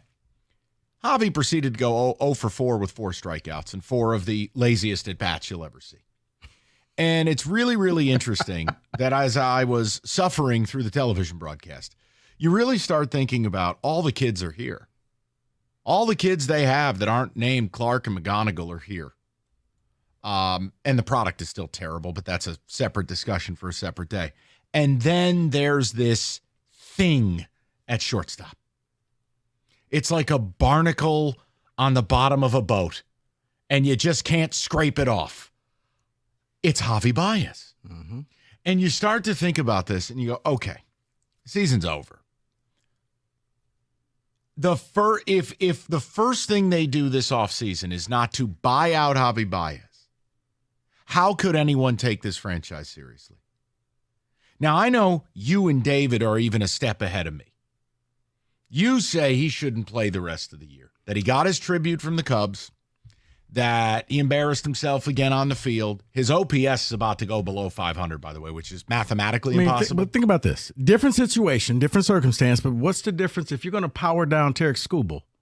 Why are you putting Javy out there every day? Right. Buy him out now, buy him out later, just buy him out. I'm with you. Or even if, okay, Javy, you're going to be on the team for the rest of the year, but you could go ahead and take a vacation now. I like that you're selling it as a vacation. I dig that. Yeah. But I'm being serious. Look, whatever problems this team has, and there are many, and solutions we can offer you, there are some. I think the one unifying thing that all of us can get behind is there is no way we can respect Scott Harris or Chris Ilitch if this man's in a Tiger uniform next year. Now, I'm sorry. You know, when Scott Harris did the Slumber Party podcast with Jason Benetti, talking about how Javy still has value defensively, no, he doesn't. You can just stop. You're not being honest. Just stop. At the time of his previous injury, he had a -8 defensive run saved. Mm-hmm. We can stop. Javy is historically having the single worst season in the history of baseball. That's not hyperbole. It's factual. Okay? I want to know from you guys, if they don't buy this guy out, how could you possibly root for this team?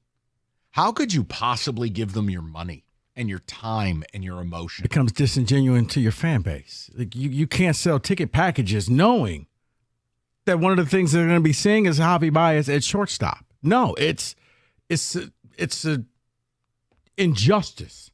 It's wrong. You cannot do this again. There is no way you could justify bringing him back.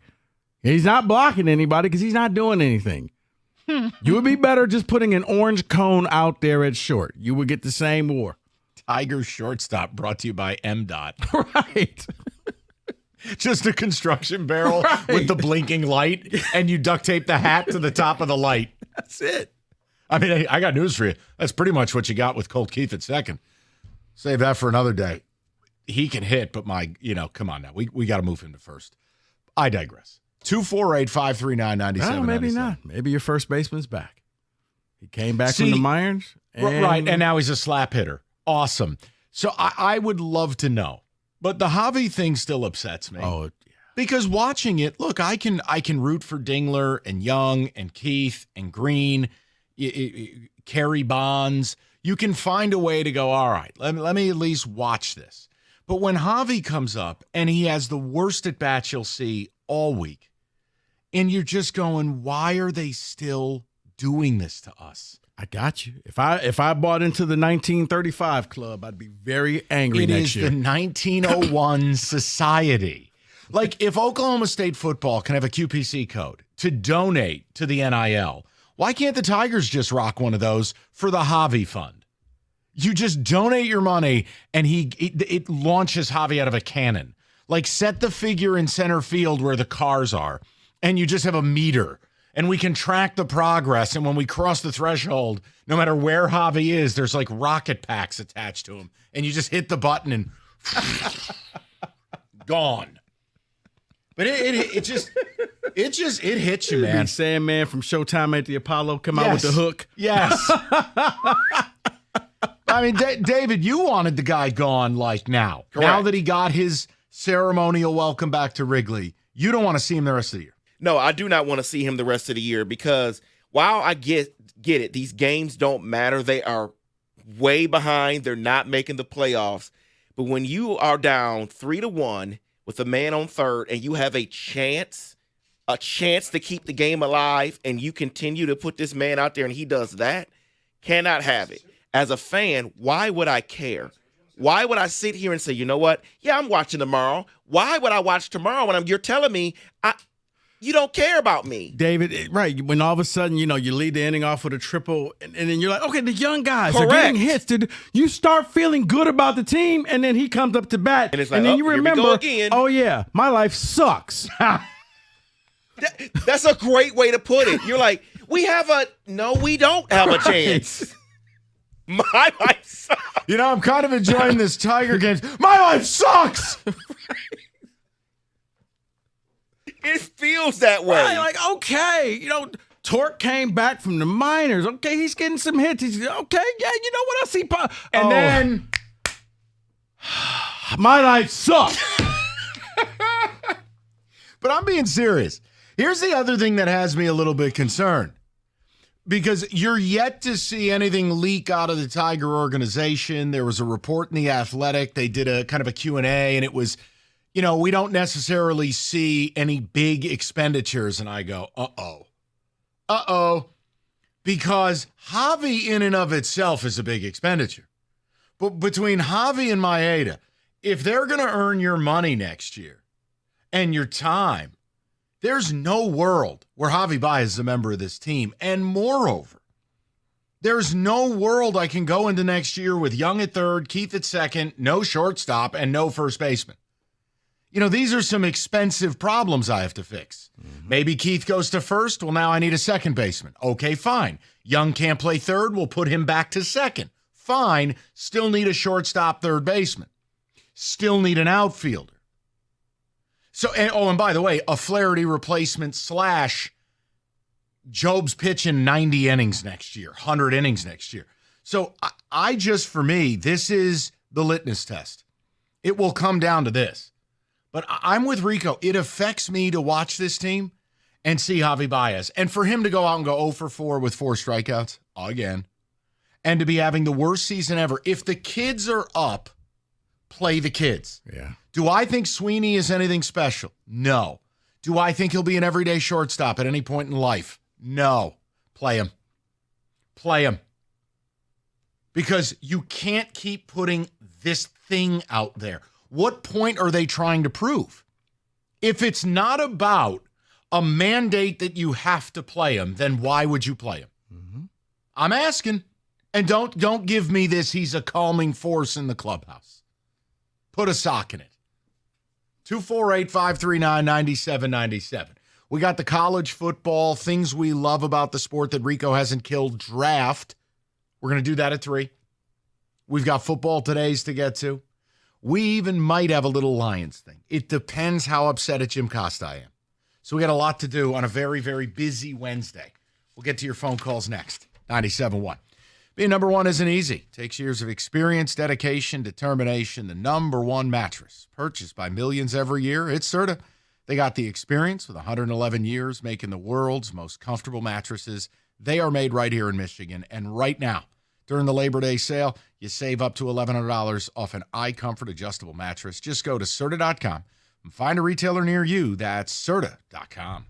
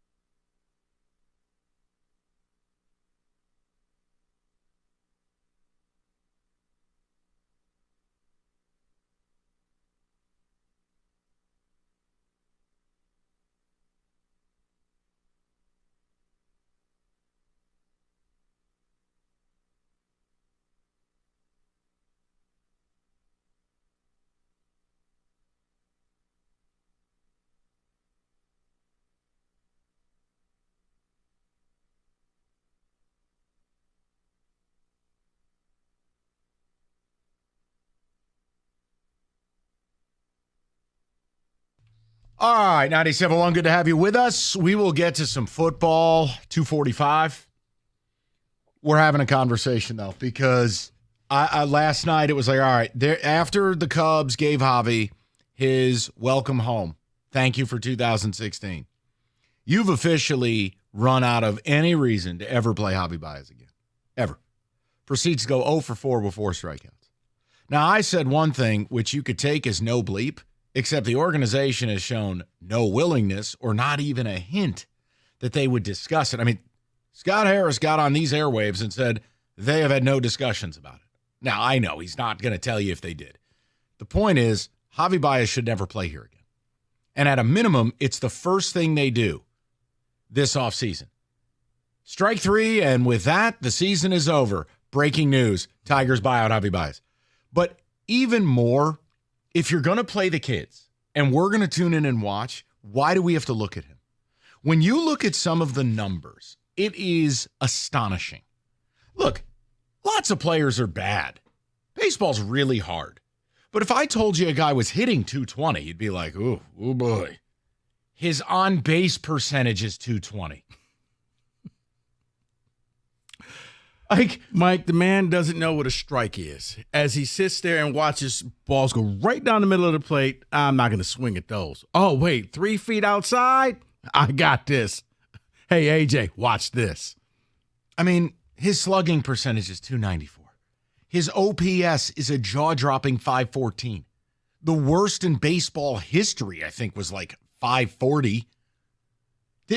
We should not be subjected to this. And by the way, why would you ever put this guy and have him be around young players?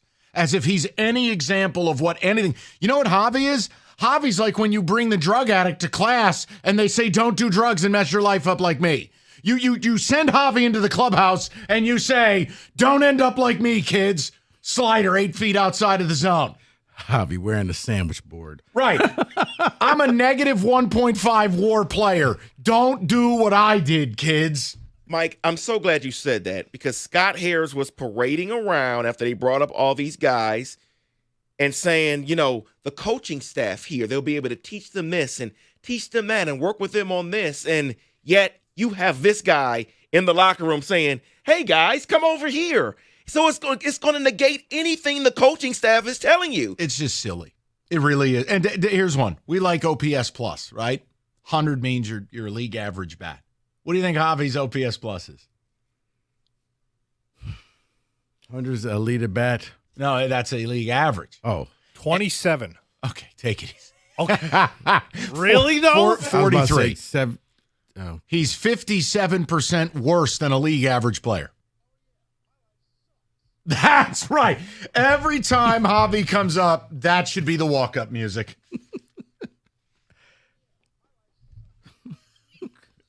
Now batting eighth. Javy Baez. David, ticket text. We'll get to because last night you're sitting there watching like, okay, this, once again, young players hitting the ball, future. And the pitching is not bad. They have one human being who's a pitcher, and they're holding teams under 4 runs. Right. You're not going to the playoffs, but yeah, it's okay. 2025 could be promising. Rico comes home. He's the average Detroiter. He sits in his Barca lounger, puts his feet up, game's on, and here comes Javy.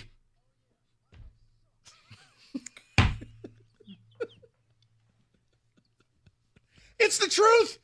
It's so insulting. David, what do the ticket texters have to say? Baez looked like the Gas House Goons trying to hit Bugs Bunny's slow ball pitch. LOL. That is from Dave. From Jason in the car, he says, they need to shut the airplane door before Javy gets on the plane back from Chicago. I think we would be better off with an 8-man lineup. At least Keith or Torque might get an extra base hit. The fact that AJ lets Baez hit in the 9th inning makes him a buffoon and wrong for the job, any job. That was ridiculous to put him up there. Look, it's one of these two things, and you choose your adventure. They're either unwilling to bench him for good and never see him again or jettison him, or they're not allowed.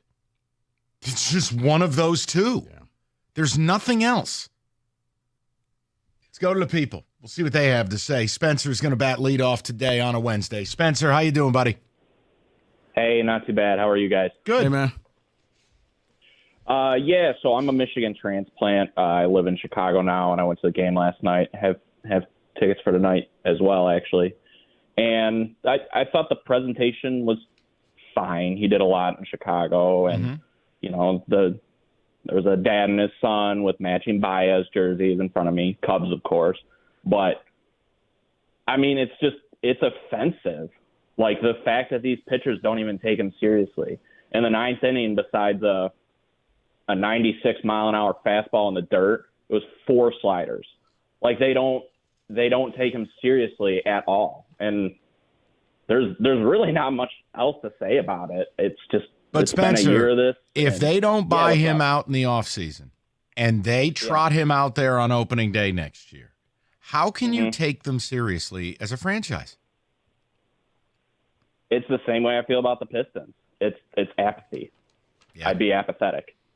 Yeah, and listen, I mean, you can be excited about youth, but let's not get it twisted. The only guys I know that can actually hit on an everyday basis right now is Green and Keith. And the truth is, Keith needs a position. Other than that, you're just projecting hope out there if you think this is your starting 9 next year and it's going to lead you to 95 wins. I give them all the credit in the world as an organization that I can put some blind faith in pitching. Chris Fetter, Scott Harris, AJ, the Brain Trust, they've proven it again and again. They can find arms. I am woefully underwhelmed with their plan or lack thereof offensively. I mean, again, they have Skubal and 4 bullpen days. This is a franchise. What they're doing is incredible pitching-wise. Holding teams under 4 runs. Rico, they can't hit. Right. But that's been the story all season long. And that's what... But that's why they have to spend. You can't have this endless rebuild. Well, that's why it's enjoyable watching this game, because you're seeing the core, the young guys do well, which now means that Scott he's got to make good on his promises, and he's got to go out there in the offseason and spend some money. Yeah, and it can't be Rhys Hoskins. You can't have a B- signing and trot it out to your fans that you've just acquired Roy Hobbs. Like maybe they will get Chapman this offseason. Okay, we're done. That ship sailed. John 97.1. Johnny, how are you, buddy? Doing good. Hey, thanks for taking my call. I'm with Rico and David on this one. I mean, I don't ever want to see Harvey again. I mean, he doesn't provide anything, and they're like always defense. It's not like he's out here on some Gold Glove season, defensively. And I don't follow the team that much. I look at the box scores every now and then, and I looked this morning, and I'm like going through. I'm like, oh, Torque, 4 for 4. That's nice to see, even though it's a bunch of, singles. Hey, John, we'll take it, okay? We'll take that. Yeah. I mean, look, something's better than nothing coming from him. But then I get to the bottom of the lineup, and I see 0 for 4. I'm like, that's not surprising. Let's click and see, how he got out. What's the anatomy of this? And it's like 4 straight strikeouts.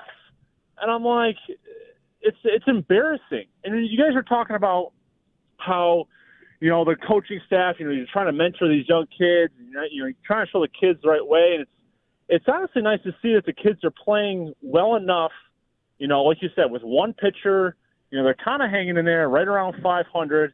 It's just like, what is this guy teaching them? You know what I mean? It's not like they got Miguel Cabrera, even though he was a dead corpse his last couple of years.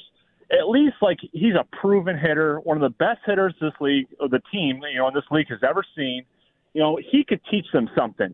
This guy, it's a joke. And from a DFA perspective, from a buyout perspective, I understand why they didn't want to do it to Miggy. He's a legend. Javy Baez has no pedigree here. He has no magical moments here.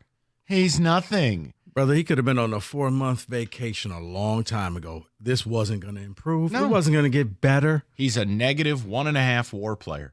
You're helping the other team every night you put him out there. That is maddening. And for a man like Scott Harris, who is intelligent, who is analytics-based, who adores mathematics, that is not something you would run to do unless you're not allowed to do it. And I can't prove that. I'm saying it's this or that. No, but Mike, I think if it walks like a duck and quacks like a duck. It, in fact, might be a duck. Yeah.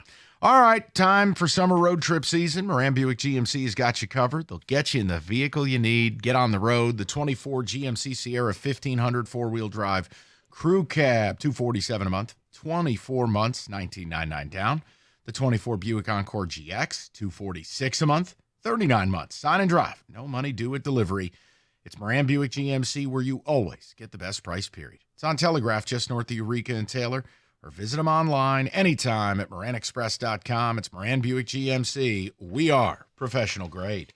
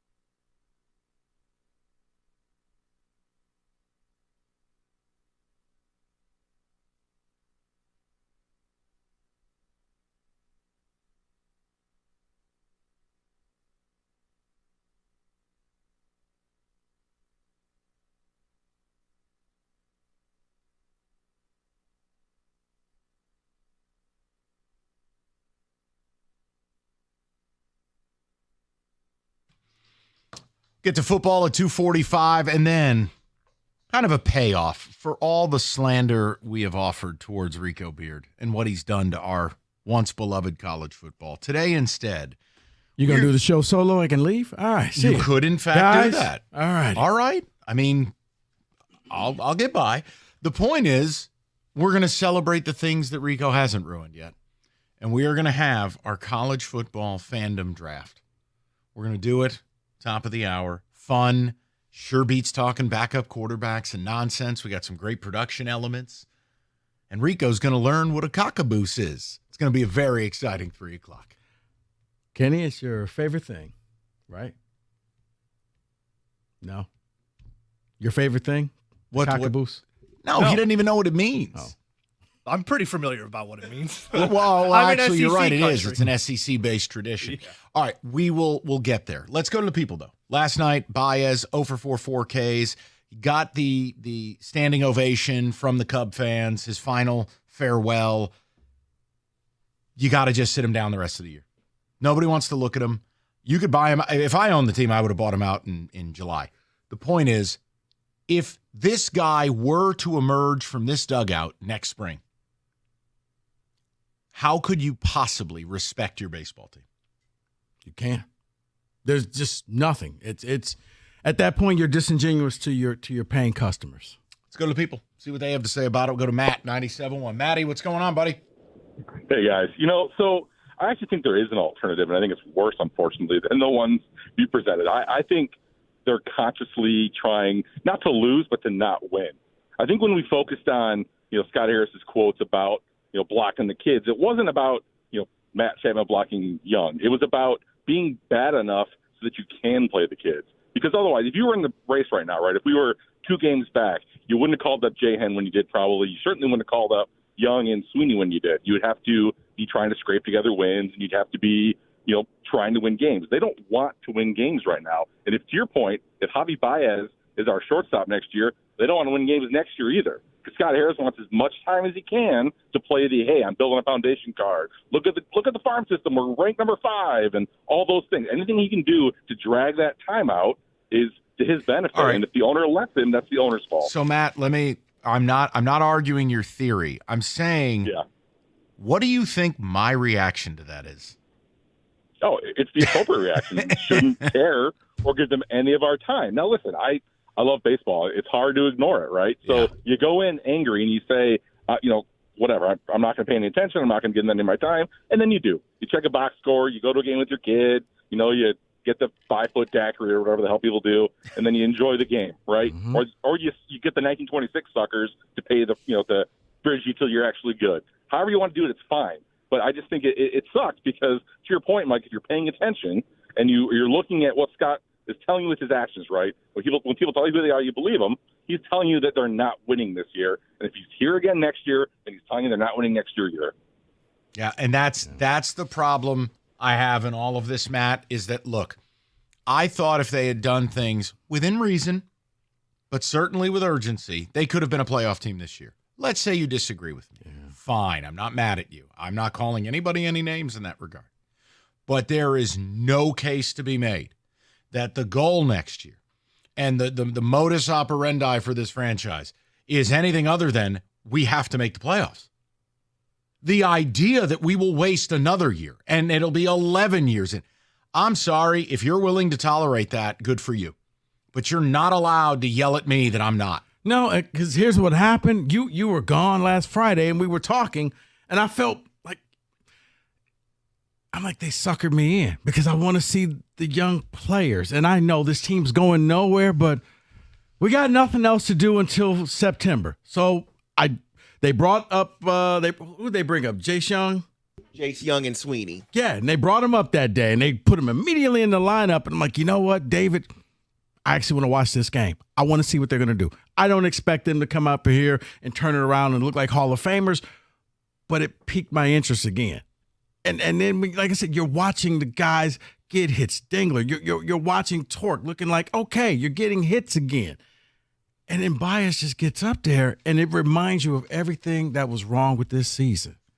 And you forget about the hope of 2025, and you remember the pain and anguish of 2024. The fact that he hit in the 9th inning last night is still unbelievable to me. Now, I don't want to make, a mountain out of a molehill, but, for God's sakes, the guy's lost at the plate. I'd rather one of the bat boys take a swing. Yeah. Go to Johnny, 97.1. Johnny, how you doing, buddy? How you doing, Mike? Excellent. What's on your mind? I'm just sick of the Tigers not being a real organization. I think if they were like other organizations, like, for example, the Astros, who got rid of Jose Abreu, I think that's a great comp in terms of, this guy was a 30 home run, 100 RBI guy every year. And they said, man, this guy sucks. And we got rid of him. And I'm tired of the Tigers not making any of these moves. And I'm just ready to become a real organization again. It just feels insulting to me. So let's go this route. All right, let's say they continue playing him this year, right? But they don't DFA him in the offseason. Are you able to watch this team with anything other than vitriol? No. Yeah, that's where I'm Every at. time I look at the product, I feel like I feel, I don't know, if embarrassed or it's just awful looking Johnny, at let me Baez every time because of the play. Let me ask you this question, and I want Rico to answer this too, because through talking, something has popped in my mind, and it just doesn't it feel, fellas, like we have arrived that the Tigers are now a small market baseball team, that they are operating as such, or is that slanderous on my part? No, because when you're constantly saying, "What are you doing?" and it feels like you're not really trying to put the best effort out there, then that does feel very small market. Like, Johnny, the only thing missing now is, especially when you see all the, hey, it's the Star Wars day and it's this day, and it's just like, how about let's win a game day? Johnny, what do you think? Is that, am I crossing a line there, or are you starting to feel like, what? We're a small market team? No, absolutely. I mean, if we don't look in free agency and look for these big players, or not even big players, but guys who can make an impact, I think you can absolutely say that we're approaching the territory of not becoming, at least not a mid-market team, a small market team. And look, I'm not telling you every free agent's a good free agent, but like an example, I'm not going to attach myself to this name. I'm not pounding the desk for it. I don't want to hear any BS. I'm giving you an example. But like if you brought Alex Bregman here and that's your third baseman, I mean, at least you're saying to your fan, now I don't think he's perfect. I'm making a point. You can't offer me Roddy Tellez as our answer at first base next year. Like, come on, guys.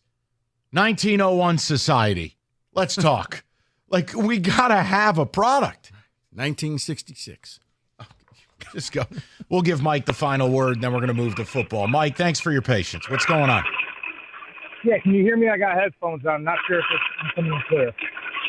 You're good. It just sounds like you're. It sounds muffled. Sounds like you're rolling dice. All right, hang on. All right. Can you hear me now? Oh, loud and clear, brother. Welcome. What's up? I'm out cutting grass. I normally don't call in. I'm not a call-in person, but I got a different perspective on this. Okay. Let me start off by saying I think Javy Baez is not a good player anymore, and he does need to be gone next year. However, how did the Lions make their turnaround? The culture, right? Yes. Yeah, so they brought the kids up. That's what we've been asking for. I don't think Javy played in the Yankee series. They told us that Javy would be playing in this series to give him his flowers. He was part of the World Series. We shouldn't be up in arms about him playing in this series. You guys all admit the season's over. We're not making the playoffs. So they're showing the faith or that they care about their players by letting Javy play. I know we don't like it because he's bad, but it's just a different perspective. I don't know. I disagree with Mike. No one's mad about it. Like, as far as what you're saying, you have every right to say that, and you might be right. But what I would argue is, once you brought the kids up, it is insulting to everyone involved. There is no one on the player side, the agent side, team side. No one would blink if the Tigers simply said, "Please go away." I mean, they showed Miggy all the respect in the world. I don't think the Tigers have a bad reputation or anything like that. So I just don't think it's necessary here. That's all. But wouldn't you say, though, that, like we both agreed, the culture building and turning the culture around is number one. And by just throwing someone away to it can't be easy on Javy. I mean, he's a human. It cannot be easy what he's going. I don't think he wants to be bad. Nobody does. You're right on that. No, he doesn't wake up in the morning going, "Let me be the worst player in history." Yeah, exactly. I agree. There is a human behind it. I agree. But when you say culture, my argument would be, what culture are you fostering when this guy's allowed to play? Right. Ever. Because the culture should be, okay, if you're not getting the job done, you're not helping us, you can't be here. 248-539-9797. Let's get to football. We'll touch on the NFL next. A lot of you guys need to replace your roof, but be forewarned. A lot of these companies you're going to call, they don't even get the process right. A lot of them don't even check the ventilation plan. If you don't have your attic sealed and ventilated correctly, go ahead, put a new roof on there. I don't care. It could be like the roof at David's church and made of gold. The point is, you'll have mold, wood rot, leaks, total disaster. Victors, they don't worry about that because they start the process with the ventilation plan. Then they apply their perfect roof. That is how they are able to offer a 50-year leak-free guarantee on every roof they install. Call for your free inspection and estimate today, 734-773-1100, or you can book an appointment online anytime at victors.com.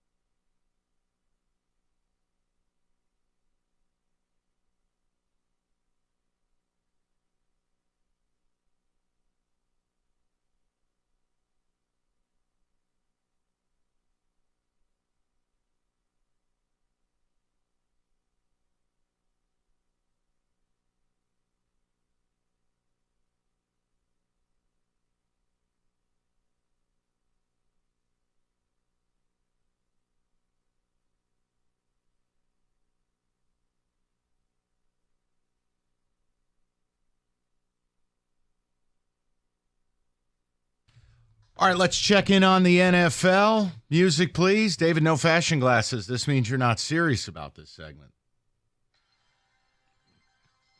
Wait just a minute. I've been duped. College football, and let me guess, the man who's ruined the sport presenting it. Yep. That's me. Go ahead. Michael, we're going to have a little bit of fun today. College football, week 0 starts on Saturday. We've talked teams. Let's talk individuals. Let's talk what the Vegas betting odds, according to FanDuel, for winning the Heisman Trophy, for being declared the best player in college football for this season. You want to start going top down or from the bottom up? Start with the longest odds and go to the favorite. All right. Well, I did this one just for you, David. The Don, Donovan Edwards himself. Any guesses on his odds? Guesses on the Don's odds. Let's Million go to 1. plus 2,000. No, David. That would be plus 10,000. I didn't want to guess that. That is okay. a 0% chance for a kid who had 350 yards last year rushing, has never been the lead dog, can't stay healthy, and they're replacing 5 offensive linemen, a quarterback, 3 of their top 4 wide receivers, and their win total's the lowest for a defending national champion the next year in like 20 years. Next. Value. All right, next up. KJ Jefferson. You mean KJ? I said KJ Jefferson. I thought you said JJ Jefferson. No, I said KJ Gotcha. Jefferson. Central Florida quarterback. Odds? Want to take a guess? Same as Donovan. No, plus 4,000. Look, Malzahn's going to use him like Cam Newton when he was at Auburn. He is built like a transformer. Penny Boone, the kid from Toledo, transferred down there. He'll put up stats, but can Central Florida win enough games for him to get to New York? I have some doubts. I think they got a shot to get to 9, but it would take a lot more than that, wouldn't it? It should. Speaking of winning games, this next guy, he may be there regardless of whether his team wins games or not. It is Shedeur Sanders. Shedeur Sanders also sitting there at plus 4,000 odds. You know my belief. I just don't see it. I just have a hard time. Again, let's say Colorado went 6-6. Let's say they beat the win total, made a bowl, and Shedeur put up really nice numbers. Are you going to have a 6-6 in New York, like making and winning the Heisman? I say no to this. No, because I think at that point it almost spits into the face, because if you were that good, your team would be winning. Because some of it does go with you're winning. Like you can't just be putting a lot of it goes with number. you're winning. Right. He can't win, so no. Next is Cam Rising, plus 3,000. See, now that's value. Because I think they win the Big 12. Put themselves in the college football playoff, puts them in a discussion for a Heisman. So, yes, value there. Yeah, I mean, look, quarterback of a team that's not that much of a long shot to make the playoff, probably going to win the Big 12 if he can stay healthy. He's got an NFL target in Kuthi. I think the problem is media markets. Will Rico let a guy from Utah win the Heisman? Dicey. Not me, man. He can win over the West Coast voters. I just got one vote. I'm one man. I don't have that much influence on college football, contrary to what you hear on this show. Next up, let's stay right here in the Big Ten. It is Drew Aller, Penn State quarterback. Next. Plus 8,000. You can't win a Heisman if you don't throw a pass more than 3 yards. Air yards. Okay. Connor Weigman. A&M. A&M. Stud. I really like him. He's got to stay healthy. But plus 2,000 maybe? Plus 2,500. Okay. Look, I don't hate it, but you're going to know right from jump. They have Notre Dame week 1 in Aggie land. Yeah. He's tied right now with Avery Johnson, the Kansas State quarterback. Another kid who can't throw a forward pass, but he's an electric runner. My issue with A&M is who are the receivers. Yep. I know they got Baby Moose there, but they lost Evan Stewart. They lost a lot of their weapons. I got to see that to believe it. This next one, Mike, I find interesting because you're going to mock this because it's a person that you're not a big fan of. Okay. Orgy. No. He wasn't even on. I figured. Tuttle was, not Orgy. We go Garrett Nussmeier. Plus 1,800. LSU quarterback. They won't win enough games. And I got. You don't think he gets the SEC bump if they just happen to catch a couple people off and beat them? I think they're going to catch a stray in the opener. I think USC is going to beat them. So really, you can do what you want with that. I just cash the ticket exclusive. I like the plus 6.5. Their defense is morbid. I think it's going to put them in a lot of bad spots. And if they couldn't win enough with Jaden Daniels, how are they going to do it with this kid? And he is not going to be able to do what Jalen did. True. So it's not horrible, but I'm not a believer in LSU this year. All right, these next ones are all at plus 1,400. Jackson Dart. He is one of them. Okay. I like Dual threat, electric Ole Miss offense. QB. That's right. Get your battle blues on. You want to guess the other 4 while we're doing this? I want to guess one. Yeah, the Ohio State running back, the transfer. Quinshawn Junkin. Yeah. No. Okay. You do get a bonus for two-tone dreads. That's amazing, But- isn't it? It's incredible. Ohio State quarterback Will Howard. Will Howard plus 1,400. Wow. Gross. Dylan Gabriel. Dylan Gabriel, no. He's shorter odds. He's shorter odds. That's fair. Quinn Ewers. Quinn Ewers, no. All Shorter right, odds. I'm done. Name him. Jalen Milroe, Kenny's Plus, guy. Okay. If he improves his intermediate passing between 10 and 20 yards, yes. But I have to see it. He's been one of the worst players in Division I on intermediate throws. Great deep ball thrower. But, all right, go ahead. Tennessee quarterback, we'll just call him Nico I. No, it's Ilamaeva. Okay. Is it? Sure. Hala Ramalama Ding Dong. And Miami quarterback, Cam Ward. I wouldn't mind the Cam Ward one. Yeah, He's a highlight reel. Looking at the Miami schedule, if they can just get their stuff together and not lose games, you are right. You're looking at a value pick, Cam Ward at plus 1,400 right now. America's going to be delighted because no one saw him at Washington State. You had to be a nerd like us. But he'll be on the big stage, Big Life, Big Ten. That's a value pick. Okay. Another value pick, if they are back, indeed, Quinn Ewers, quarterback, University of Texas. I'm all out. Plus 1,200. He still goes through long periods of time. His footwork's god-awful. I know he's got his body in shape a little bit more. I got to see who their receivers are. They lost Xavier Worthy. They lost Adonai Mitchell. Thank you. Just for you. Today's your day, big guy. I'm out on Ewers, and I'm out on Texas. Number 2, Kenny, you want to take a guess? Is this where they disrespect Carson Beck? Carson Beck. I knew it. Plus 800. How's it disrespect? Elaborate. It's radio. That Talk. should be number 1. It was only in jest that I say that, but yeah, no, that's about right. That's about Do you right for think him. he's actually going to get enough stats to do it? I don't, because Kirby Smart is heavy on the run first and heavy Correct. on the ground and pound type of style of football. So I just don't think he can put up the counting numbers to be able to accomplish I that. will say this. The weapons that they have brought to Georgia it's obscene. They went out and got basically a Brock Bowers clone, the kid from Stanford. They got Oscar Delp, so now they got 2 tight ends. And they lost Ra Thomas because who cares? Look at who you brought in. No, you're right. I'm just saying we could have had one more great weapon. Right. This is some of the best Georgia skill position talent. It's formidable. Yeah. Number 1 is going to be Gabriel. Dylan Gabriel at plus 550. David, by the way, I did miss out at another one at plus 10,000 is Alex Orji.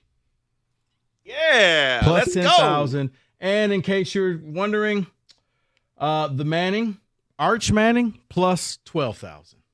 So it is amazing he's still sitting there in today's NIL era. And I know he needed a year to get his body right, played at a small high school. Rico, 2 years? Yeah. I'll say this. Probably the best thing that you could do is not see this kid, let this kid get bigger and stronger and faster and get ready for college football. He went up against no one. No, what is it? Carson Newman is the high school? He would get destroyed if they put him out on the field. Now, I know the fans will say, yeah. No, just absolutely not. It's the same thing as Dante Moore. Dante never should have played last year. Exactly. And you know what? He's got enough money in the family. He could just ride this thing out, come in as a 3rd or 4th year player and really look like, because we know in college football, one good year can get you to the pros. That's all you need. Signed Achilles Smith. You win. Yeah. You always do. That's your college football blitz Heisman odds style. 97.1.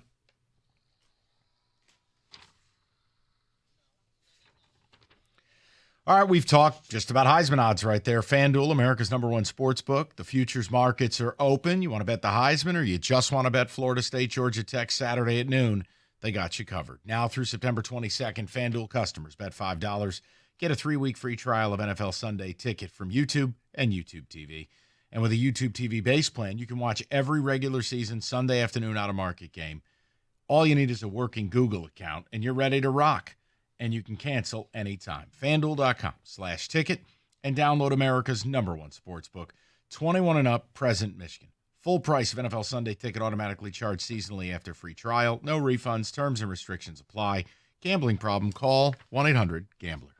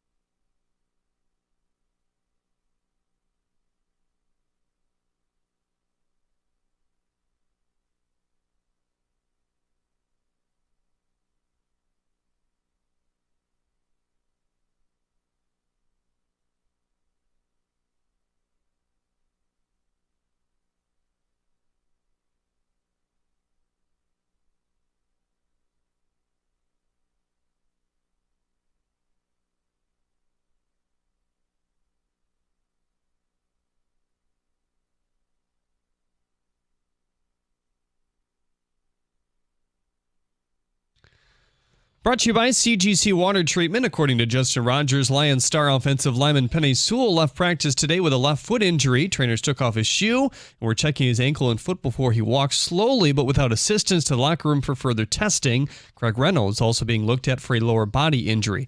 The battle for the backup QB spot continues in the last preseason game this Saturday. Dan Campbell said yesterday they'd like Hendon Hooker to make the start if possible. He may not have helped his cause today, however, as he fumbled 3 balls in practice.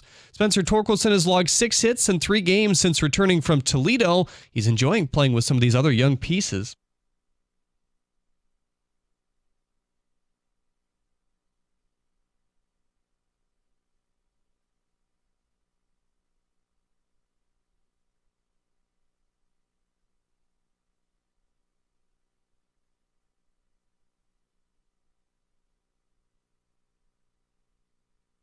Here, Torkelson and the Tigers take on the Cubs in Game 2 of the series tonight, right here on 97.1 The Ticket. First pitch at 8:05. Former Tiger ace Justin Verlander has been activated off the injured list today, set to make the start against the Red Sox this afternoon at 2:10. The Broncos also named their first-round pick Bo Nix as their starting quarterback. At the Corwell Health Sports Desk, I'm Jeremy Otto. For more, go to 97.1 The Ticket or Odyssey.com.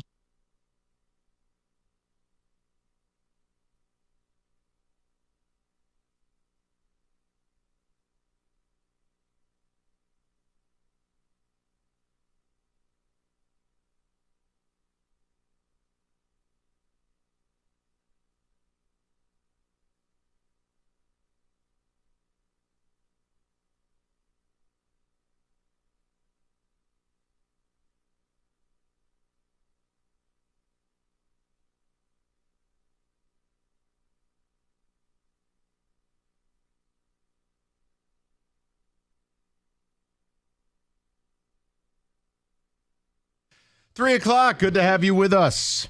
We're going to have some fun with some football here. Oh, don't worry. I ain't going to be. Okay, I don't need that, Evan. God, you're an idiot sometimes. What helmet is that? This is the Lions alternate, man. With the black unis. Sweet. Yeah, it's gross. For the Costa cast with the Lions game that you can see on DetroitLions.com Saturday at 1. All the things they've done that I like. This is sick. That's not one of them. No, I like that one. This is sick. Okay, God bless. Go buy it. I like that one. I like the other one that they discontinued last year more. Oh, that blue with the 50th. Yeah. Anyway, let's draft, boys. Okay, so what we're going to do is this, and it ain't backup quarterback talk. For all the slander I have offered Rico about how he has ruined college football, admittedly, there are still plenty of things to enjoy if you block out the noise. So what we wanted to do was this. We've got some production elements. We're going to have some fun.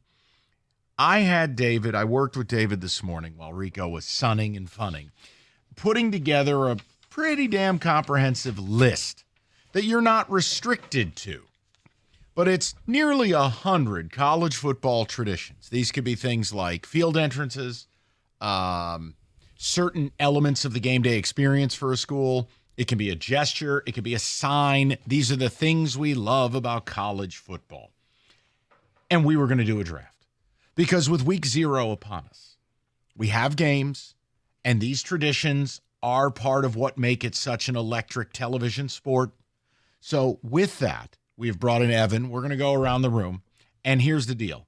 You guys get to bring suggestions to the table as well and tell us what did we forget? You're not going to like everything I pick or Rico so you need to tell us your favorite thing about college football. And once you start hearing us name certain things, I think you'll catch on to what we're looking for. Does this make sense to everyone in the room? Mm-hmm. So here's what we're going to do. Being that David is a fake Wolverine, Evan, me, and Rico are Spartans, it really leaves Kenny as the only one with a real football team in here. And the team that should have won the national title last year if Kirby didn't coach like a bitch against Saban and lay down. So we're going to have Kenny make the first selection. Then it'll go to David because the Wolverines, even though he's a fake Wolverine, the Wolverines are very good. And then us lowly Spartans will round the bend. Sound like fun? David, music. Yes. Kenny, this is a big moment for you. You've never been first at anything. So this right here. Right off the bat with an insult. I don't deserve that. With the first pick in the Things Rico Hasn't Ruined college football draft, Kenneth G. Cott selects. With the first pick of the draft, I have a power selection. The Va-Tech Enter Sandman. It's iconic in college football. It has nothing to do with the school I root for, but I think it's just so iconic in the sport. When you say it, every college football fan knows exactly what the hell you're talking about. Enter Sandman's the first pick. We were watching it pre-show, and then I slandered MSU, and from 80 feet away, Rico's radar went up, and he went, you hate everything. I went, just sit there. Oh, yeah. Oh, yeah. Who's carrying the American flag? Me. And the sledgehammer. Here I come. Let's go. It's tremendous. It really is. YouTube has tons of different versions of it. Badass. All right, we go over to David. David, pick number 2 in the Things Rico Hasn't Ruined about college football draft. Is that what we're calling this? Okay. Yeah, I think I like that name. I like the winged helmet. I like stealing hard drives. Spyglasses. I love going to Ohio State games in the front row. I like my OC's house getting raided. We good? Yeah, we got it all out of our system. Right, okay. I like a rest before game day. I sell broken vacuums. All right, I'm sorry. Is someone going to tell me what we're doing here? Go ahead, David. Come on. I love the iPhone. All right, I'm going to go with Mr. I like playing dress up at other team stadiums. I like saying, who's got it better than us? All right, I love the small M on my hat. Go ahead. Khaki pants. Quickly. I'm going to go with Mr. Brightside as my number 1 selection. You did not. I love the song that talks about my girl cheating on me. Are you kidding me? Get out. This is terrible. That's terrible. Are you serious? That's what gets David excited about college football. It's a song about the guy having his girlfriend getting banged by somebody else. Are you kidding me? Hey, but he's looking at the bright side. Mr. Brightside. That is not even a tradition. You made it up. No, it actually is a tradition there. They believe that they've come up with that song. Yeah, they thought they invented the night game. Trust me, they go crazy. Every fourth quarter, yes, is a tradition, and I love it. So is cheating. All right, over to Coincidentally, Evan. isn't that what that song's about? Yes. Wow, Evan for the win. Delicious irony. It comes full circle. You said it best, didn't you? All right, All right, so I think I have the third selection. With the third selection in the things Rico hasn't ruined draft. My all-time favorite thing about college football is being able to wake up on Saturday and root against the University of Michigan and hope that they lose. That is my favorite thing, is being able to root against those people. That is like that. If that's your favorite thing about college football, you have some issues. Out of traditions, you crapped all over the smoke at Spartan Stadium, so I wasn't going to lead with that one. Michigan State has the worst game day atmosphere in We America. got smoke and flames, Okay. dude. Let's leave it alone. Maybe if he gets up there, he'll see that it changed. But And? you know what? He's running on outdated software. We're not even going to get through the first round in this. One-armed push-ups. Hey, if middays can do 3 hours on a backup quarterback controversy that's not a controversy, we could do multiple segments on the things Rico hasn't ruined in college football. What do you draft. think about Nate Sudfeld? Come on. Hey, right here. All right.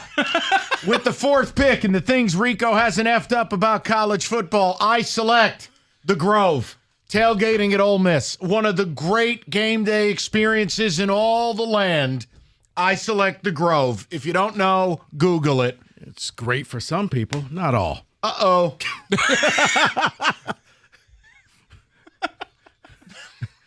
David and I will probably get handed a set of car keys.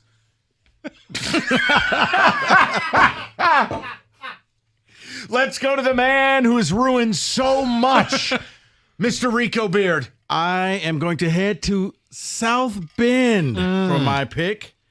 It is the Notre Dame players coming out of the locker room and slapping the "Play Like a Champion" sign. It's awesome. I love it. Now, I admit, I've rooted for years for someone to fall and break their back down those stairs because I can't stand Notre Dame. It's yet to happen, but that's a tight space. One player goes down, they're taking out a whole position group. I'm surprised he didn't say TV markets is his favorite thing. Yeah, money, but private equity.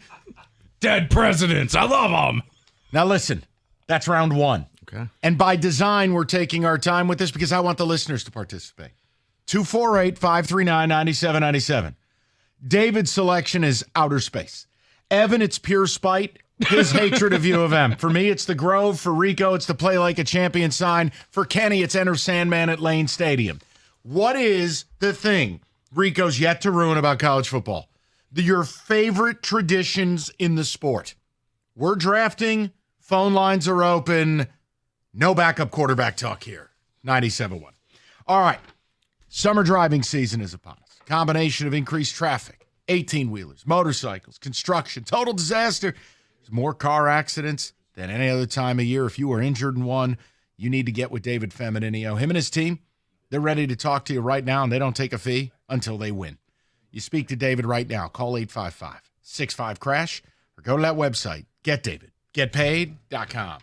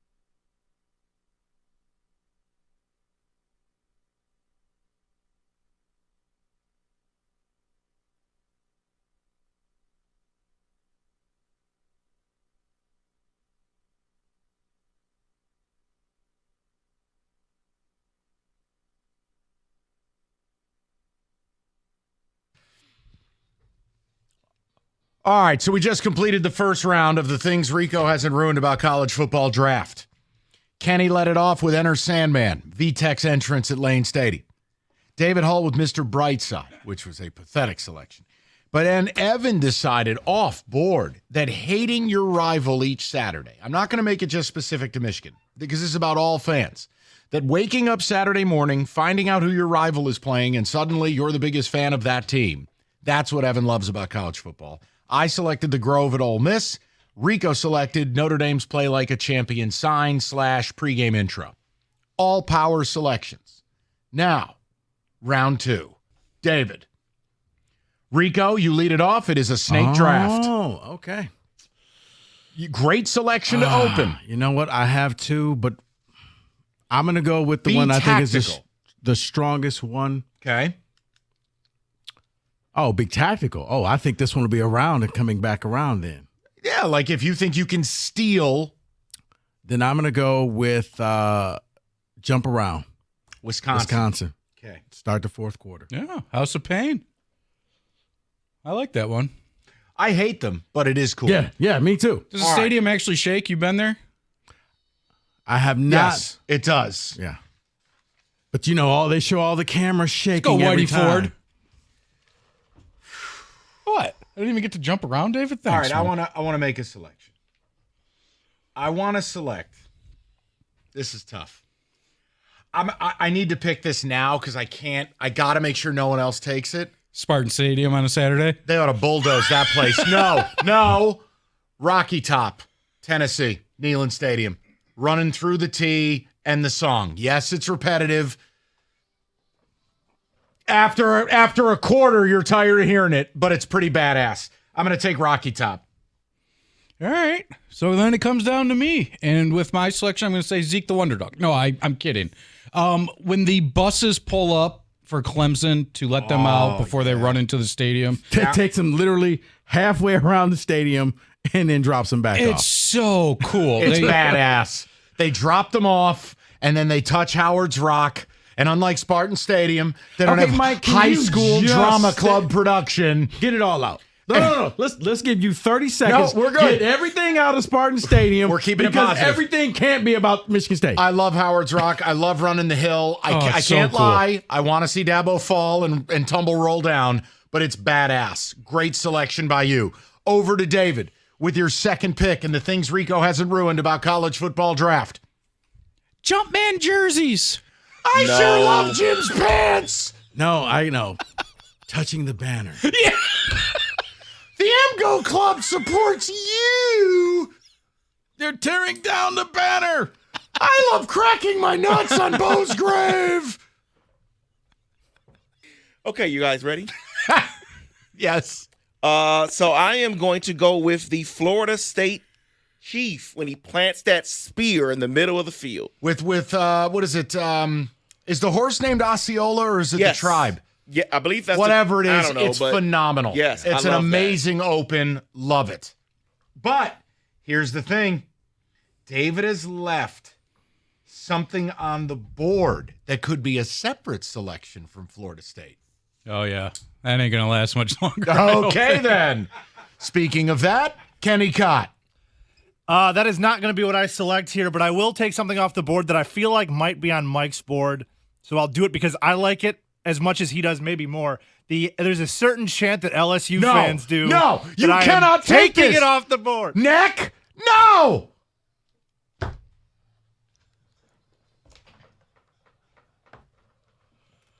Dirty word alert.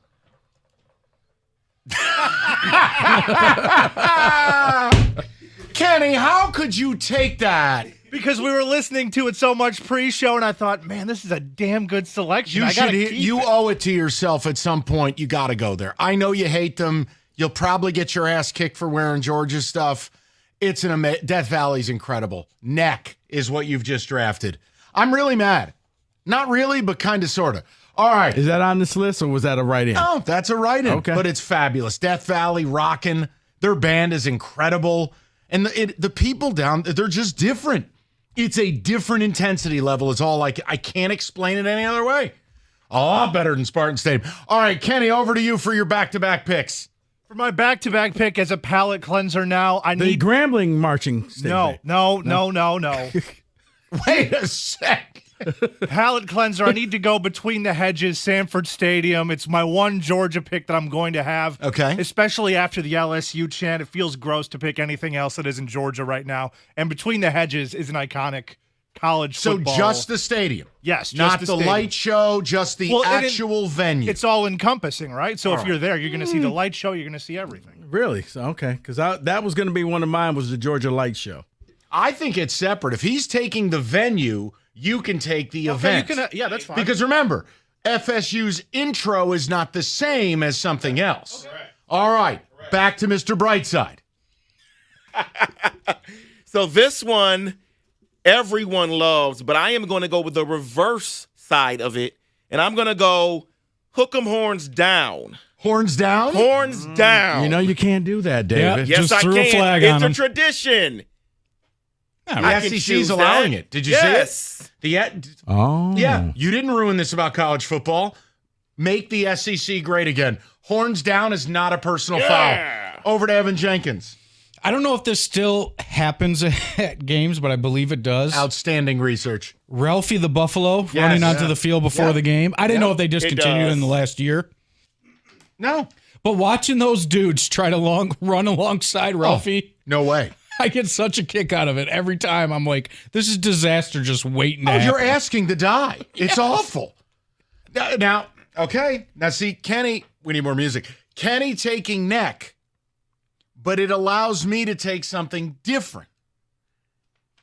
I'd like to select Mike the Tiger. LSU is on a different planet. Now, they no longer have Mike the Tiger on the field. They have done away with that. But here's the cool part. You exit the bookstore outside the stadium, the door opens to a freaking tiger cage. The tiger is staring you in the face looking to check your receipt. Mike the Tiger. What do we have? Johnny Spartan. Because that's safe. No, Sparty does one-handed push-ups, man. He's a loser, too. One-handed Mike? push-ups. Hey, breaking news. MSU has heard this. They're just going to cancel the program. Oh, Mike the Tiger has a pool? Yeah, it's awesome. It's amazing, dude. We can watch him live right How now. has Peter not just said no? He's in a full tiger. Dude, this thing's huge. He's in he's in a zoo. He's in like a jungle. They built him a jungle. No, I'm just saying with how things are. He's somewhere within there. No, and you can listen. Trust me, all right. You just worry about MSU having gas pumps at their stadium. They have a zoo. So long as you're not there, I'm fine. You got it. Rico Beard with his next pick. I'm going to go with the things you haven't ruined about college football. Rico Beard. Penn State whiteout. Yes. Probably one of the most intimidating climates ever. And I'll throw in a free Mo Bamba. That night against Michigan, the Mo Bamba game, the delay game. One of the loudest, most insane things you've ever seen on TV. Because the beauty of it is everybody wears white. You don't have somebody saying, I got to wear my lucky blue. No, everybody is in white. Rico, back to back. He's black. He chose white. Very exciting. What do you have? In the official, Rico hasn't effed this up about college football draft. Rico selects. All right, Mike, at that point, I'm going to go with the Florida State chop. Yes, excellent pick. I was taking it next. There's nothing like it. And I know, watching the games, can it get repetitive? Can you be sick of it, especially if you bet against Florida State? Yes, but it is badass. It is. Absolutely love it. FSU chant. All right, here's what we're going to do. We're going to do another round. Let's go. Let's do another. Let's keep it rolling, then we'll get to the people. 248. Oh, yeah. You know you're in deep bleep when this starts. It's phenomenal. Absolutely phenomenal. All right. Either there or the Braves game. Or the Chiefs. Oh, yes, or the Chiefs. I am going to select. I want to just double check the list here. Hold on, people. I apologize. Power selection. How could I forget? One of the great things about college football, a unifying force in the game. Something that Rico is yet to ruin, and I'd like to welcome this tradition to the Big Ten for the first time. USC Song Girls. No. Wow, that's a good selection. Cool. Power selection. That's cool. So Mike the Tiger, his little engagement, that's off the board. I took it. I am going to go with, Mike's going to hate it, but I was going to joke and say the Spartan Walk, but no, it's actually the dotting of the I of the Ohio State band to start the game. By the Sousaphone player. You might hate Ohio State, but if you ever get a chance to watch their band at halftime, it is actually quite impressive. Yeah, well, maybe State will someday be in a game at halftime for me not to have turned it off. All right, over to Mr. David Hall. All right, so I am going to go with.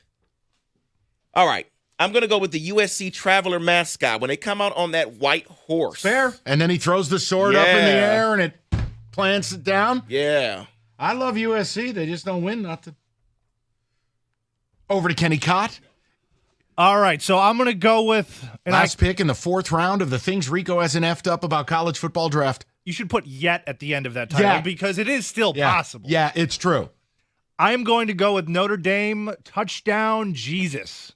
I think that's a power selection, especially this late in the draft. It is. Iconic football. Love when they come back from commercial and they're just showing it in the distance. Yeah. Unlike Rico, if you're a traditionalist like myself, it really it's a touching moment. Even though you can't see it from the stadium anymore? Not anymore. I know. It sucks. But it's cool. It's a cool campus shot. Puts Beaumont Tower to shame. All right. We will get some phone calls. We're going to continue drafting. We're not done.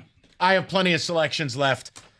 You guys think we missed something. You guys have something you love about college football that Rico hasn't sullied yet.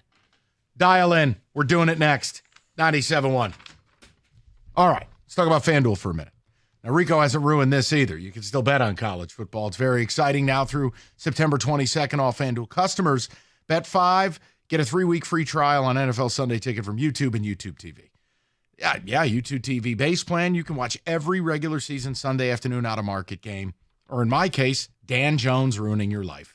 FanDuel.com/ticket to download America's #1 sportsbook. 21 and up, present Michigan. Full price of NFL Sunday Ticket will be automatically charged seasonally after free trial. No refunds. Terms and restrictions do apply. Gambling problem? Call 1-800-GAMBLER.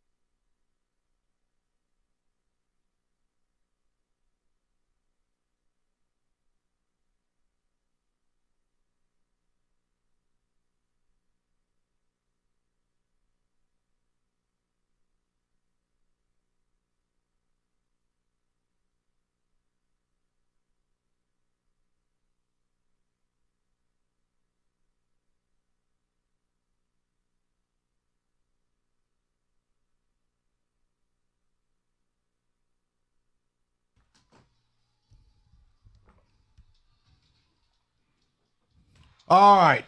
As you can hear, college football on the brain. We are doing the things Rico hasn't effed up about college football draft, the things we love most.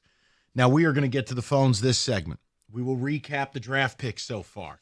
What have we missed? What selections do you like? And maybe just what is yours?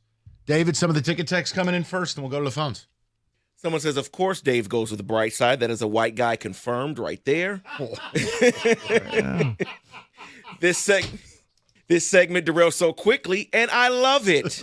Everything about this is great. It's fun with week 0 ahead, and for as negative as I am about college football, there are things I still love. Someone says, I agree with Evan. Dotting of the I is great to see in person. It is amazing. It just takes forever. Almost as long as it took you to leave when they were already up 28-0 on State. No, that took a lot. No, dotting on the I is seriously it's a 5-minute process. Like, oh my! Rico is already driving north of Findlay, looking for Canes.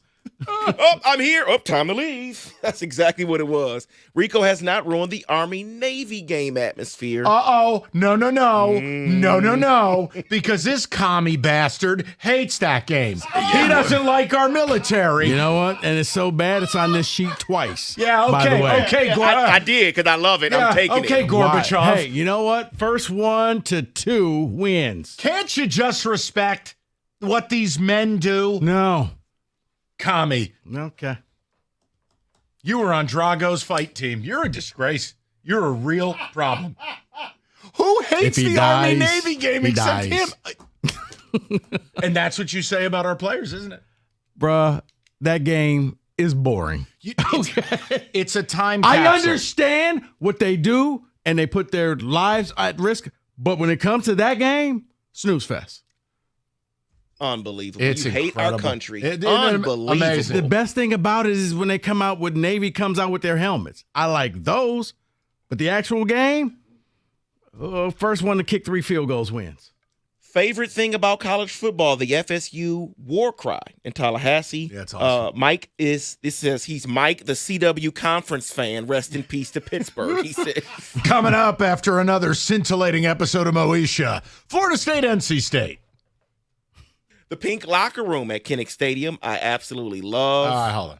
Now listen, you're free to love it. I hate everything about Iowa. I don't think the pink locker room's cute. I hate the way they play football. I hate Kirk Ferentz's face. Wait. And before him, I hated Hayden Fry. I can't stand Iowa. You hate the way Iowa plays football, but you like Army-Navy. Yes.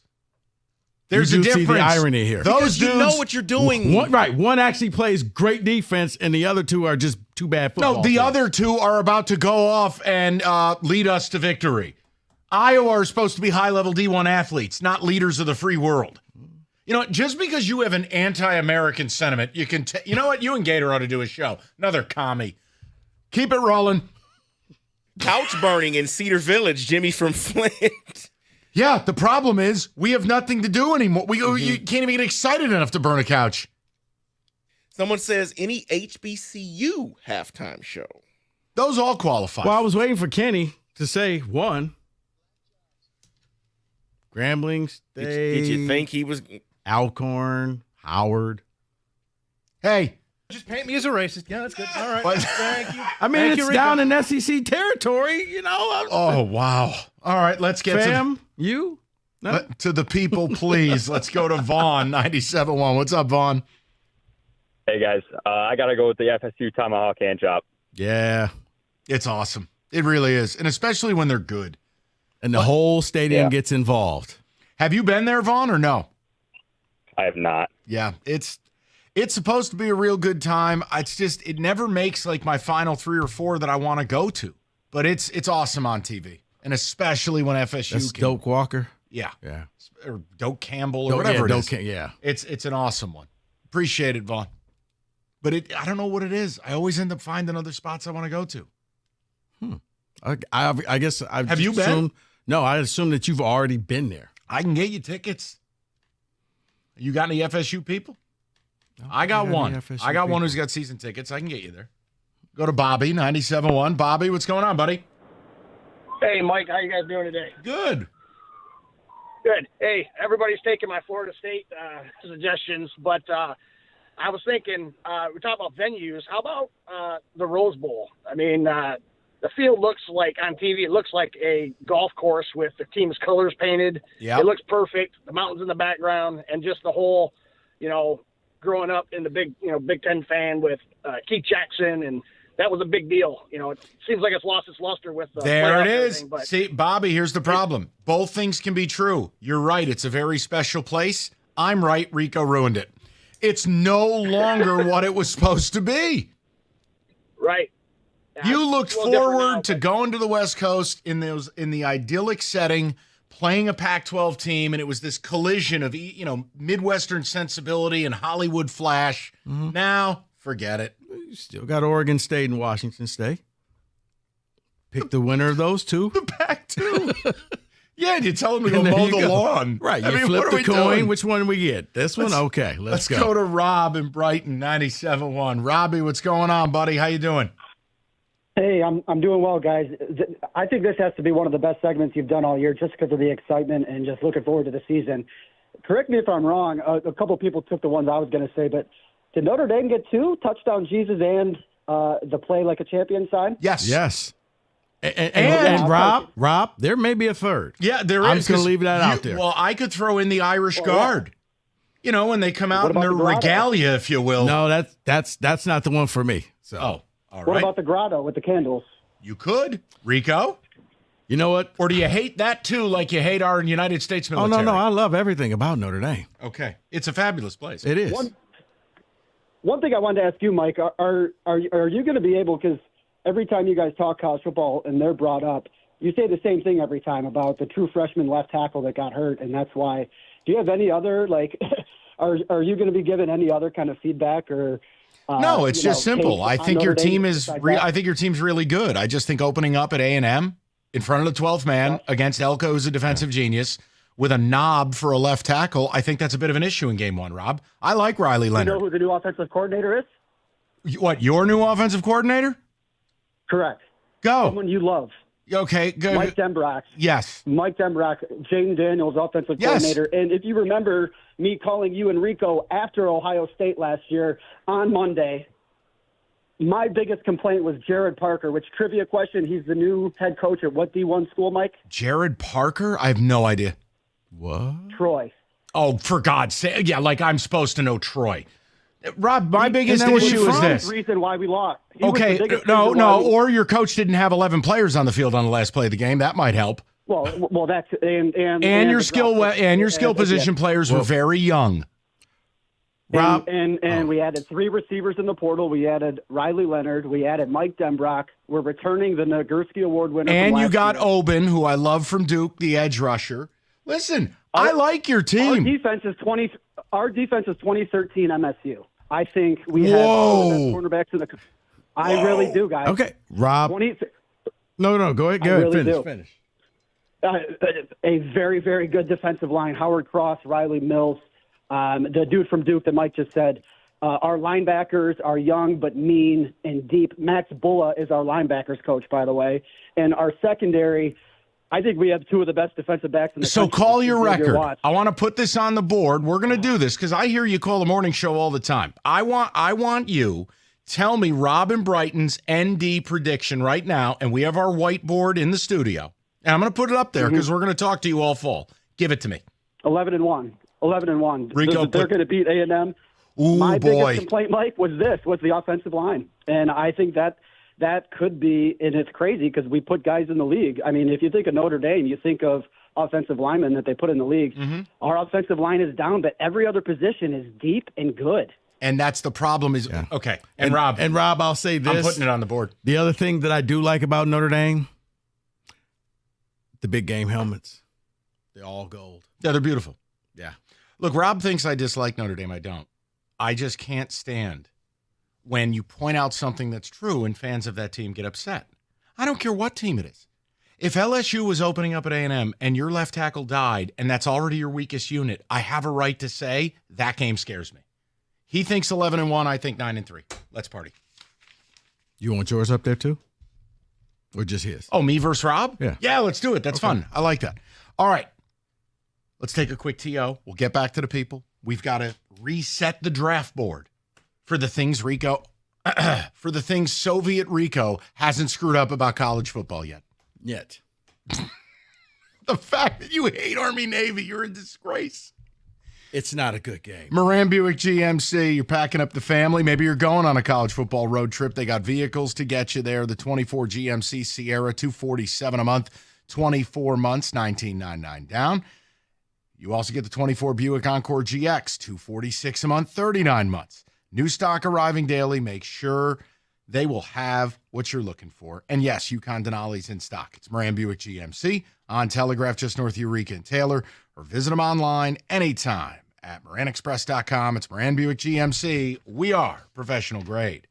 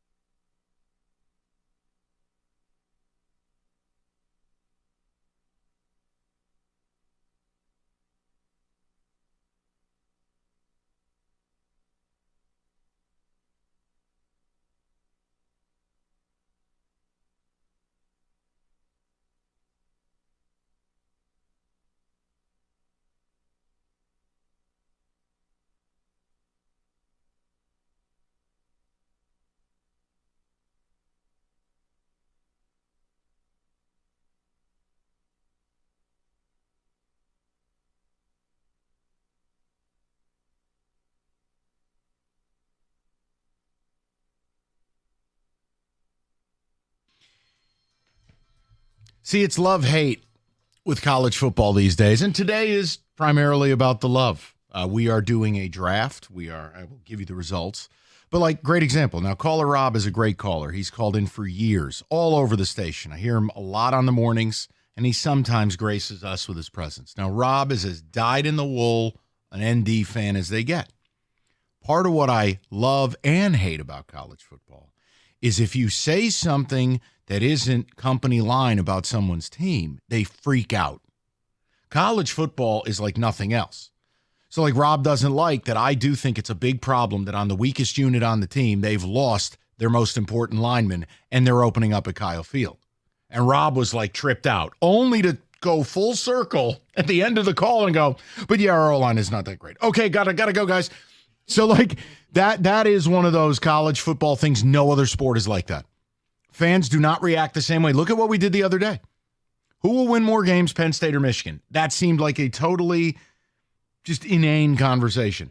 And people were triggered because they're like, well, Penn State probably, your schedule's easier. It just was a no-brainer.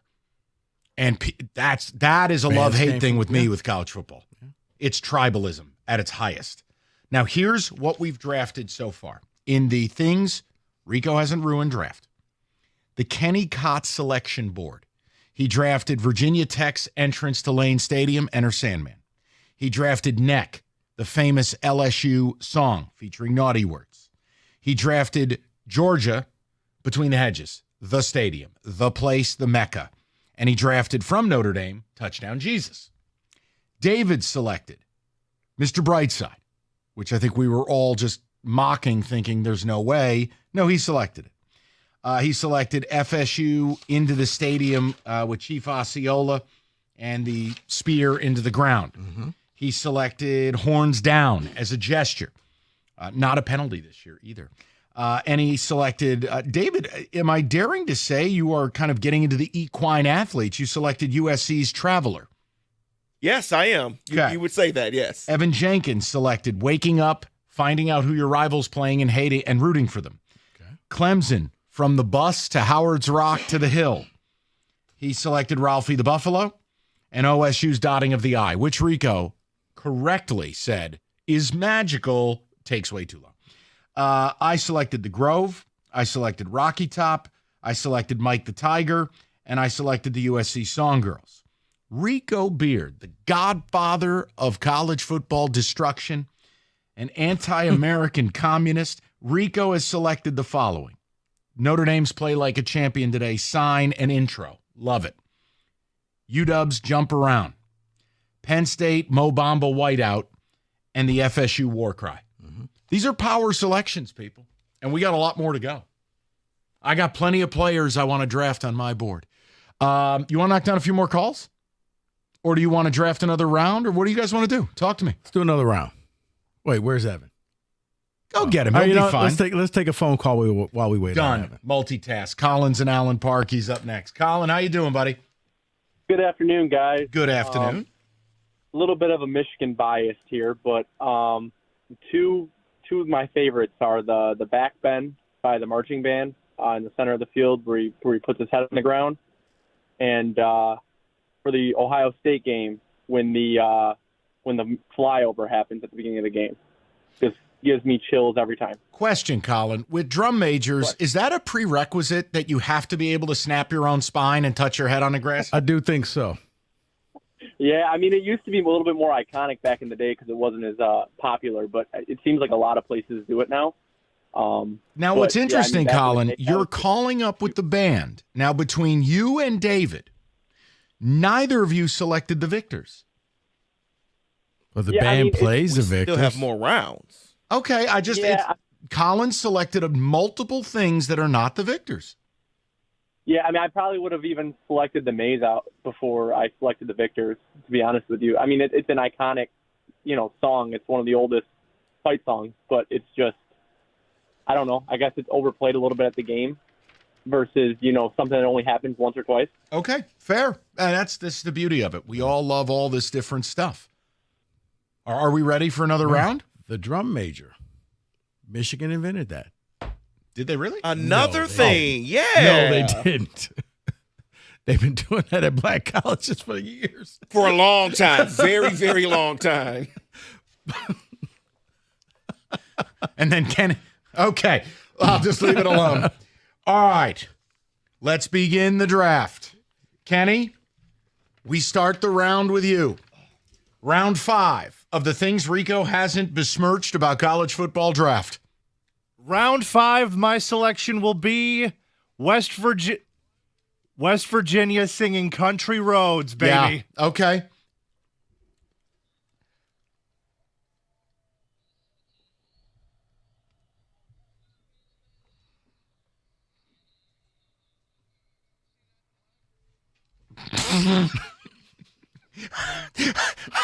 Also really cool is pregame when the band makes the shape of the state of West Virginia in Milan Putzker Stadium. Nobody walks in there and gets out alive. Okay. It's cool. Over to David. I'm a fan of toilet paper, so I am going with the toilet paper tradition at Auburn. Oh, all right. Okay. Jesus. Oh, you stole that one from me, David. Scam Newton.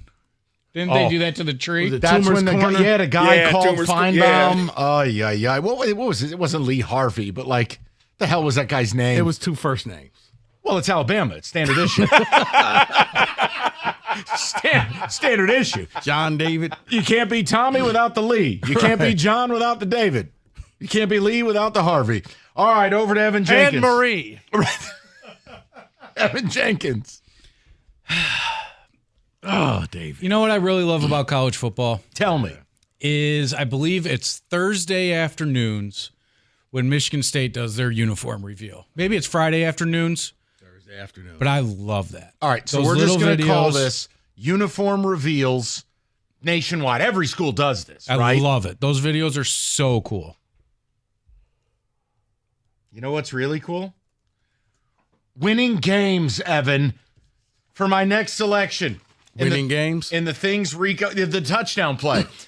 I would like to select something that is not celebrated enough. It is a tradition. It's cool. We would all love to partake in it, and it has to do with tailgating. I'd like to select from the University of South Carolina, the Cockaboose. Oh, that's right. Outside of their stadium, 22 cabooses. They call it the Cockaboose. And they're all tailgating venues. People buy these and host their tailgates in the caboose. That's what you call a Cockaboose. You have gas pumps at State. South Carolina has a Cockaboose. They might have EV chargers now. Yeah, you never know. 2024. Harvey Updike was that guy's name. Harvey Lee. It's crazy. Yeah, well-balanced And his guy. kid's name was Bear Updike. Yeah, there you go. Perfect. Combined IQ, roughly 48. All right, we continue along to Rico Beard, power selection. You know what, Mike? This one is just for you. Talk to me. It's the Spartan Walk. It's a cool tradition. Now, I think we should probably be throwing tomatoes at the players walking lately. Then you know You what? want to start that tradition this year? Go ahead, Mike. Yeah, let's get it going. It's just Mike throwing tomatoes. Right. Cherry tomatoes, Get though. you a lawn chair. I'm going to be like the stand peasants. you right at the Sparty statue. I'll be in the peasants of Game of Thrones. Boo! Shame. Ding, ding. Me and Kenny dressed as nuns ringing bells at the Spartan team. Shame. Ding, ding. Lord knows, you know Tucker would have had no problem walking nude. All right, Rico Beard power selection. You know what? Time out. Let's stop it. Let's just stop it right there. We will continue this. You're a problem. You're a real problem. You're out of control right now. We will continue. You enjoying this a little too much. Because we're celebrating what's left of this sport. 97 It's coming.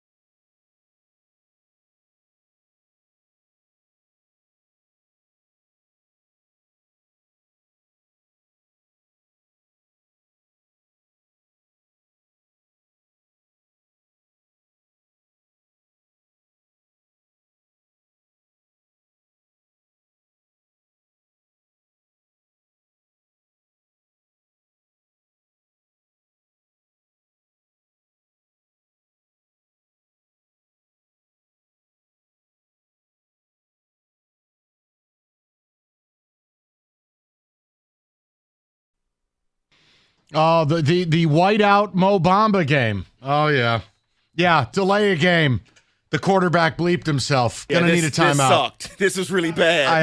That was beyond loud. It's intimidating, man.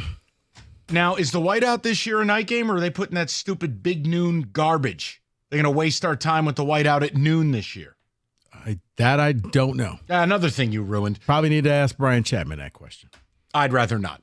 All right, so listen, let's get some of the ticket texts. And a side note, has Sal Palantonio aged a day in the last 30 years? No. I'm serious. Well, no, he aged a little bit, and then he just hit the pause button and said, that's it. It's unbelievable.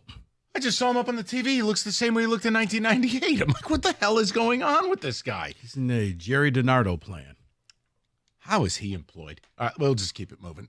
David, go ahead. Tommy McComb is asking, does the Corso headgear pick on game day count as a tradition? It absolutely counts.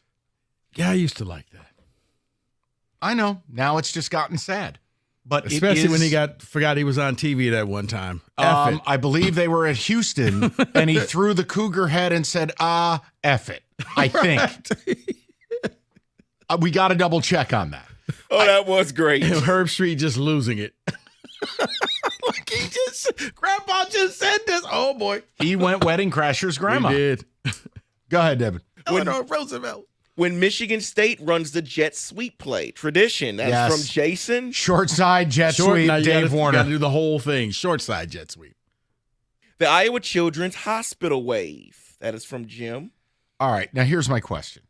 At what point do the kids file a grievance against the team? Like, we want touchdowns, guys. We appreciate the support, but we're not feeling well, and you guys don't score. Like, at what? You know what? Honestly, they should close the blinds. If you have no points, don't wave to us. So Mike hates sick kids. No, okay. I don't. I'm saying the kids deserve better. What are you going to hand the kids? I root for the punter T-shirts? Yeah, great defense T-shirts. Yeah, great. We're tight in you. Yeah, great. You guys haven't crossed midfield. Turn around and go wave to yourselves. Leave me alone. The 12th man at A&M and the UGA dog. Okay, I love Uga. Love. The 12th man thing, I got to tell you something. I would not want to be in that third deck. The highest one at Kyle Field, that looks a little much now. That's kind of like the Penn State press box. Is it? Yeah. Okay. They still haven't finished building that thing. I believe we're on UGA 11 now, by the way. Well, UGA 11. The problem is English Bulldogs, major medical. They don't live long. That's a tough mascot if it's not stuffed. That's why he's got the AC crate on the sideline. Yeah. He's living luxury, man. Correct. David, go ahead. Yeah, someone says, what you said before the break has me driving off the road laughing. Oh. Something was cut, The Game of Thrones reset? Shame. Ding, ding. Tuck coming. That's not, okay. Hey, there's T-shirts that say that. True. Just read now. James Earl Jones video before the start of a Michigan game. Incredible college football tradition. I'll trust you on that. Chris in Farmington Hills says the Nebraska Tunnel Walk is up there for me. Look, rightfully so, Nebraska gets slandered. But there is something magical about these places where they don't have a pro team, where the college is the team. Mm-hmm. And Nebraska's tradition is rich. I know we mock the black shirts now, but yes, their tunnel walk, if you pull that up on YouTube, awesome. See, for me, for Nebraska, I know. They didn't score a lot, but releasing the balloons after the first touchdown. And then the entire stadium releases the red balloons into the air. For a couple of years, they were holding on to those balloons for a long time. And they got to get rid of Herbie Husker inflatable Second edition. quarter, and I still have a balloon in my hand. Just pop the damn thing. Yeah, Herbie Husker is creepy. They got to get rid of that. The inflatable Husker, yeah, it's got to stop. That's nightmare fuel. Yeah. Absolute horror film. Let's go to Jimmy, 97.1. Jimmy, how you doing, buddy? Hey, Mike, how are you? Good, man. Good to talk to you. Good to talk to you guys again. If poisoning the trees on Toomer's Corner is taken off the board, I'm going to go with another Alabama tradition, and that is Dixieland Delight. Yes. Did you see it last year in the Rose Bowl? Yeah, just the video, but it was awesome. It's just awesome. The whole stadium singing it. Yep. It's awesome. I love it. I love listen, that is where, and I know Big Ten fans, Jimmy, they don't want to hear it. It is different down there. In the couple SEC stadiums I've been in, it's just, I don't know. It's more important than church to those people. And you just feel it. And like the Alabama stuff. But see, maybe we shouldn't have mocked David then because he took Mr. Brightside, the Michigan song that they sing. That doesn't hold a Don't candle. you dare compare Mr. You Brightside can't. to anything in the SEC. Now, and Jimmy's right. Fire up a little Dixieland Delight next break. There's that's all available. Now, Jimmy, I love it too, is like at Alabama and some of these other schools, even the college kids are dressed up to go to the game. Yes.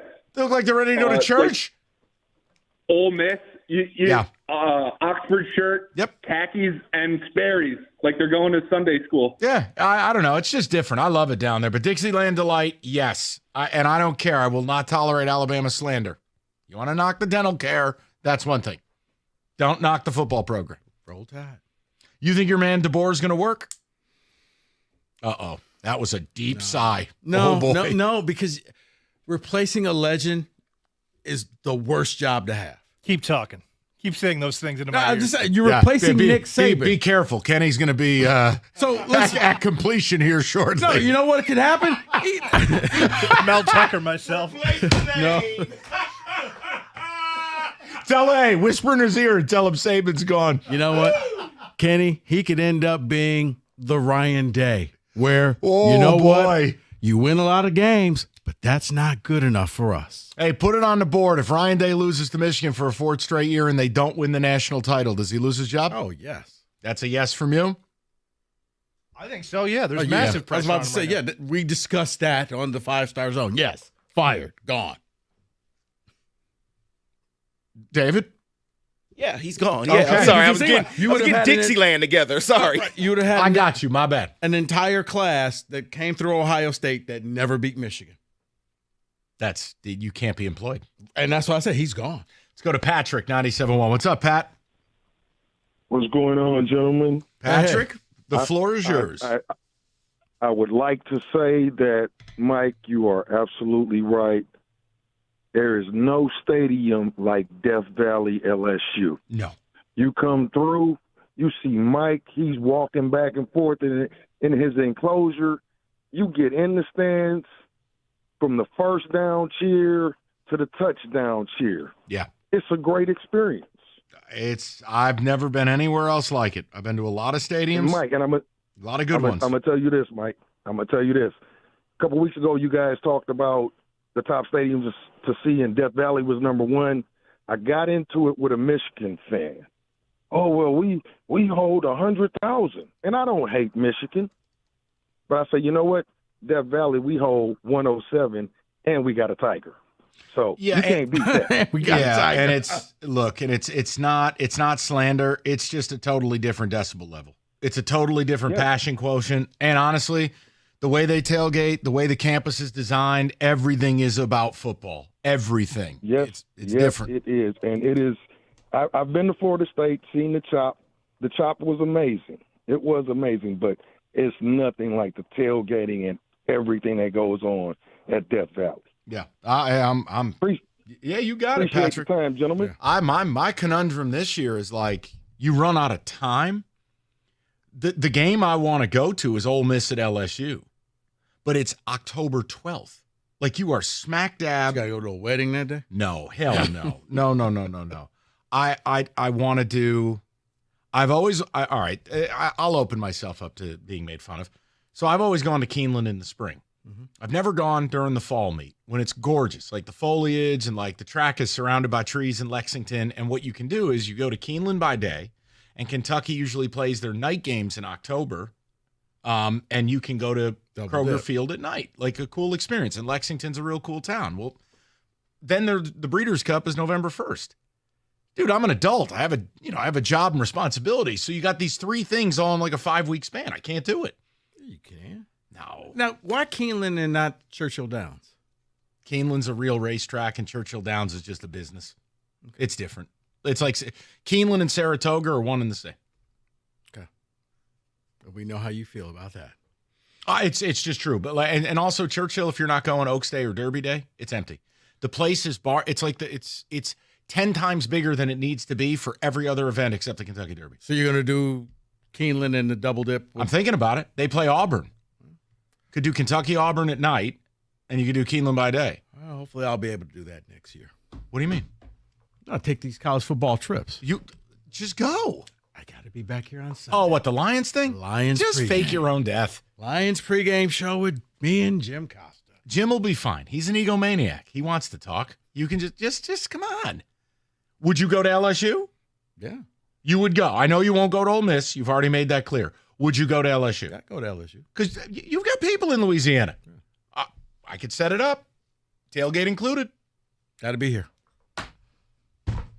All right. I'll just make a phone Last call. time I pulled a caper like that, I had to travel with no bags. Okay. All right. Oh, the UW trip Right. from 22. Right. All right. Summer. The sun is out. Days are longer. Your schedule. Yeah, it's busier. Unfortunately, the nicest time of year coincides with a lot of busy time, including like David, who lives at youth sporting events. Hungry Howie's will get dinner on the table and quick and even.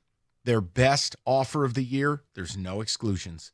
Even the limited time only Kenny pizzas are available. Pickle, bacon, ranch, backyard burger, any large pizza on the menu. $14.99, your choice of flavored crust. Dinner on the table in 20 minutes. Go to hungryhowies.com or download the Hungry Howie's app to start your order now. Limited time only at Hungry Howie's.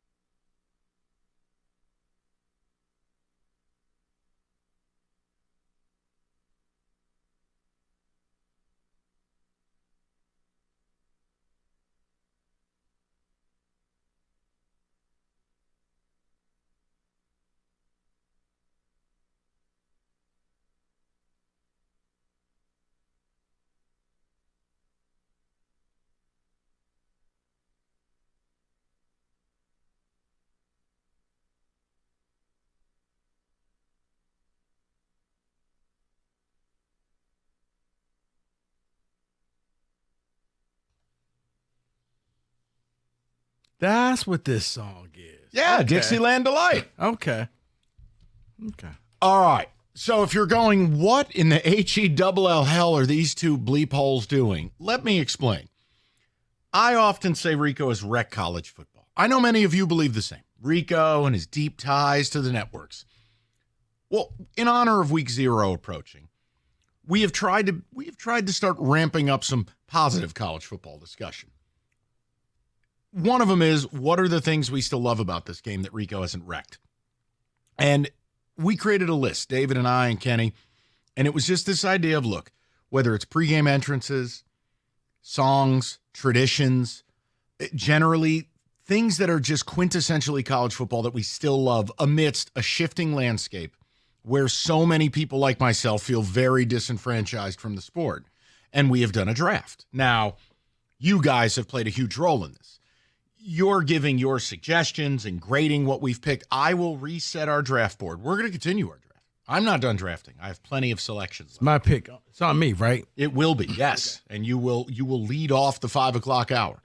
But people are calling in. They've got their suggestions. We've got the ticket text. If you wanted the Javy Baez discussion, Odyssey.com rewind. I've just told you, we've made a pact as a radio show. We're not doing backup QB radio. There's no point to it. You drafted Hendon Hooker in the 3rd round. If he ain't your backup, you may as well cut his ass. Or he is your backup and there's nothing to talk about. I can't figure out what the other shows are doing. They're just going backup quarterback crazy, and I'm sorry, I'm not interested. If Jared Goff gets hurt, you're effed. There's your show. 248. So let's just keep it rolling.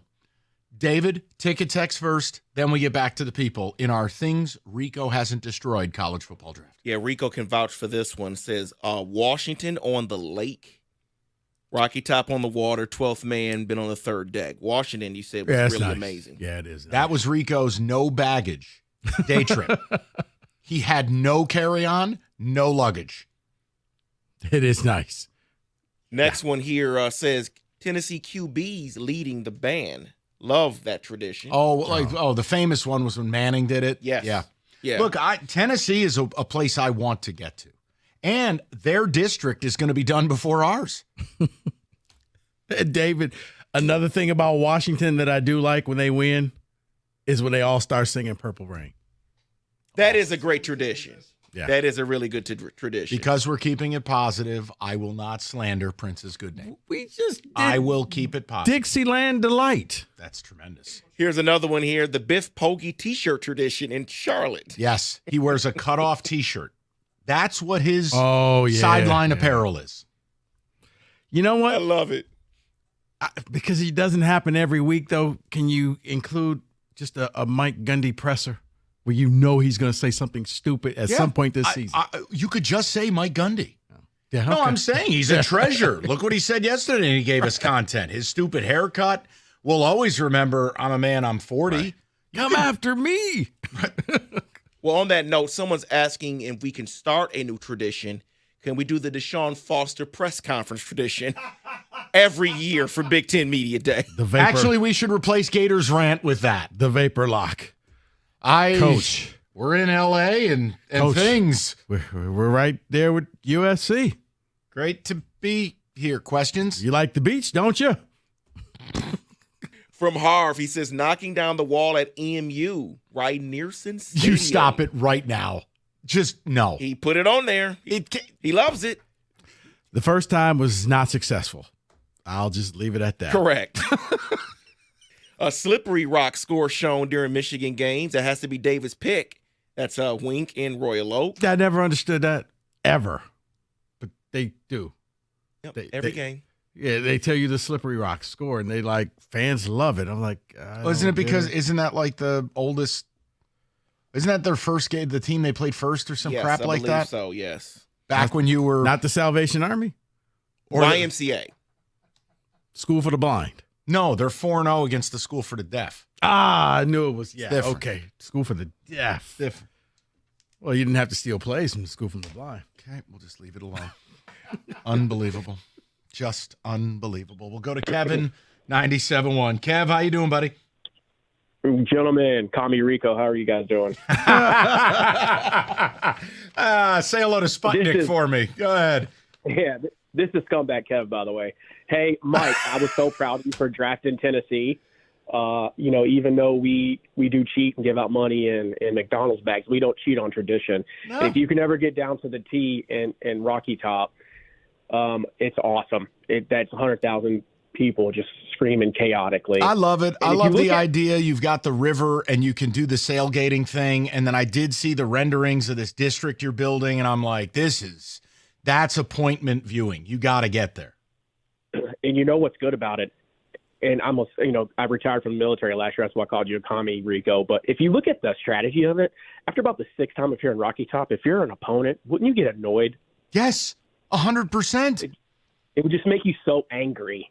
Yes, It's that is the awesome. whole point. It's terrible. Now, let me ask this question, Kevin. And Kevin, for the record, I appreciate what the military does, except make us watch that game every year. Oh, dude, Rico, listen, I agree with you. Those aren't Elite 1, D1 athletes, but they're there to serve their country for 4 years. I'm just giving you crap. It doesn't bother me. Here's the key, though. Kev, is Ilyamalieva or whatever his name is, this really expensive quarterback, is Nico going to be the guy? Is he going to put you back on the map here?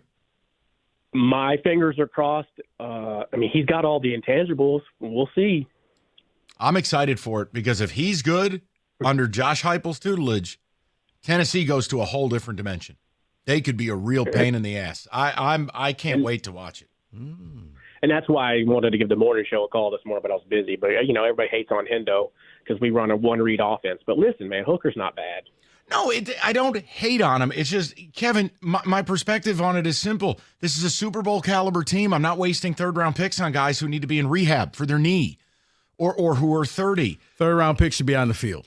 If you're not starting, you should be heavily in a rotation. Right, and what I'm not going to do is do backup quarterback radio. Hendon Hooker's backup. And if Hendon Hooker has to play, you're screwed. Why? Because he's not Jared Goff. I mean, it's just, I'm sorry, but it's like none of these backups. We did that yesterday where I go, here, what of this wet garbage do you want? Jake Hayner. All right, like that's going to save the Tyrod season. Taylor. Yeah, please. Drew Lock. Let's go to Dave, 97.1. Dave, what's going on, buddy? Hi, guys. How are you? Excellent. The red bandana game at Boston College. I don't know if you heard of it before, but yes, the Spartans are actually playing in it this year. Oh, no. That's the red bandana game? Yes, yes. Oh, we're dead, Rico. That's a loss. They honored a kid. He was the lacrosse player from BC, and he died in the towers. He was saving people. Wells Crowther. Yes. And they wear the bandana stripe because that's what he always wore, and he had a bandana on his face, and he went back into the building like 5 times to save people and beat. Exactly, yes. Oh, God. I didn't know the background story of it, but I've heard of the red bandana game. Yeah, and you're Dave, you're not messing with me. That's the day you play state? That's correct. Well, not me. My son went there. I sent my son there, but yes, that's the day they play state. Wow, we're in big trouble. All right, well, thank you for that, Dave. You've just ruined my afternoon. I appreciate that. Thank you so much, David. 2 and 10. Yeah, no, and if you want to see the full story, it's heartbreaking. It's awful. But, like, if you're into history, I'm sure they did an E60 on it. I think Tom Rinaldi did one of those segments. If it involves crying, Tom Rinaldi did it. Yeah. Thank you. I thought I was the only one. It's like, dude, It's all he specializes in. Hey, anybody got cancer? Tom Rinaldi here. Like, that's all he does is the saddest stuff. And he went to go take the trash out and never came back. Right. Like, what? Is he roommates with Van Jones? More on that tonight. Never seen a man cry so much. They got my order wrong at McDonald's. Dave, you need to get this guy out of here. I couldn't tie my shoes. My knee was hurting. No. And then the Amazon person left it on the wrong porch. You know what? I'm just...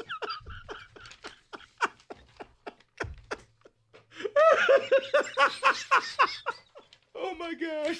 You know what? Companies are out there. I'm just not having it. Companies are out advertising BOGO offers on AC and furnaces. Nothing is free. You want a fair deal? Mastercraft Heating, Cooling, Plumbing, and Electrical. They've got you covered 24/7. Locally owned for over 40 years, and they back their work with a 5-year warranty. At Mastercraft, they are your one-stop shop for heating, AC, plumbing, and electrical. They'll beat any price. And now, you bundle a new high-efficiency AC and furnace, save up to $2,000. Fast installation and great same-day service. Just visit mastercraftheating.com.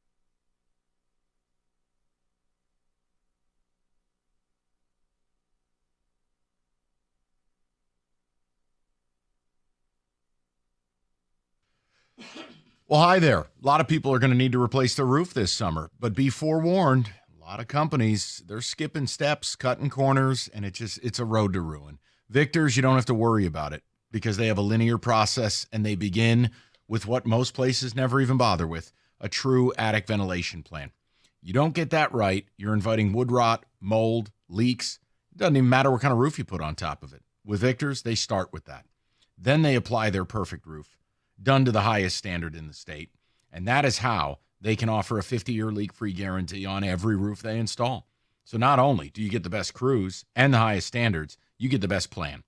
Call for your free roof inspection and estimate today, 734-773-1100, or book an appointment online anytime at victors.com.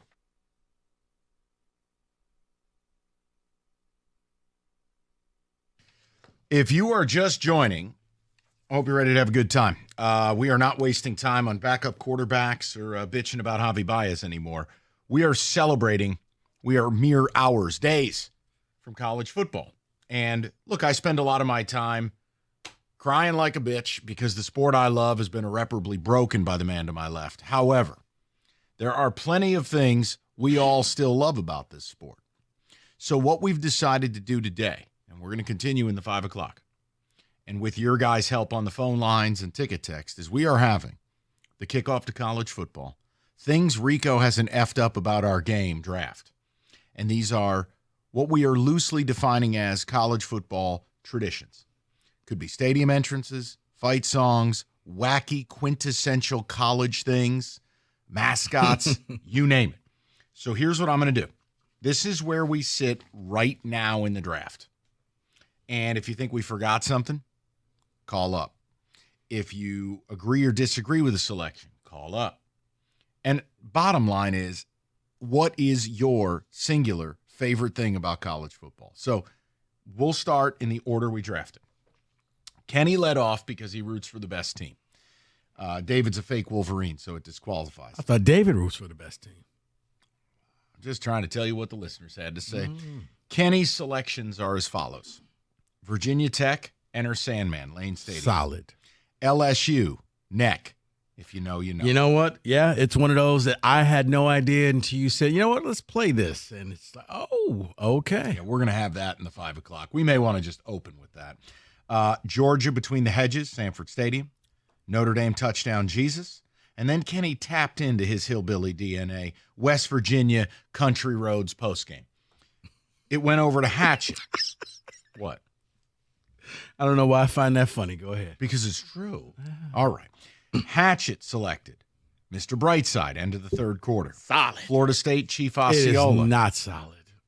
That was solid. Florida State. Yes, Chief Osceola. You basically wasted your first round selection. He did. Horns down. USC Traveler, the horse and sword and the whole bit. And then Toomer's Corner, TPing the trees, the whole bit, Alabama Auburn. Evans selected. Spite watching your rival. A classic in college football. Clemson from the buses to Howard's Rock to the Hill.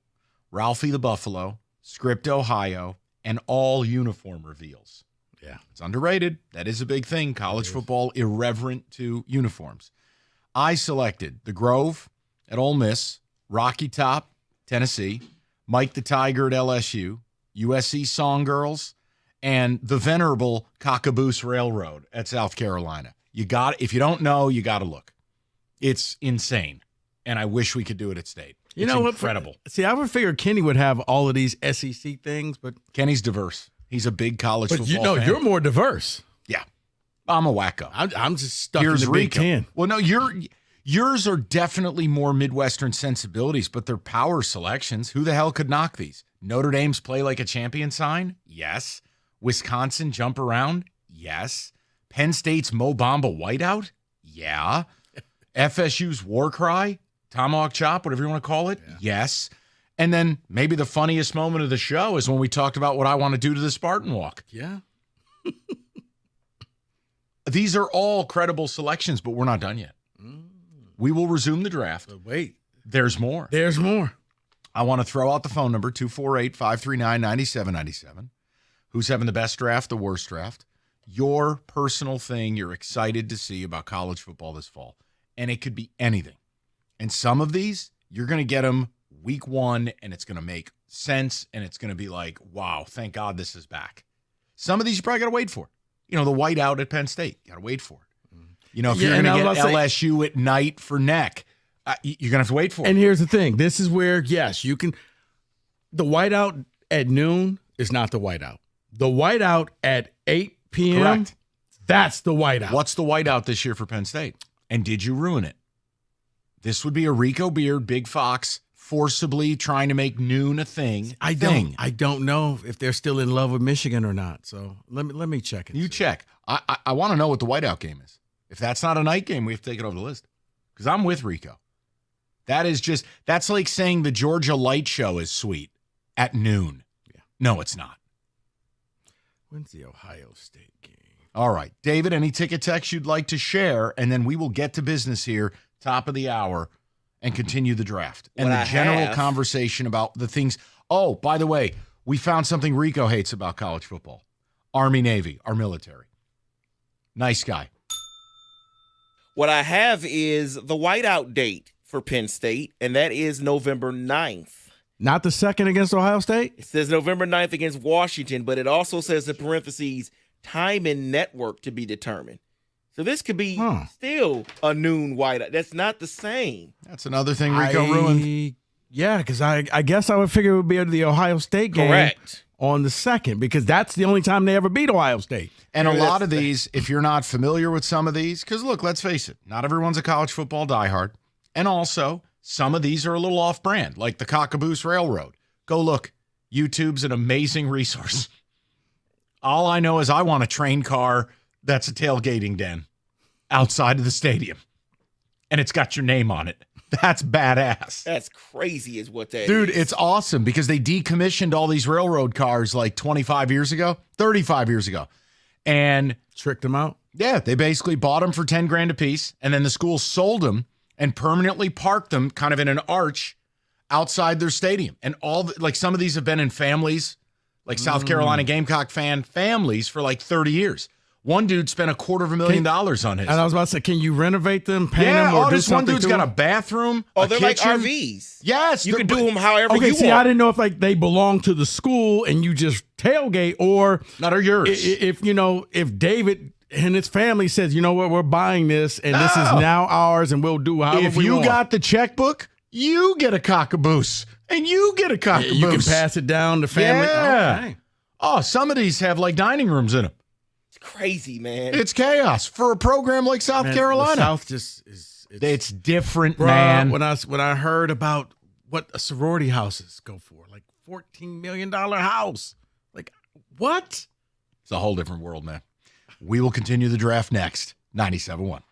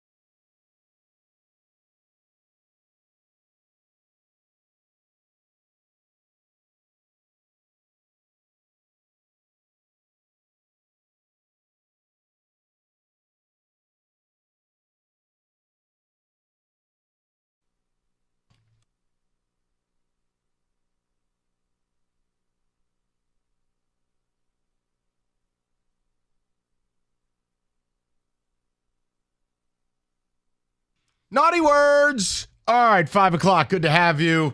Kenny, that's the power selection. Hey, before we draft, I have to do this because we have someone who can validate one of my selections. And it might be the most off-the-board one, but I'm going to go to Peter. We got to talk about the cockaboose. Peter, I appreciate someone validating this. Tell them all about it. Michael, I'd just like to say first time, long time. I appreciate you guys and all you do. Thank you for your love of college football in the city. The cockaboose, I don't even really know how to describe it. I went to Williams-Brice a couple years ago. A buddy has a son that goes to South Carolina, and everything you're describing is exactly right, except some of them, they got the top popped off. There's people on top of the cabooses. They run in the family. It's bananas. Wait, this isn't like when one thing you showed me where they run on top. No, the running of the porta potties at the Preakness. Okay, no, this is different. Okay. These are full-size decommissioned train cars. Okay. Well, not only that, Mike, they're like historic train cars. It's not like an Amtrak car that you ride to Chicago because you don't want to pay for parking. It's like a historic, like something you would see that was going out west with the Buffalo Soldiers. The whole thing. It's unreal. Yeah, it's Peter, the thing I try to communicate to people is once you've gone down south for a college football game, it makes the Big Ten feel real small. Yeah, very well said. There's another caller to your show, my younger brother Rory, who went to UT. You guys have talked to him before. Rocky Top, Val Navy, same kind of a vibe, except this is land connected to tracks. South is at a different level. Yeah. No, Peter, I appreciate you validating it because when I made the selection, people were looking at me like, what, huh? But that's the beauty of it. That's South Carolina. That's not some high-end program. But it's everything that's right about college Mike, football. it's what you bring to the show. You know the obscure things, whether it's, the name of the field at wherever. Cockaboose, anyone? Yeah, you know this stuff. We got to go. We're just trying to keep up with you. Why don't we go? Okay. South Carolina. We missed out on Spencer Rattler. I don't know. I don't care if they win or lose. I want a tour of the rail yard outside the damn stadium. All right, let's get to the draft. You have Evan's selections. I have Evan's selections. Evan is busy editing the 17 episodes of Cash the Ticket Jim and I did this week. Also, by the way, for you guys, the audio issues, they're not on Evan. You don't have to power bomb him in the comments. It is a corporate issue. We're fixing it. Just everybody calm down. People are leaving 5-star reviews and they're going, the audio's not loud enough. It's like, well, the company puts ads in that are so overmodulated, they blow your brains out. And they're blaming Evan. This is what people do. All right. Evan works hard. David, hit the button. Yes. All right. What better way to start the 5 o'clock than the man who's wrecked college football, naming the few things he hasn't screwed up that he likes. Okay. Rico Beard? I don't know if this ranks right up there with the cockabus. It's the cockaboose. They are a caboose for the Gamecocks. Cockaboose. That may be a different bus. But I am going to go with something that I truly enjoy this. Yes. I'm going with the Dentist. Dr. Pepper Fanville commercials. Whoa, just an outright media buy from the king of the networks. It makes sense. Come on. You're not entertained by the Dr. Pepper Fanville commercials. When they hit the portal and they're like, I'm going to the portal. Okay. Have you seen the new one yet? No, I have not. I have to send it to you. So, yes, Dr. Pepper. I missed the one with the vendor that kind of looked like Kirby Smart with the visor on. That's not going to be my selection, but I do like that one too. I'm going to go to the SEC where it just means more. And I am shocked that this is still available. The War Eagle fly-in. Oh, no, that was my next one. It is unbelievable that bird has not murdered someone descending from the skies where the whole crowd is yelling war, and then it's Eagle once it lands and the dude's got his glove on. It's amazing. I love it. No, that's solid. Just had it highlighted. That was going to be my next Meanwhile, one. at State, we have a stupid dog with a Frisbee. Go ahead. You're next. Oh, man, you can't. it's Zeke the Wonder Dog. Retire him. You hate puppies. I want the chariot back. You hate I dogs. want the chariot back. And if the chariots came back, you'd be like, the wheels aren't big enough. You know what? First he hates sick kids, then he hates dogs. I didn't say that. I said the kids deserve better than Iowa's offense. Iowa kids, sorry, you get no love from Uncle Mikey. You'd get an offense. I'd be embarrassed if I were an Iowa donor. These poor children are fighting for their lives, and you idiots can't score a touchdown? But if spend Iowa more had money. if they had the cockabus, It's they'd a be okay. cockaboose. A boose. All right, Evan's selection. He is going with the Spartan Stadium Melting Moments cookies. Ice cream sandwiches. That's all Spartan football leaves you with. Eat your feelings. Melting moments. Mm-hmm. They should give them away for free. I was about to say, you can't even slander that, Mike, because you like them. No, there was a time they were wonderful. But now the football's so putrid, you don't even have the appetite. Hatchet, you're up next. All right, I'm between two. Let's see if he comes around for my other one.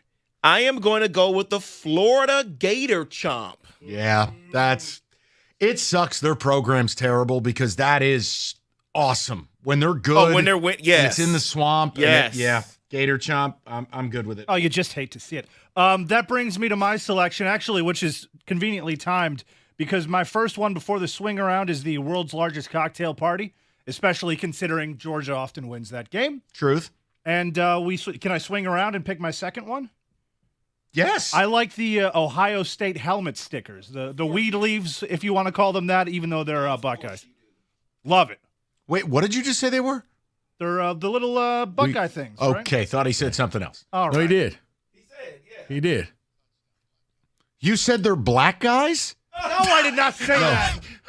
Weed leaf. Weed leaf stickers. I thought he said because they're black guys. I went, what is wrong? What does that even mean? I don't know. How come you try to paint me? I as wear this a racist- headset 6 hours a day. I don't know. Racist hillbilly. Well, they do go together. I'm just,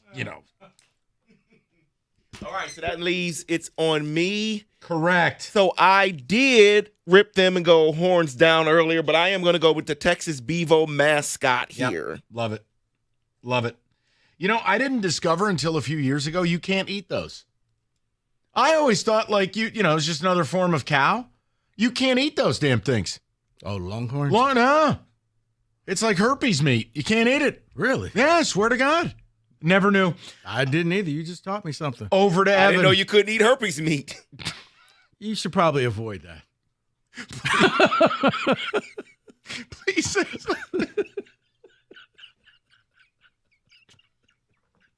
Because I'll tell you, I got a one-liner. If I said it, I'm walking out of here. I'll say it to David. Hold on.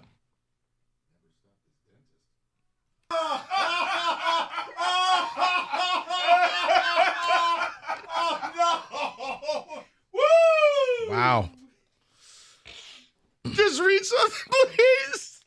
You know what? What's Evan's pick? In honor of you, Evan is taking Zeke the Wonder Dog. Are you serious? If there was a top 1,000 things of college football, Zeke wouldn't make the list. Zeke the Wonder Dog has made the list. Whatever. He's probably better than our wide receivers. Evan is hilarious. I love this. Dude, poor Evan. I mean, he loves MSU, but they don't love him back. I want to make sure I get this right here. Ooh, got to do it.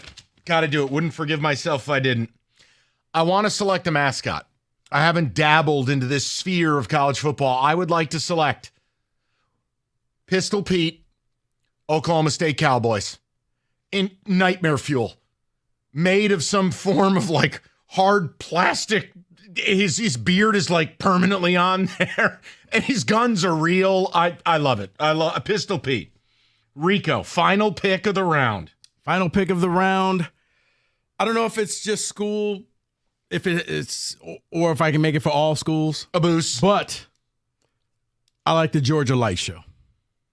It's phenomenal. Damn. But I mean, I know Alabama, a lot of schools now do a light show, so I don't know if it's specific for Georgia, or can I just say college football light shows? I think light shows in general, any usage of insanely expensive technology to add to your game Georgia, day. when the entire stadium is red, that's bad. I was told Michigan invented those, though. Shouldn't you be picking those? You know what? Staying away from it. They invented night games, for sure. And football. And spaceships. Read something, and drum majors. Nope. Stop right there. Read. I said drum majors. Read. All right, guys. Specs at LTU. You heard me talk about it. Classes are starting up in just a couple of weeks. So if you go to the website right now, you may be able to find space in the classes. That's ltu.edu/specs, and you're going to learn more about the broadcast media arts, digital media arts, and graphics communications program taught through Specs at LTU right here in the city of Southfield on the campus of Lawrence Tech. Like I said, classes are starting soon, so you do not want to miss out. You're going to be taught by instructors like myself. We actually work in the business, and with the hands-on approach and expert faculty, you're going to learn the practical skills you need to succeed in today's media industry. So what are you waiting for? Be curious. Go visit the website, ltu.edu/specs. That's ltu.edu/specs to learn more. Then make magic by enrolling in Specs at LTU certificate program today.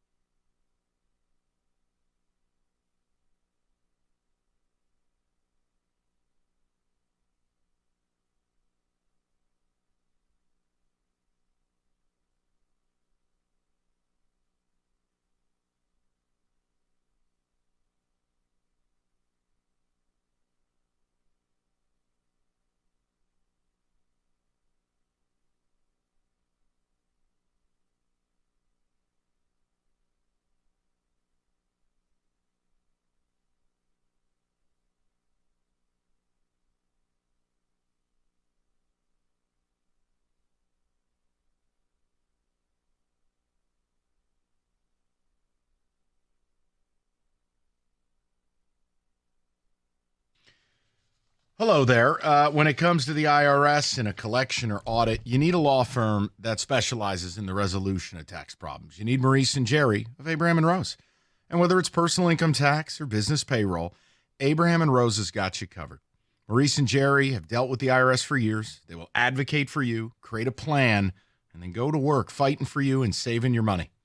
So all you got to do, Go to abrahamandrose.com today or call 248-539-5040, and you will never have to deal with the IRS again.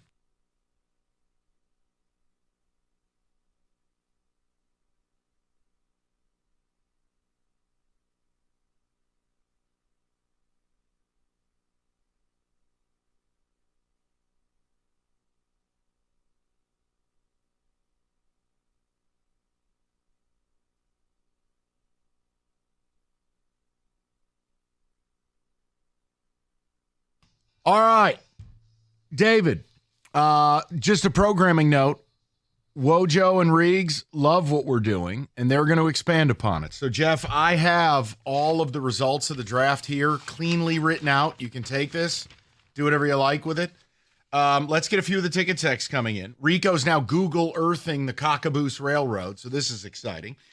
David, what do the people have to say? Did anyone mention the Red River Shootout yet? Amazing. No, it's available. Our stadium is exactly half red and half burnt orange. I don't know how that happens. That's Drew NGP. Well, it's because they treat it like a European soccer match. Like it's half and half. You don't want to be on the other side. It's at the Texas State Fair. It's the 11 a.m. kickoff. No, it's one of college football's great traditions. Since those aren't Georgia lights, Alabama was the first one with those lights. Okay, I'll leave this. Well, that's why I said not necessarily school specific, but yes, it's still sweet when you see it. How about the Oregon Duck riding the motorcycle? I love it. That is amazing. I know I shouldn't, but I love it. I love their uniforms. I love the two-tone turf. I love the stupid duck on his dumbass motorcycle. Like, I want to hate Oregon, but I can't. Because David, I still think back 25 years ago when Oregon was like the new kid on the block. And they had their first good team in my life. I think it was like 95 or 96 with Danny O'Neill at quarterback. And they still back then had the cartoon duck on their shoulder and the yellow helmet. And you're like, then State played them a couple of times. Once it was terrible. We went out there and Amp Campbell broke his neck and we got destroyed. And then they came to our place on a Thursday night when Tirico was still doing Thursday Night Football. Amp Campbell was back that night and recovered the fumble and returned it for a touchdown. Was Harrington wasn't the quarterback, was he? No, this was right. Wait a minute. This was before. Who was the QB? But I remember the Amp Campbell were taking it all the way back. Oh, Tirico's call on that is amazing. Can we get that on the show? Just for fun? I don't have anything to. This Cockaboose is pretty. This, Mike, I like this. We should go. Listen, I don't have, from a college football standpoint, I have nothing to live for. So if you could just give me the Oregon-Michigan State, Tirico, Amp Campbell recovers the ball call, that would really just bring a smile to my face. Okay? Could we do that? Let me go to the people. We'll continue along. Let's go to Tristan, 97.1. What's up, Tristan? Hey, guys. How you doing today? Good. What's up? Good. So I got two for you. You almost stole my thunder with Oregon, but I'm going to go with the Oregon Duck push-ups after every score. Yep. I have no problem with it. I love when the mascots do fun stuff. I don't know why. Maybe I'm just a big kid. The other one I got for you guys is the checkerboard at Neyland that they do for the night games. Yep. Yeah. Also underrated, the checkerboard at Fresno State. It just looks cool. Yes. I don't know why. I like it. Fresno State did a checkerboard. Oh, yeah. Listen, Can I give you guys one more that I think Rico ruined? Yes. What has Rico destroyed in your life? 248. Yes. Mike will be in the hospital 4 hours from now. Took away the turnover chainsaw at Oregon State. That's right. It's still there. No, it's not. Is it? If you don't have a conference, you don't get a turnover celebration. I'm with Tristan. You can still get a fumble or interception when you play Division II teams. I am totally with you. And what I loved at Oregon State is every third down, they didn't have time for a band. They blared a chainsaw sound effect that would rattle your man cave. The game that I don't know how they lost this game. It was so ridiculous. Was against USC 2 years ago. Reser Stadium was electric. Trent Bray, their DC, who's their head coach now, called a masterclass. Caleb destroyed Caleb. Just havoc everywhere. Chainsaw. Babies had chainsaws. And their guy, I think it was Chance Nolan, was their goofball quarterback, threw like 7 interceptions. I was about to say, is this a Caleb Heisman moment game? Like, did he lead them back to the comeback? And It was ugly.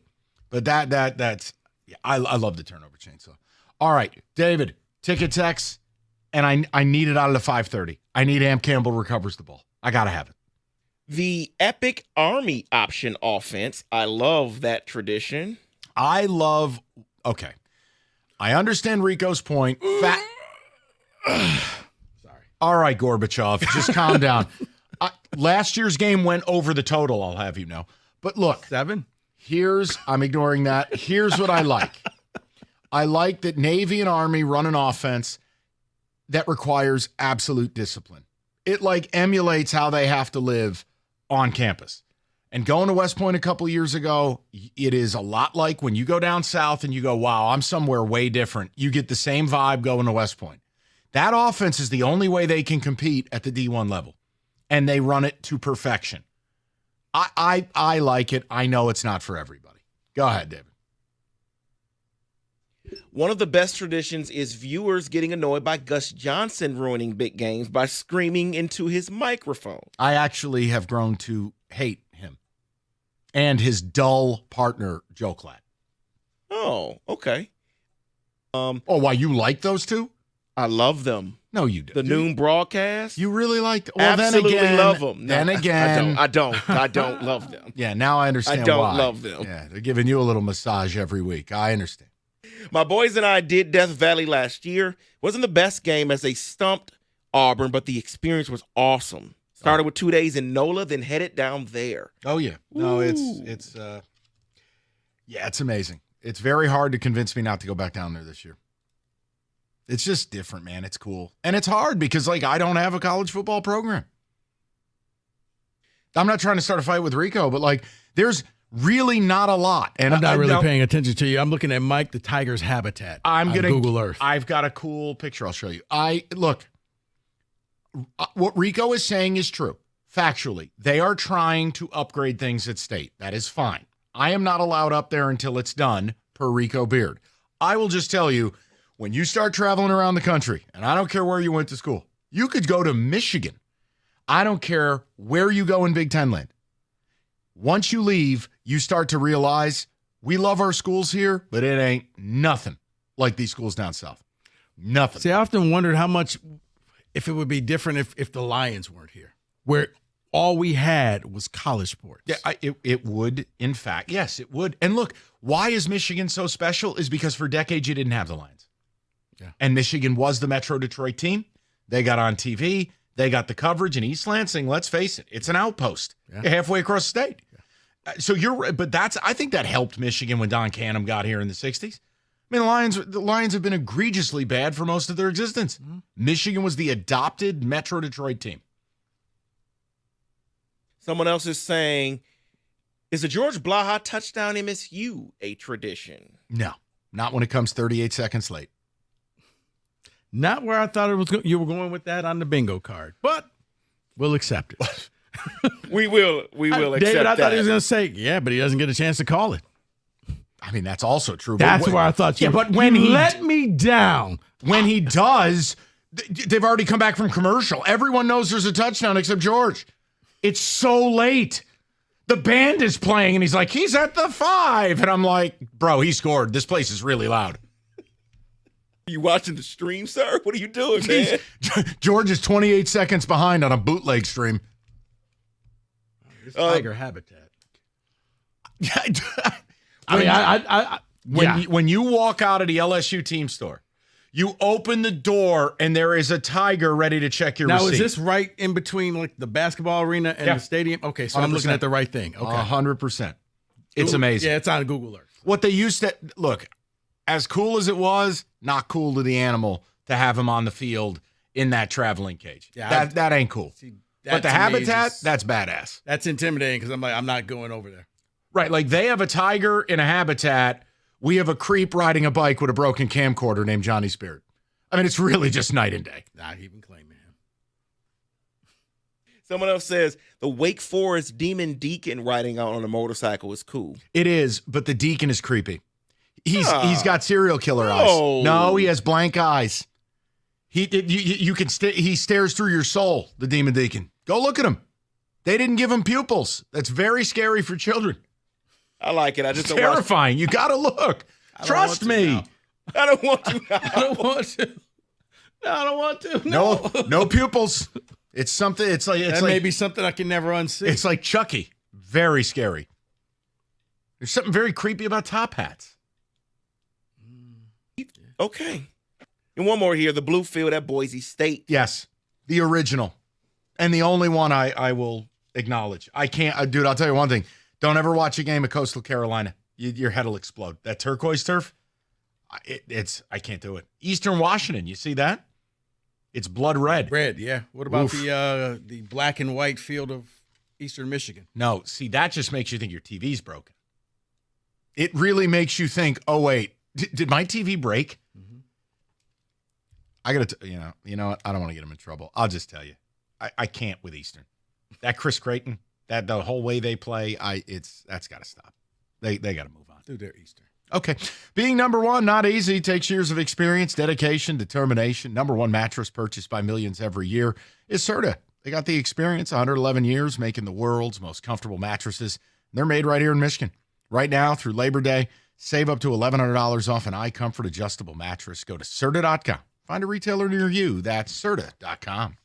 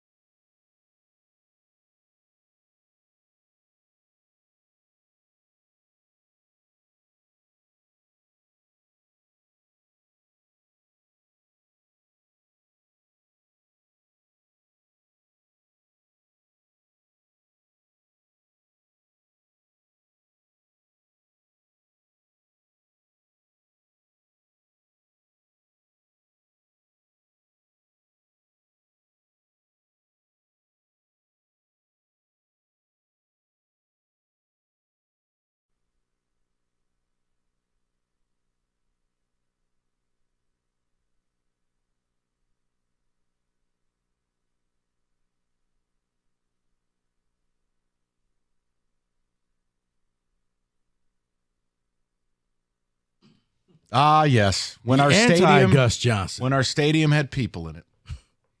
Tirico's still the best at college football. Like, I know his career has moved on. I know he does everything at an unbelievably high rate. He's phenomenal in college football. And young people like Kenny will never get to hear it. Tirico was awesome on college ball. And you're right. He could bring the excitement, but he wasn't this malignant narcissist like Gus. Yeah, he just let the play speak for He itself. just called the game. That's right. And he would let the play speak for itself and show excitement when it was exciting. It wasn't like, oh, he's a homer. It's just, hey, guys, this is a great play. And whether it was against your team, you're like, yeah, that kind of was a great play. Can't argue that. Yeah, like what Gus did to Michigan State since he hates us. Touchdown, black guy. Let's go to the people. I'll leave it alone. Let's go to David, 97.1. Dave, what's going on, buddy? How are you? David. Good afternoon. Hey, David, how Are you you doing? there? We are there. What's going on? Oh, okay. When Tennessee comes onto the field initially, they form a T with the band and going through the T. Yep. There's over 100,000 people on their feet screaming their fool heads off. I've been there many times, and it is one of the joys of life. Now, let me ask you this question, David, because we've had a couple people call in with the suggestion of the whole the Rocky Top Navy or whatever it is. What the hell is the water component at Neyland Stadium? Don't you just float up on the river? Yeah, it's the Tennessee River literally flows right next to Neyland. And, yes, that's all they do. People started taking the boats because the traffic jams at Knoxville were unreal. The biggest problem, because David, I was very close to going down there last year.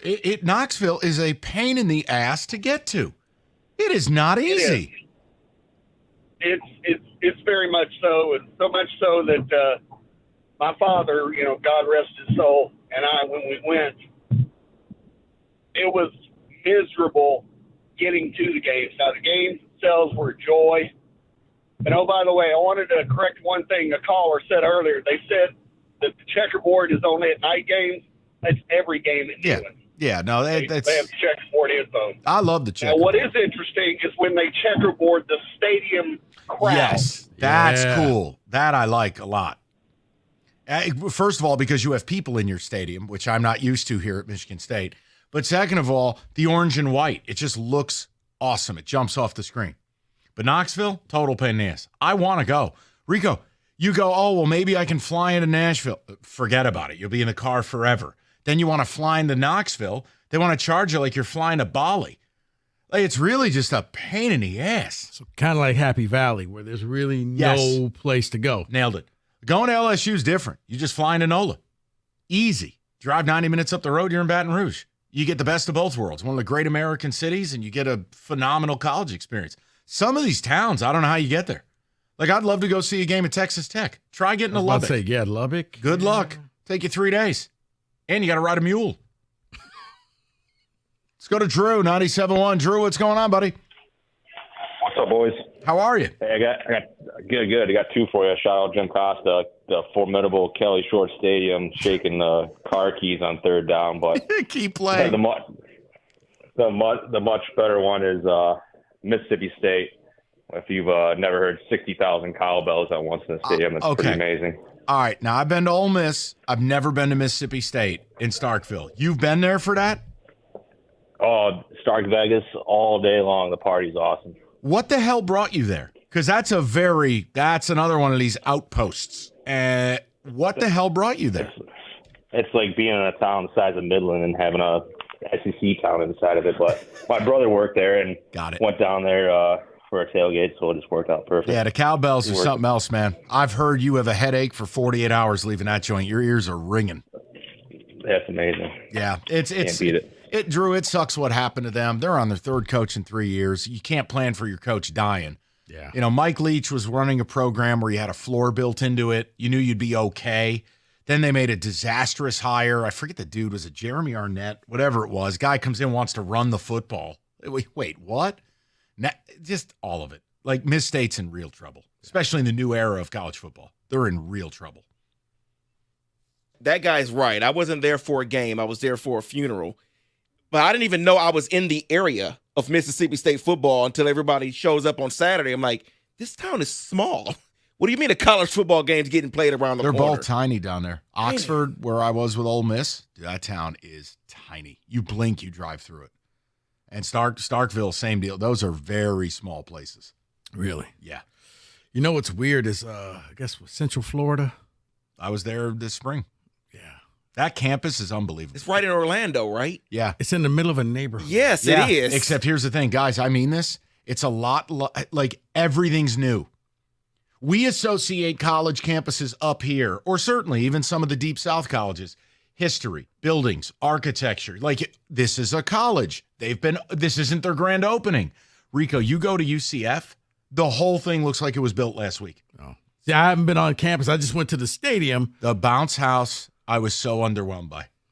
It's like it's like a welfare Spartan stadium. It's an erector set. Yeah. But yeah, right there in the middle of a neighborhood. Just Everything's new, though, and the dorm rooms look like high-end hotels. It's unbelievable.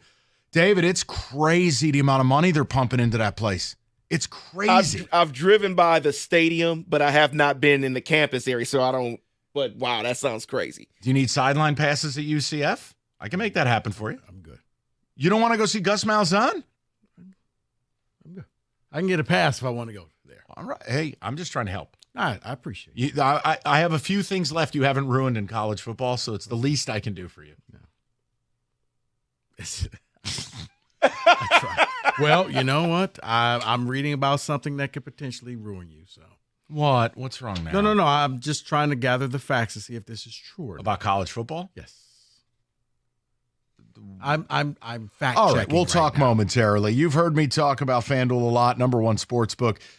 Here's something a little different. Right now through September 22nd, all FanDuel customers bet a $5 bet. You get 3 weeks of NFL Sunday Ticket from YouTube and YouTube TV. With a YouTube TV base plan, you're going to be able to watch every regular season Sunday afternoon out-of-market game. Let Dan Jones ruin your life. It's really great theater. Visit FanDuel.com/ticket to download America's #1 sportsbook.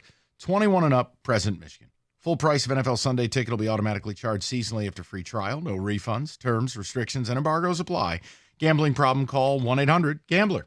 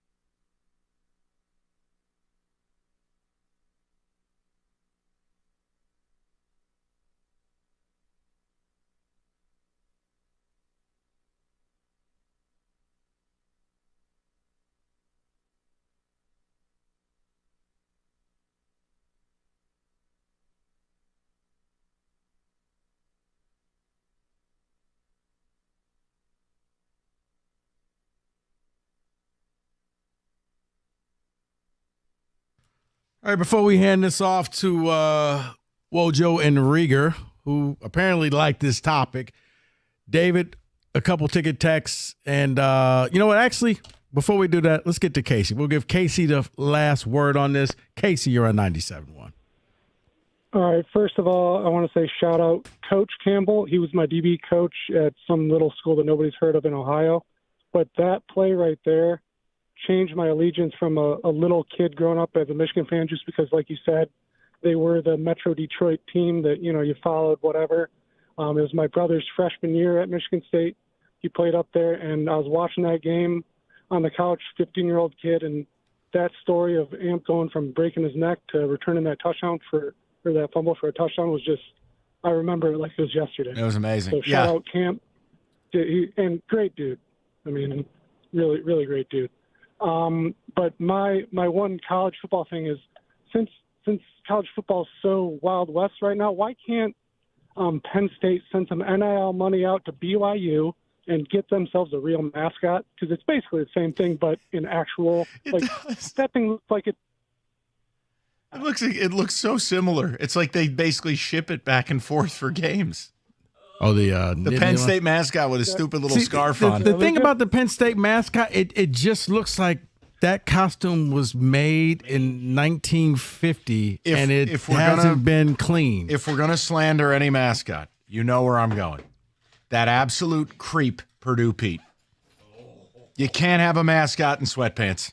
I mean, that's ridiculous. I can't believe Purdue Pete did not make your list. I hate him. I mean, every time you see him, you know it's good news because your team more than likely is kicking his ass. Not ours. Okay, fine. You guys maybe. Wait, did you do the Purdue? Do they still have the little train? Woohoo! The Boilermaker special? Yes. Yeah, they have the world's biggest drum. Did you do that? Was that on your list? I Worst hate Purdue. smelling city what don't ever. You get? I hate that city. I hate that fan base. It's not really I hate a that city. School. It really smells off. I hate the stadium. I still, to this day, see Chris Daniels catching 22 passes against State. I hate them. Okay, but Mike, all of your feelings about college football can't be connected to a Michigan State loss, can it? It can. Oh. Yeah, try it being can and it does. Hey, a box of kittens. Well, Northwestern beat us in 99. Like, would you rather be like a fan of Western or Michigan State? Come on. At this point, Yeah. Western. Oh, please. Because at least you have a reason to be bad. I hear Waldo Stadium's gorgeous in the fall. Oh, it What is. about the Did he make the Wayside? list? Or it? No, I enjoyed your list, and we're going to play off of it. The what did you call it? Oh, you The mean you're thing- not going to do 4 hours of backup quarterback talk? No, we no, were that thinking too. about Yeah, starting that with too. the backup quarterback. Can you believe what Dan Campbell had to say about Dan Sudfeld? care. Can you believe it? No, I think it's a nothing burger. Now, am I going to find some things on your list that you guys forgot? Yes, 100%. Okay. I got Okay. a couple already, I feel. But do we have to call it the college football things that Rico No, ruined? you don't. You can do whatever Okay. you like. No, what we were going to do was we were going to dissect your drafts. We'll each read one of your drafts. we're No, honestly, not. no, we are. And then whatever you didn't say, we're going to ask the people what was missed or what the best one is. I know what the best one is. I feel very strong, very passionate about the best one said during your entire show. What? It's Evan. It's hate watching. Oh, well, that's because what you do your whole life. He used the first round pick. He did. Yeah. Now, what position did he pick it? Spite watching? Yeah, spite I watching. think it hate was watching. his first overall. They're in Number order 3. three. Yeah. So he was the third overall pick, though? Yeah. That is a Well, pick well the spent. I feel. first two picks were wasted. Spite watch. What was the first Mr. pick? Brightside? Oh, No, I'm sorry. The second good and job. third. Mr. First, Bright? Kenny Thank knocked you, it out the Wojo. park. Yes. Thank you, Wojo. Enter Sandman. Mr. Bright? Oh, see, that's a good one. What about, Intersect- well, you guys missed another one when Michigan plays a night game. Right? Well, we did that. It was the that's light rare. show. Oh, yeah. And There's that that. Michigan. And we also found out in this segment that Michigan invented drum majors. Yep. I heard about that. So Michigan did invent not having a mascot. They really did. And they're sticking Inner by it. Sandman was the first pick overall? Yeah. That's a good pick. Now, Mike, you're a New York Yankee fan. What came first, Inner Sandman or Inter Sandman for Mariano Rivera? Oh, Virginia Tech, right? I can't speak to that. Whoa. That's a great question. I'm asking. No, because Mo don't know. Rivera, that would have started mid-90s. Yeah, and it went on for freaking ever. I'm not a hockeyologist. I'd really have to look. Everything in college football is 100 years old, minimum. Except for Metallica. Oh, did anyone mention the Little Brown Jug? And that was from the Black album. Bob, I said this. One of their and latest I know it's blasphemous around here. What? But like the more you explore the world of college football and you It's experience weird. more things, Yeah. the smaller and lamer the Big Ten becomes. Kind of. Although it's just because you. Hey, we're playing for the Floyd of Rosedale. The old brass spittoon. Don't forget that one. I We tell you don't what, even have that anymore. There is nothing better There than is. listening to, what do we got? Is this They on got- Panay Sewell? We just looked it up. It is Mariano Rivera. It got Older? introduced at VTech in 2000. He was there before 2000? So that. VTech stole it. Like Michigan Well, stole winged helmets. Like everybody has stole that Timmy Trumpet song. Oh, Well, what yeah. happened was apparently they needed a new video board to do it, so they got the video board. I will say this. I mean, and- it is cool. It's really cool. And David's that's not the greatest, of course, but people are stealing Mr. Brightside. Mr. Brightside. Yeah. Who? You hear it in all sorts of stadiums now. No, you need to think No, people no. are stealing it. No, they are. I like the axe. Was it Minnesota and Wisconsin? Oh, yeah. I do like the Paul axe. Bunyan's axe. Yeah. I like that one. That's a But legit they stole trophy. it from Michigan State. Now, the did Paul anybody Bunyan say trophy. the Eastern Michigan Rock of Wall? Remember the sledgehammer from a Yeah. couple years ago? The styrofoam wall. You had to break the wall. All kidding aside, if you did like a national poll with all biases removed, you know what it would be. Tell me. It would be Script, Ohio. I hate to it say. takes too long. Well, It's I think special, somebody but it takes- drafted that one. Yeah, I mean, but it is. But when you Everybody sit there- knows what it is and Right. who it is. When you see the very end of it, it looks cool. Yeah. But when you're watching them write it out, like, oh dear God, can you guys pick up the pace? Seriously. Right. Somebody get the damn sousaphone player Get where it him needs out to there. be. But it is Did cool to anybody see it choose unfold. the tunnel at the big house? The tunnel, that's a big Yeah. one too. That would Yeah. have been my next selection, Rieger. Running Oh, out good. of I can choose the wait, tunnel. running out of the tunnel or fighting in the tunnel? Which one? Either one. I Both. think works. Okay, Yeah. just the tunnel in general. All right, we've already found Very numerous ones infamous you What guys about missed. the Washtenaw County prosecutor? Yeah, that Yeah, too. I That said would that have one? been the next selection after that. Yeah. Now was I that his heard you did the Florida State. No. Yeah. Did you do the Florida Chomp? Yes. Uh, Okay. Bob, the answers are right Well, I in front can't of you. read them all in 10 seconds. All right. We'll see you guys on Friday. Great topic, guys. I enjoyed it. Yeah. We're just gonna rerun your show. You do Unless, whatever you want. Unless we're here at 5:30. You might be. All right. See you Ooh, later, big Tiger everybody. game tomorrow. Javy Baez. Oh my.